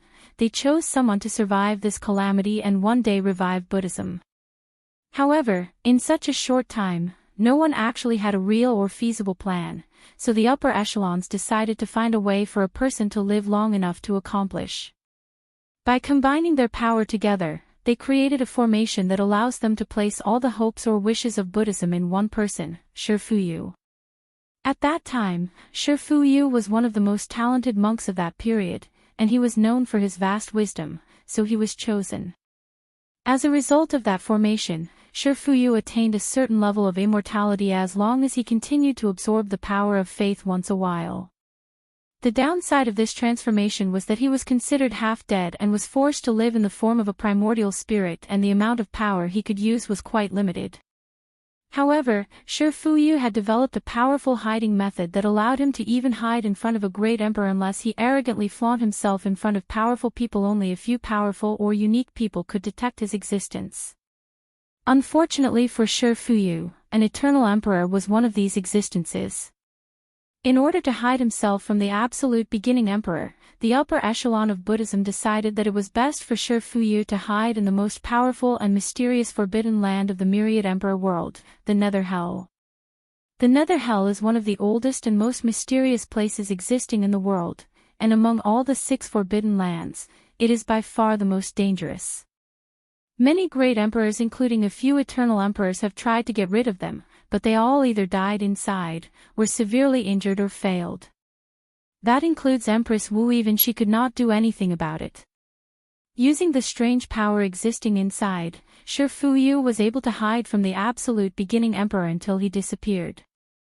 After that, while traveling the world like a wandering ghost, he tried to find different ways to revive Buddhism. His first attempt was to spread the philosophies and cultivation methods of Buddhism throughout the entire world in an attempt to revive the religion, but he greatly underestimated the absolute beginning emperor's divine ability. As soon as those scriptures were written down, they were completely destroyed. When Shifuyu tried to preach the ideas or thoughts of Buddhism, he became incapable of speaking. After years of trying, he discovered ways to share his ideas, but all the people he did so to unfortunately forgot anything they learned about Buddhism. The knowledge was simply wiped out from their memories. Of course, there were a few powerful scriptures that could actually be written down without the interference of the magic, but few people could actually cultivate these techniques. To be precise, only truly powerful geniuses could cultivate them, but these people still could not pass down these scriptures to other people. During the Devil era, Shifuyu thought because Buddhist cultivation techniques were the nemesis of the devil race, that the absolute beginning divine ability would let things go and allowed Buddhists to rise again in an effort to save the human race from being enslaved, but he was wrong. Nothing changed. During those times, Shifuyu despaired as he could not see any hope or future for his plan to work. Many times he wanted to end his long and miserable life. Unfortunately he could not. Not because of his strong will, but because the power of the hope formation prevented him. Every time he tried to end his life, the formation would activate and save his life. Then, the remnant thoughts of all his former colleagues will appear and remind him of what he was fighting for. So, Shifuyu continued his journey. In order to sustain himself and not become crazy through the long passage of time, Shifuyu would often place himself in deep sleep for countless years. In these periods of peace, he would forget everything before waking up to continue his mission. After living through 3 eras and billions of years, he finally found a solution. By cultivating the absolute beginning Tao art to the highest level, he could trace back the beginning or origin of Buddhists that the absolute beginning emperor had erased. Of course, he would not just change the erasure. No, that would mean that he would have to fight an eternal emperor over control of his own divine ability. He was not that stupid. After tracing the beginning of Buddhism, he would change it slightly and made sure that his new version, which was a combination of both Buddhism and Taoism, was a form of Buddhism that was not affected by absolute beginning magic. Essentially, he would create a loophole in the magic that prevented him from spreading Buddhism again. On top of that, his Tao Buddhism would have its destiny or chi luck bound to Taoism, so if one prospers, the other will also prospers. If one fails, the other one will also fails. However, in order to accomplish such a thing, Shifuyu needed many steps. First, he needed the yin-yang eyes physique, access to the absolute beginning Tao arts, and to become a great emperor. He also knew that this was essentially impossible as heavenly physiques were essentially granted by heaven and earth, and he would never possess one given his state. So, Shifuyu tried to create a cultivation method that allows him to swallow a person's physique. Unfortunately, he failed. Due to his Buddhist nature and Tao, the path of devour did not agree with him, so all his methods he created were subpar and did not meet his requirement. So, in a final attempt, Shifuyu tried to train a person to do his method for him. And the person he chose was in fact Mo Xingyan's ancestor, the Heaven Devourer Emperor. Just like Feng Heng, Shifuyu trained the emperor from a young age. He chose a devil cultivator as he believed that only such a mindset and temperament was needed to create such a technique. So, he led the young Heaven Devourer Emperor to gain access to the gluttony-swallowing scripture. He guided him to one of the 12 ancestral talisman and showed him how to create and acquire physique like the Heaven Devourer physique. According to Shifuyu's agreement with the young Heaven Devourer Emperor, after he proved the Tao, he would help him acquire both the yin-yang eyes and the absolute beginning Tao arts, in order to accomplish his goals. Unfortunately, he was betrayed. Once the Heaven Devourer Emperor reached a certain level of strength, he tried to swallow Shifuyu's primordial spirit. Luckily for him, he was an old fox and quickly recognized the action of his disciples, so he ran away beforehand. Knowing that his disciples had a great chance at becoming an eternal emperor, Shifuyu went to hide again inside the Nether Hell Forbidden Land. He only came out once his disciple was exiled. After that, he tried to find the yin-yang eyes by himself. Shifuyu knew that without it, it was impossible to be granted access to the absolute beginning Tao art, from the Tai Profound Gate. However, it was no use as he could not predict when this physique would appear. And when it did, it was already too late as the person was already taken by other powerful factions. Not to mention that he still needed a way to swallow that physique. For his plan to succeed, he needed the perfect time where both the yin-yang eyes and the Heaven Devourer physique appeared at the same time. Shifuyu was losing patience as he had lived too long and his Tao heart was not firm enough to continue like this. Even the hope formation began to be incapable of keeping him alive. So, he made a final gamble. He infiltrated the Heaven Mystery Pavilion and sacrificed his pseudo-immortality in order to divine the exact time that both these physiques would appear, who would have them, and where they were located. Then, he deep slept again until the right time. After that, he chose Feng Heng to infiltrate the Tai Profound Gate. The reason was that Feng Heng had an innate talent referred to as Taoist mind. Meaning, he was perfectly suited for Taoism cultivating methods. Then, he stole the yin-yang eyes from its owner before anyone would notice his talent. One of the conditions to be allowed to cultivate the absolute beginning Tao art is to have a very high understanding of Taoist philosophy. So, Shifuyu spent countless eras studying Taoism, so he was not worried about it. He also taught Feng Heng a lot about Taoism, thus one of the reasons he was able to acquire the position of Tao Child. Now, all his plans have come to fruition, so he was planning for the future. Chapter 229. Now that all his plans had come to fruition, Feng Heng was thinking about his future plans. Like every other heaven chosens, he wanted to sit on the supreme throne and become a great emperor, so he began to plan ahead. Now that I have become Feng Heng, the next step in my plan can begin. However, I need to consider my future opponents in this generation's heavenward battle. With my talent, experience, and future strength after acquiring the absolute beginning Tao art, few of these so-called heaven chosens will be my match. At least for now. However, those three are different. Well, I can eliminate Wang Wei. As an outlaw that is trying to take control of one of the 5 hidden supreme Taos, he will not live very long. So, as long as I wait long enough, he will not be a problem.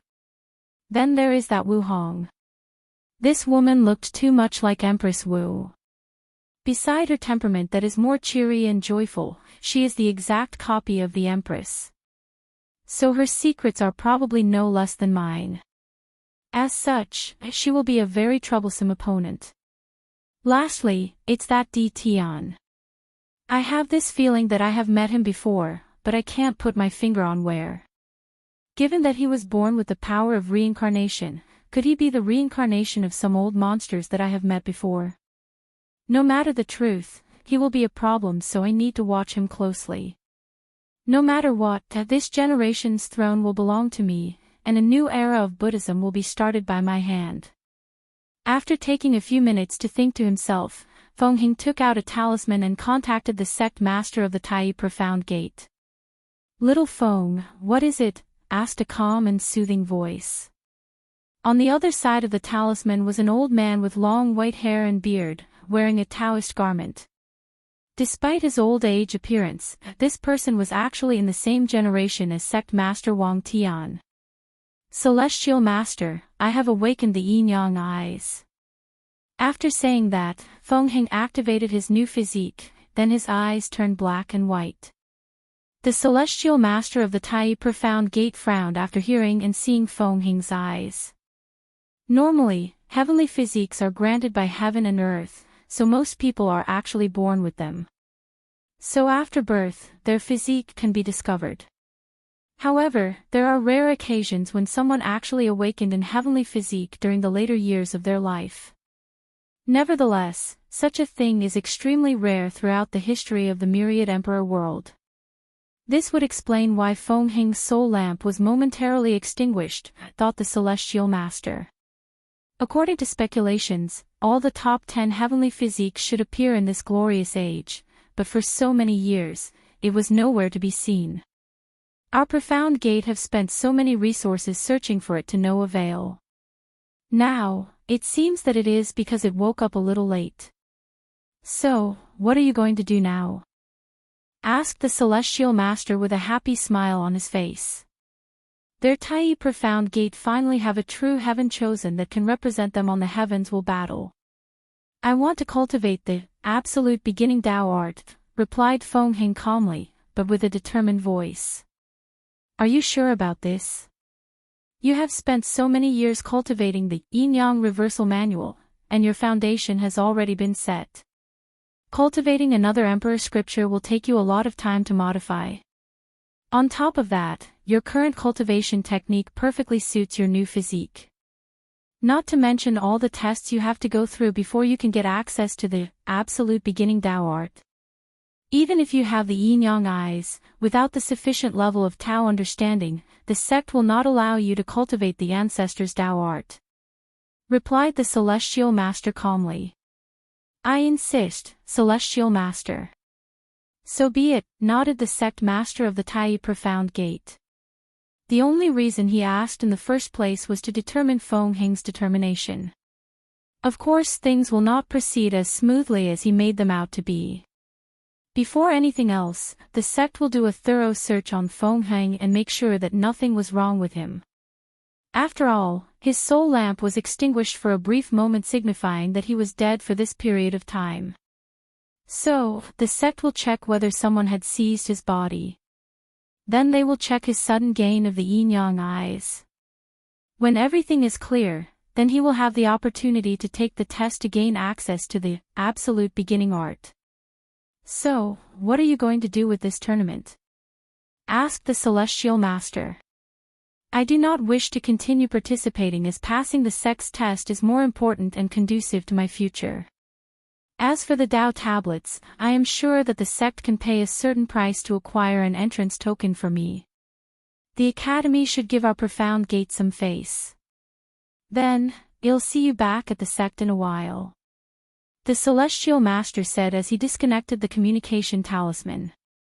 As for Feng Hing, he sighed in relief as he knew that he passed the first step in being his former disciple without showing any weakness.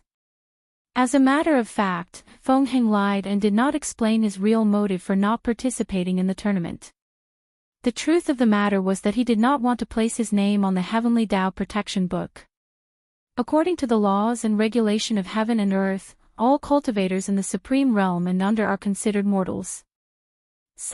They all have a limited lifespan and will one day enter samsara to reincarnate themselves. They will repeat the process until their souls are completely annihilated and return to heaven and earth. Or if they manage to reach the level of cultivation of the Great Emperor, Tao Ancestor, or Immortal Venerable. However, Shi Fuyu was different as he managed to find a way to live far longer than heaven and earth allows a mortal to.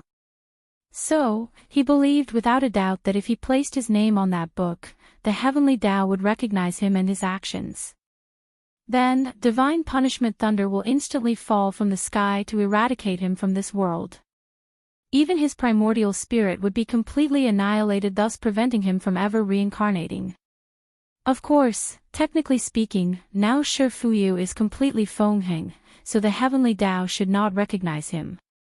Nevertheless, he did not want to take this chance. He has been planning for eons, and now that he was close to succeeding, he did not want some silly mistake or overconfidence to ruin his plans. As for the 3,000 Tao tablets, he had seen them countless times. Throughout his years, he managed to infiltrate the academy and became enlightened in front of them.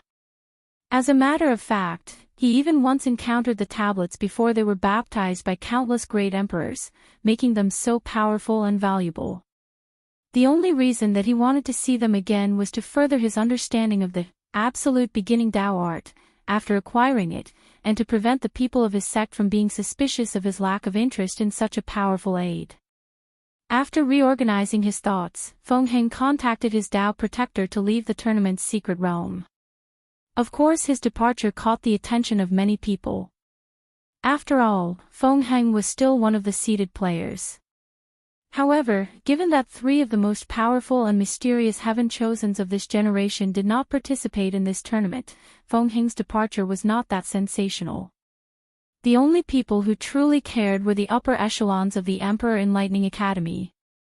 Every time a heaven-chosen refuses to participate in this trial, they are the ones who lose as they could not absorb the little bit of chi luck from these geniuses.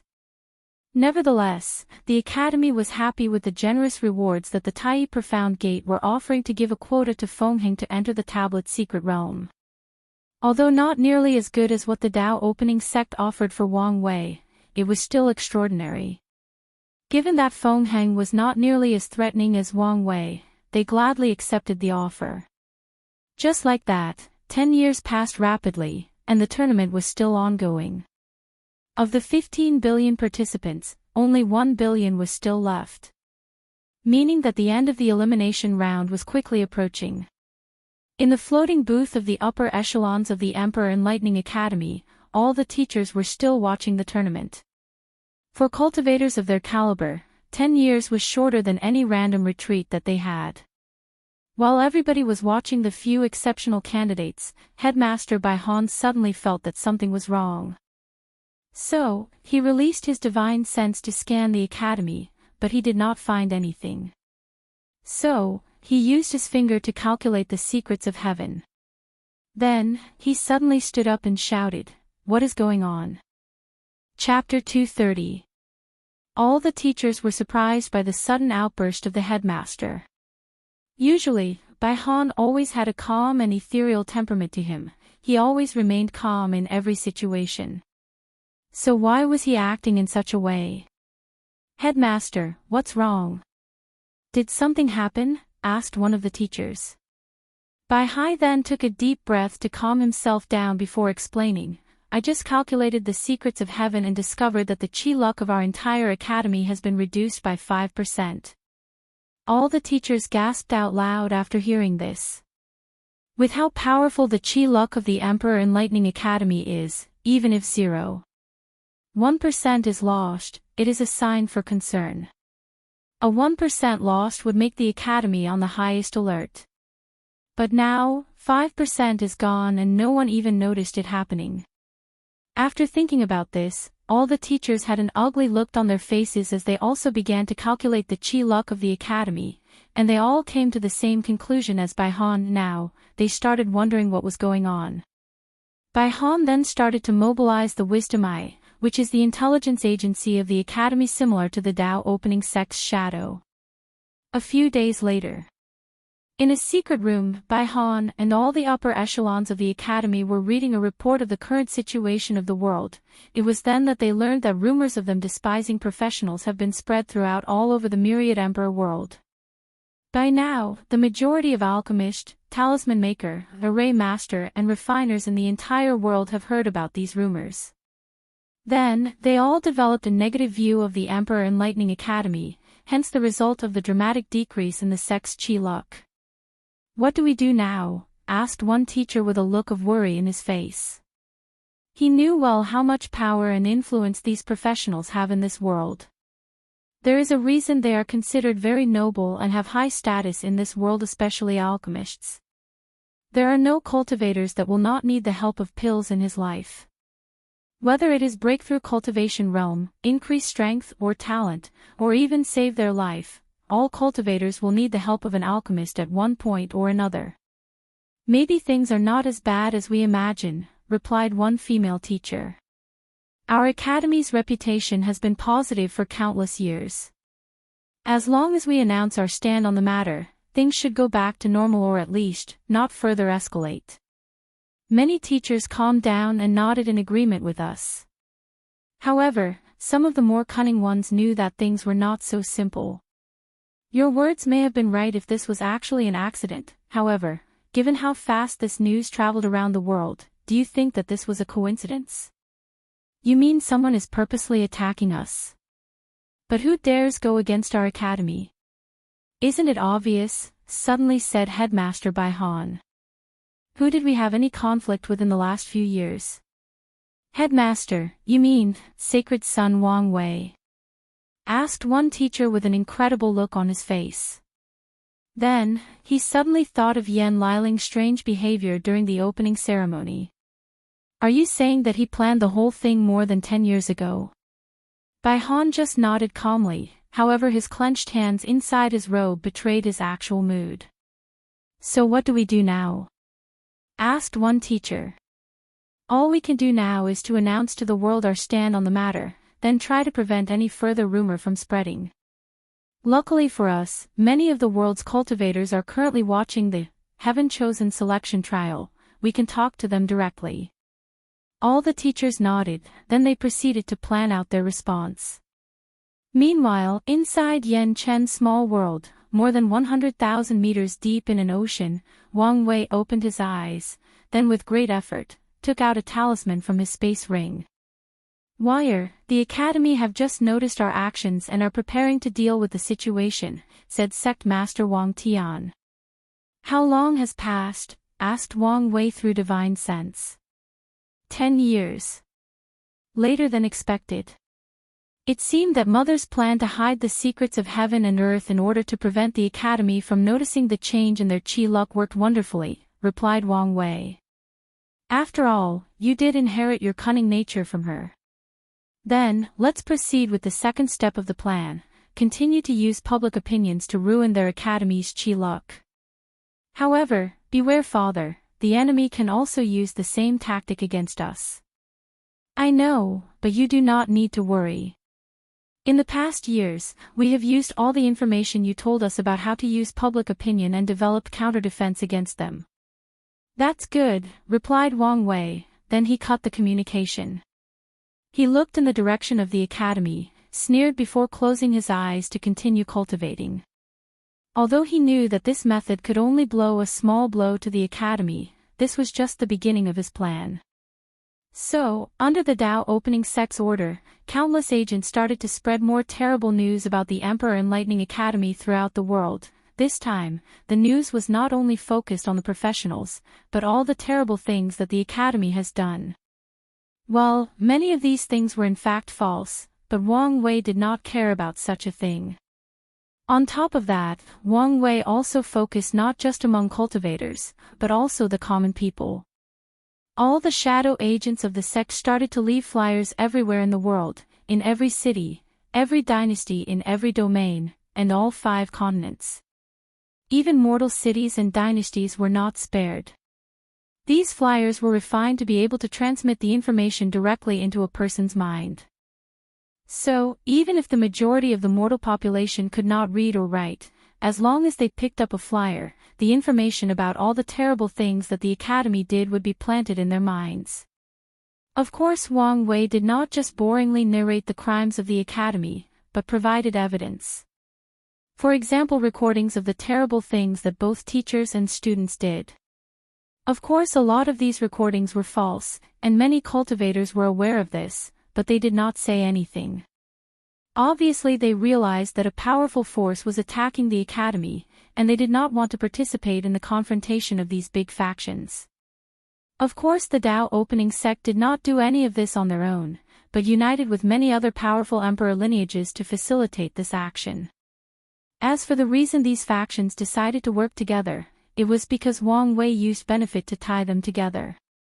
Meanwhile, the Emperor Enlightening Academy learned about the current situation going on around the world, and they acted very swiftly. Unfortunately, they could not face so many emperor lineages attacking them together. So, Headmaster Bai Han rallied the Academy's allies to prevent the spread of these rumors to reach the domains that they and their allies controlled. It did not change the fact that in just a few days, another 3% of their qi luck was gone, and the declining process did not seem to be stopping. Knowing that things were urgent, Bai Han decided to make a public announcement to the people still watching the tournament.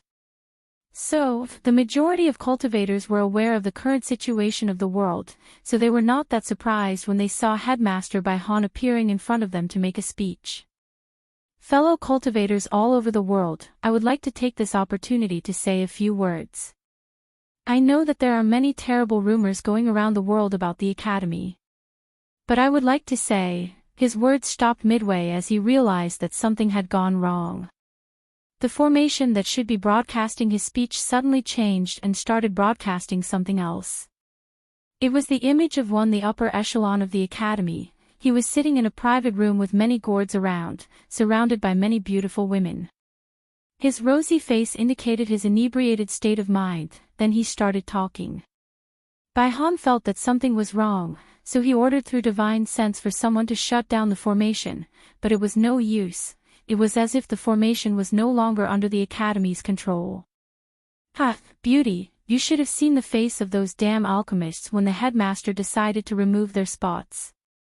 All their arrogance and smug look was completely gone. It was as if someone spit in their mouth. Ha, I wish I could have seen that damn Fu Kaiyu's face after hearing that news. You know, a few years ago, I went to beg him for a young exorcist pill to save my wife that was infected by 9 netherine qi after a visit to the Forbidden Land, but he refused me. What made me so angry was the fact that he had just refined the pill in front of me not long ago. But he looked me straight in the face and said that he did not have any. Not long after that, I lost my beloved wife. Well, it doesn't matter now since I had plenty of fun with Fu Kaiyu's wife. She was a true wild lady in the bedroom. Underscore underscore underscore underscore underscore underscore underscore underscore underscore underscore underscore underscore underscore underscore. If anyone is wondering, Wang Wei is now 145 years old. Chapter 231. All the cultivators in the world were tremendously surprised by this recording image, as it was truly both shocking and revealing. Who was Fu Kaiyun? He is the great elder of the Origin Pill Dao sect, which is an emperor lineage that has cultivated 5 great emperors, and all of them were alchemists. The Origin Pill Dao sect is the leader of the Alchemy Association located in the southern Vermilion Bird continent. Any cultivator that wants to acquire the title of alchemist, they have to go to the association to test their qualifications and level. Of course, none of these were the true reason that such a news was truly sensational. The real reason was actually Fu Kaiyun's status all over the world. He is known as the greatest alchemist alive in this generation. Despite being only a Saint Real cultivator, he can refine both supreme grade and quasi-emperor grade pills, though the latter's successful rate is truly abysmal. On top of that, Fu Kaiyun is the only alchemist in countless generations that was able to cultivate the Origin Pill Flame scripture, created by the founder of the Origin Pill Dao sect, the Pill Ancestor or Danyuan Emperor back in the ancient emperor era. This scripture is said to allow an alchemist to cultivate a special flame that can refine anything. It can also turn anything into pill material. An alchemist who cultivates this technique could refine a piece of rock into a medicinal material needed for a pill. Despite the heaven-defying ability of this emperor technique, the requirements or talent needed to cultivate it is very harsh. So, throughout the history of the Origin Pill Dao sect, few alchemists were able to do so, and the ones that were successful can be considered the most talented of their generations. Luckily for the sect, the last generation, Fu Kaiyun, appeared. Unfortunately, this Fu Kaiyun also suffered the same malady as his predecessor, being extremely arrogant. Due to his talent as an alchemist, Fu Kaiyun's status in this world is extremely high and respected. As such, he only gave face to a few people he deemed worthy of his equal, while always looking down on other people. So, when it comes to making rare pills, without having a certain identity, Fu Kaiyun will never agree to concourt pills for someone. As a matter of fact, even the current sect master of the Origin Pill Dao sect is looked down upon by him. If it was not the fact that he wanted to focus on Pill Dao, he would have been the sect master in his generation. So, after seeing any analysis of Fu Kaiyun, Wang Wei concluded that this guy was a person with a lot of enemies, and might even have some among the upper echelons of the Emperor Enlightening Academy. After a little investigation, it was not hard to find a few. Then, he singled out the ones that had terrible habits like drinking and visiting the brothels. Following which, all he had to do was have one of the sect's shadow infiltrate the place he always visits, get in contact with him, feed him enough alcohol to get him drunk and guide the conversation to Fu Kaiyun. To Wang Wei's surprise, the goddess of luck seemed to smile upon him as he discovered more than he imagined. Originally, he just wanted that particular teacher to just speak badly about Fu Kaiyun, record it before showing it to the world. He did not expect that this guy actually had an affair with Fu Kaiyun's wife, which made his plan even better. So, after this recorded image was shown in front of trillions of people, the entire myriad emperor world started to boil. This level of scandal is rarely exposed to the entire world, especially when involving powerful people from emperor lineages like the Academy and the leader of the Alchemy Association. Although Bai Han managed to close the formation, by then it was already too late. The information that Wang Wei wanted to show was already shown. Soon, the consequences also followed. The next day, the Alchemist Association, Talisman Association, Refiner Talisman and Array Association from the southern Vermilion Bird continent announced that they will cut their relations with the Academy. As such, they will no longer grant them access to their resources such as precious pills, ores, and talismans. On top of that, all the professionals cultivated by the Academy or have any relationship with them will not be able to take their tests in these associations and gain their official title or position. Meaning no alchemist or talisman maker trained by the Academy will be officially acknowledged by any of these associations, so all the benefits, powers, status and rights these professionals are granted throughout the world will not be available to them. Of course, as a powerful emperor lineage, the Academy can be truly self-sufficient without the need for outside resources. Except for a few very rare and precious ones that they need an outside source to get, these sanctions on them did not matter much except ruining their reputations. Inside a secret room, the upper echelons of the Academy were having another emergency meeting to try to save the situation. Bai Han, who suddenly looked much older, was caressing his beard as he asked, "So, what were our losses in the past few days?" The room was quiet for a few moments before one person started to report, "Well, as you know, sir, our Academy is divided into the inner and outer members. Since the incident, the outer members, which consist of all the loose cultivators that only came to the Academy for our resources, have started to leave, especially the professionals.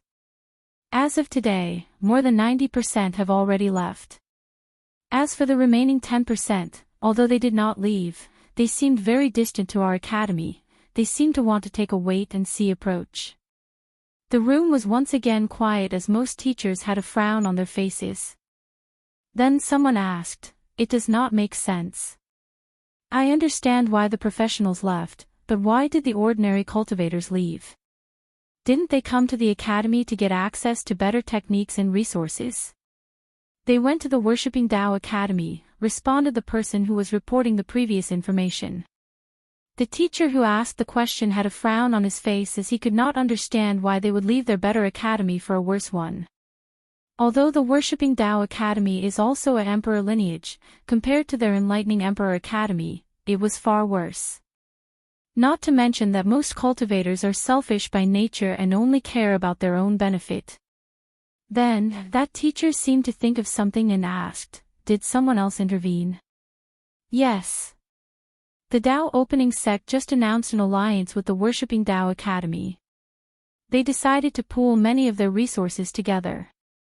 Additionally, many of the emperor scriptures of the Tao Opening Sect appeared on the list of cultivation techniques that anyone can redeem with enough points, but like us, the price is simply impossible for anyone to truly get. The teachers in the room secretly cursed to themselves. If you add the 5 scriptures of the Worshipping Tao Academy to the 9 of the Tao Opening Sect, that is a total of 14 emperor tier scriptures. Although all of them knew that it was impossible for these loose cultivators to acquire, they themselves did not know that. All they care about is the fact that they have a chance to cultivate one or more of these 14 powerful emperor-level cultivation techniques. This idea is enough to drive so many of them crazy and rush to the Worshipping Tao Academy. After another long silence in the room, Headmaster Bai Han then asked, "What about the inner members of our academy?" Besides a very few, all the others are still in the academy as their loyalty has been trained since young. However, the professionals in our academy are not very happy and are asking for the headmaster to give them a proper explanation. We have tried to explain to them that the teacher in the recorded image was captured and sent to Fu Kaiyun in order to appease the Alchemist Association, but it was no use. But they were not satisfied with this explanation. "Anything else?" asked Bai Han calmly. At least he looked that way on the surface. "Our chi luck continues to decrease with each passing day, but there is currently no way to stop that. On the good side, we still have some allies that are still standing by us during this time." Bai Han just nodded, but he did not say anything more. However, one teacher still asked, "I don't understand, why are all these sects combining together with the Tao Opening Sect? Do they want them to remain the most powerful sect in the world? Wouldn't it be better if they supported us instead of them? It makes no sense." Chapter 232. This was indeed something that puzzled many of them, but they did not have the answer, so they looked at Headmaster Bai Han hoping he could provide them with the answer. After a brief pause, Bai Han then explained, "There are many reasons for this. The first being the fact that the Tao Opening Sect's reputation among the cultivators of the world has always been very good. They rarely flaunt their power and prestige as the most powerful sect to the world unless necessary. Well, to be honest, they did not have much opportunity to do so anyway. They only cultivated their 9th emperor during the Devil Era, which was a time where the entire world was on the brink of being enslaved. In the Middle Emperor era, our academy's rapid development did not give them the time to show their power and prestige. By this era, the Tao Opening Sect had not cultivated a great emperor for so long that they were more focused on themselves than showing to the world their strength. The teachers had a pensive look on their faces as they realized that the headmaster was right. As a matter of fact, compared to their academy, the amount of time that the Tao Opening Sect had shown his might and prestige to the world was quite small. As such, reputation-wise, they were considered way better than the Emperor Enlightening Academy. "This could not be the only reason, right?" asked one teacher. "Of course not," replied Bai Han. "The second reason is the fact that many powerful factions considered our academy a new power.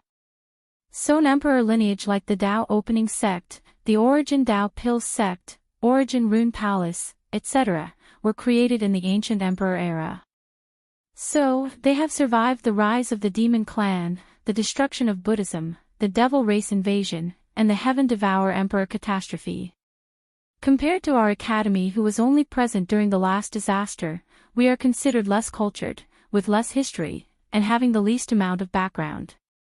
So, despite how popular our academy might be seen in the eyes of many cultivators, when it comes to these ancient sects, they look down on us very much. The teachers in the room had an ugly look on their faces after hearing this. Then they started to remember their interactions with these ancient factions, and realized that they always seemed to have some sort of superiority when dealing with the academy.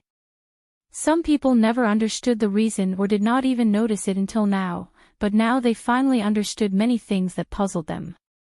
Nevertheless, despite the contemplative faces of these teachers, Bai Han did not stop talking. The last and main reason for their behavior has to do with the 9 Emperor curse. Many of these factions believe that they will one day cultivate 9 emperors like the Tao opening sect. However, they don't know how to deal with the curse.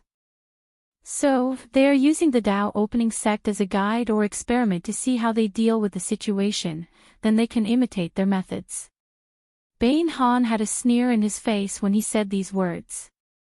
In his mind, these factions were delusional if they thought it was so simple to cultivate 9 great emperors. After a long silence in the room, one of the teachers said, "So what do we do now?" It is obvious that the reason that all these things are happening is because of Sacred Son Wang Wei's plan. So, do we bow our heads to him and just allow him entry to Tao Tablet's secret realm? Many teachers felt the same way as the one to speak, while others felt that it was shameful for them to bow their heads to a younger generation. However, none of these people spoke out loud. Compared to the well-being and future of the academy, a little shame is nothing. Absolutely not, responded Bai Han. Headmaster, this is not the time to let pride get the best of you. It is not shameful to bow our heads for the future of the academy, said one teacher. Bai Han looked at the person who spoke these words before replying, "This is not about pride," which was an actual lie. Have any of you heard the term, spirit of the epic? All the teachers shook their heads, while a few heard the term but could not pinpoint where. After the Qiyuan Emperor created the origin path system that we cultivate today, he essentially became the ancestor of our cultivating civilization. And when he spread this method throughout many other world communities, the vast amount of Qi luck did not only benefit the Tao opening sect, but the heavenly Tao of the myriad emperor world as well.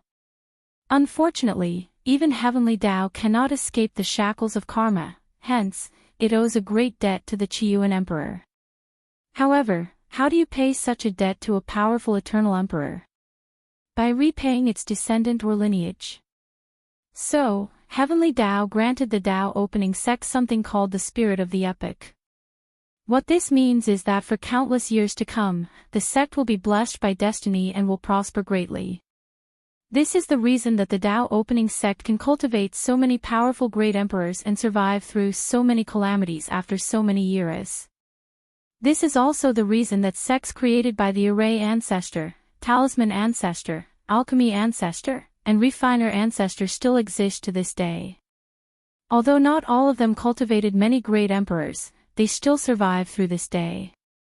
Throughout history, there have been many other sects that had cultivated 9 emperors. The Chaos Ruler sect from the Ancient Emperor era, the Amitabha Temple from the Incense era, and the Human Trader, the Jin clan from the Devil era. But none of these factions survive to this day. Whenever a terrible catastrophe occurs in this world, Heavenly Tao will ensure that sects like the Origin Pill Tao sect survive and be able to rebuild through control of Qi luck or destiny. However, Heavenly Tao is all about balance, so it will not allow the Tao opening sect to dominate the world. So, when our founder Emperor Kong created a new system of inheritance, Heavenly Tao took the opportunity to shift the spirit of the epic to our academy and imposed the 9 Emperor curse on our competitor. This is one of the reasons that our academy was able to cultivate 6 great emperors consecutively in the Middle Emperor era. Normally speaking, this spirit of the epic should belong to the academy until we cultivate our 9th emperor and can balance the Tao opening sect, but the appearance of Wang Wei ruined everything. Not only did he find a way to make the 9 Emperor curse invalid to him, but his recent attack against our academy is slowly removing the spirit from us. So, we have to be even more tough on him. The teachers were shocked after this revelation. This was the first time that they had heard of such a secret. However, the teacher who previously spoke against Bai Han had a frown on his face. Then he asked, "Headmaster, since Heavenly Tao granted us the spirit of the epic, how could someone take it away? Bai Han answered calmly, "You do not understand. The spirit of the epic manifests itself in the form of chi luck. No matter how dire a situation is, with enough luck, anyone can easily survive. Let me ask all of you, how is chi luck generated? For dynasties, as long as the territory is vast and the people are happy and healthy, the dynasty's chi luck will be prosperous. As for factions like sects and academies, chi luck is based on how our reputation, prestige, and our contribution to society or civilization in general.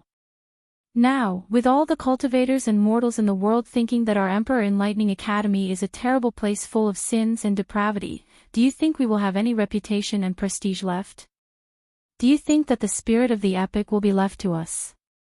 After saying that, Bai Han sighed before saying, "In order to accomplish such a feat, this sacred son Wang Wei should have a very deep understanding of chi luck and be privy to many secrets of heaven and earth."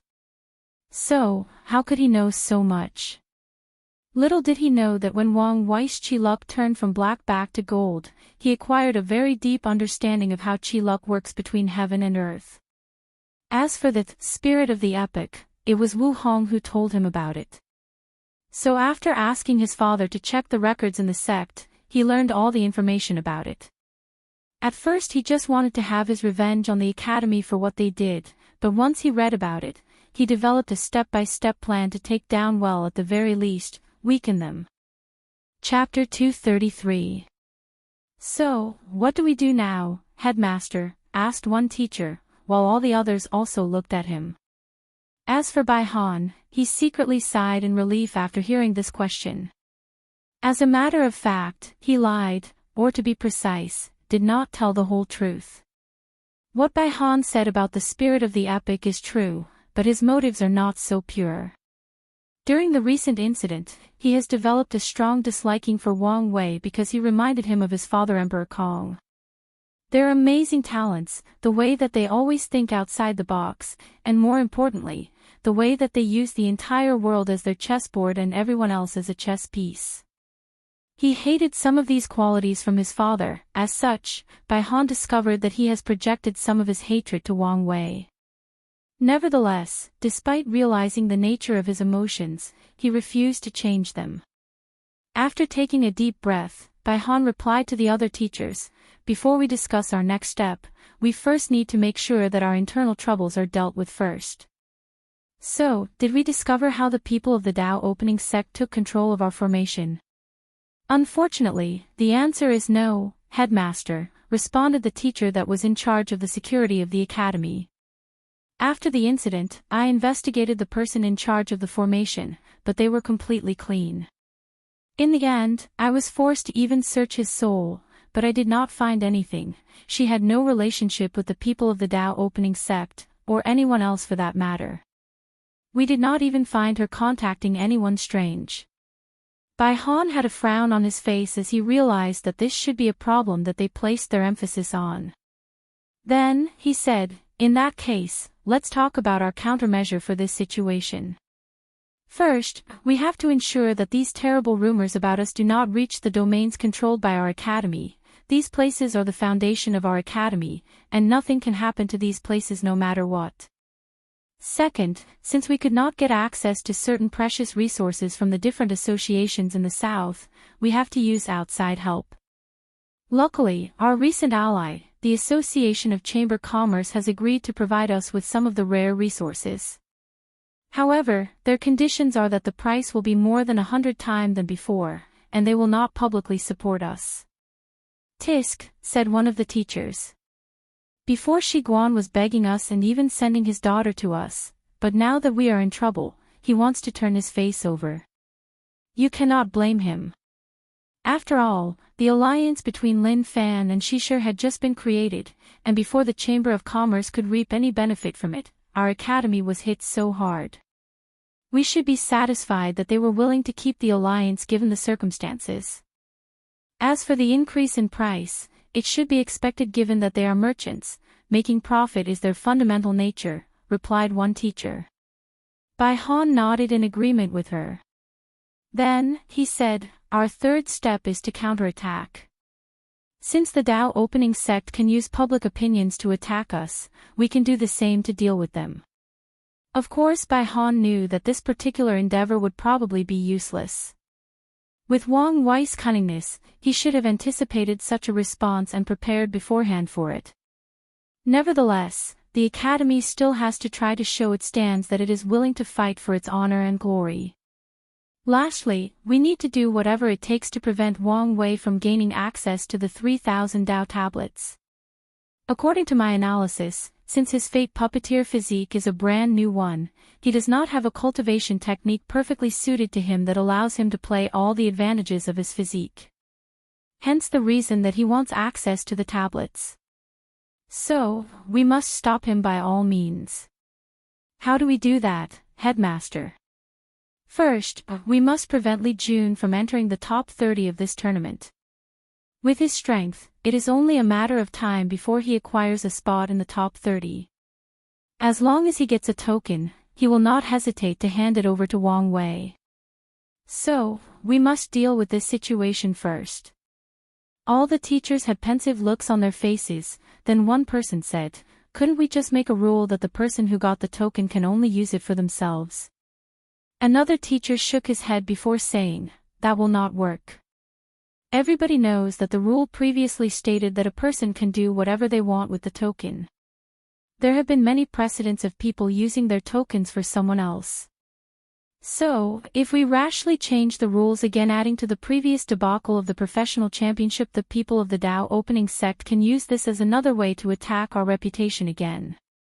Not to mention that they could use this event to start an Emperor Dao war with us," added one teacher. Then, the faces of all the other people in the room became ugly. Many of them are aware that if they ever started an Emperor Dao war with the Dao opening sect, their chances of being the winner are quite slim. The truth of the matter, this is one of the reasons that the Dao opening sect is so feared by many other factions of this world. Their foundations were too deep. Not only did they have the most great emperors in this world, they are one of the oldest factions of this world. So, no one knows how many secrets that they are hiding in there. Bai Han coughed lightly to wake up everyone from their dread, then he said, "We do not need to change the rules, just make sure that he is disqualified with a publicly believable method." "Headmaster, are you asking us to cheat? Isn't this going too far?" asked one teacher with a timid voice. Bai Han looked directly at the person who spoke. "Do you want to allow the person who walked all over the face of our academy to benefit from us without suffering any consequences?" All the other teachers, including the one who asked the question, lowered their heads and did not say anything else. Thinking about what Wang Wei did to them, he really should not be allowed to get any benefit from them. Bai Han secretly nodded before continuing, "Plus, we will not be cheating, just giving Li Jun's opponent a little advantage, that's all." Although many teachers did not like such behavior, they knew that this was for the greater good of the academy, so they did not say anything. "The last thing we need to deal with is Crown Prince Ji Song," said Bai Han calmly.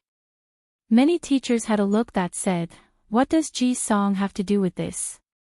Although they did not say anything, Bai Han could easily read their minds based on their facial expression. Only a few savvy ones could guess the answer. Bai Han sighed before giving the answer. "All of you heard their discussion during the opening ceremony. Although no one heard what they bet on for their battle, based on Wang Wei's past behavior, it is obvious that he bait Ji Song into battling with him in order to acquire his token to enter the secret realm of the Dao tablets." Many people suddenly understood many things after hearing this, then they realized how scary Wang Wei truly was. They guessed that he had already created many backup plans for himself after asking the academy to give him a token in exchange for resources. It was as if he expected his failure from the very beginning, then planned for every possible outcome to reach his goals. "What's next, Headmaster?" "In all honesty, I do not see a scenario where Ji Song becomes victorious in this battle. This Wang Wei seemed like a very scary person. I cannot believe that he is a member of the younger generation. From his actions, he seems like an old fox that has lived for many years. Well, given who his mother is, it is not that surprising that he is so cunning. replied another teacher. Many teachers winced after hearing those words, including Headmaster Bai Han. It seemed that many of them had suffered at the hands of Yu Yan during their generation. Bai Han took a deep breath to calm himself down and removed some terrible memories from his mind that he would rather forget. Then he said calmly, "We need to give Ji Song some help. We will give him the demon god bone." You're tuning into the Path of the True Immortal YouTube channel. Don't forget to subscribe and join us on this journey to catch the most captivating stories.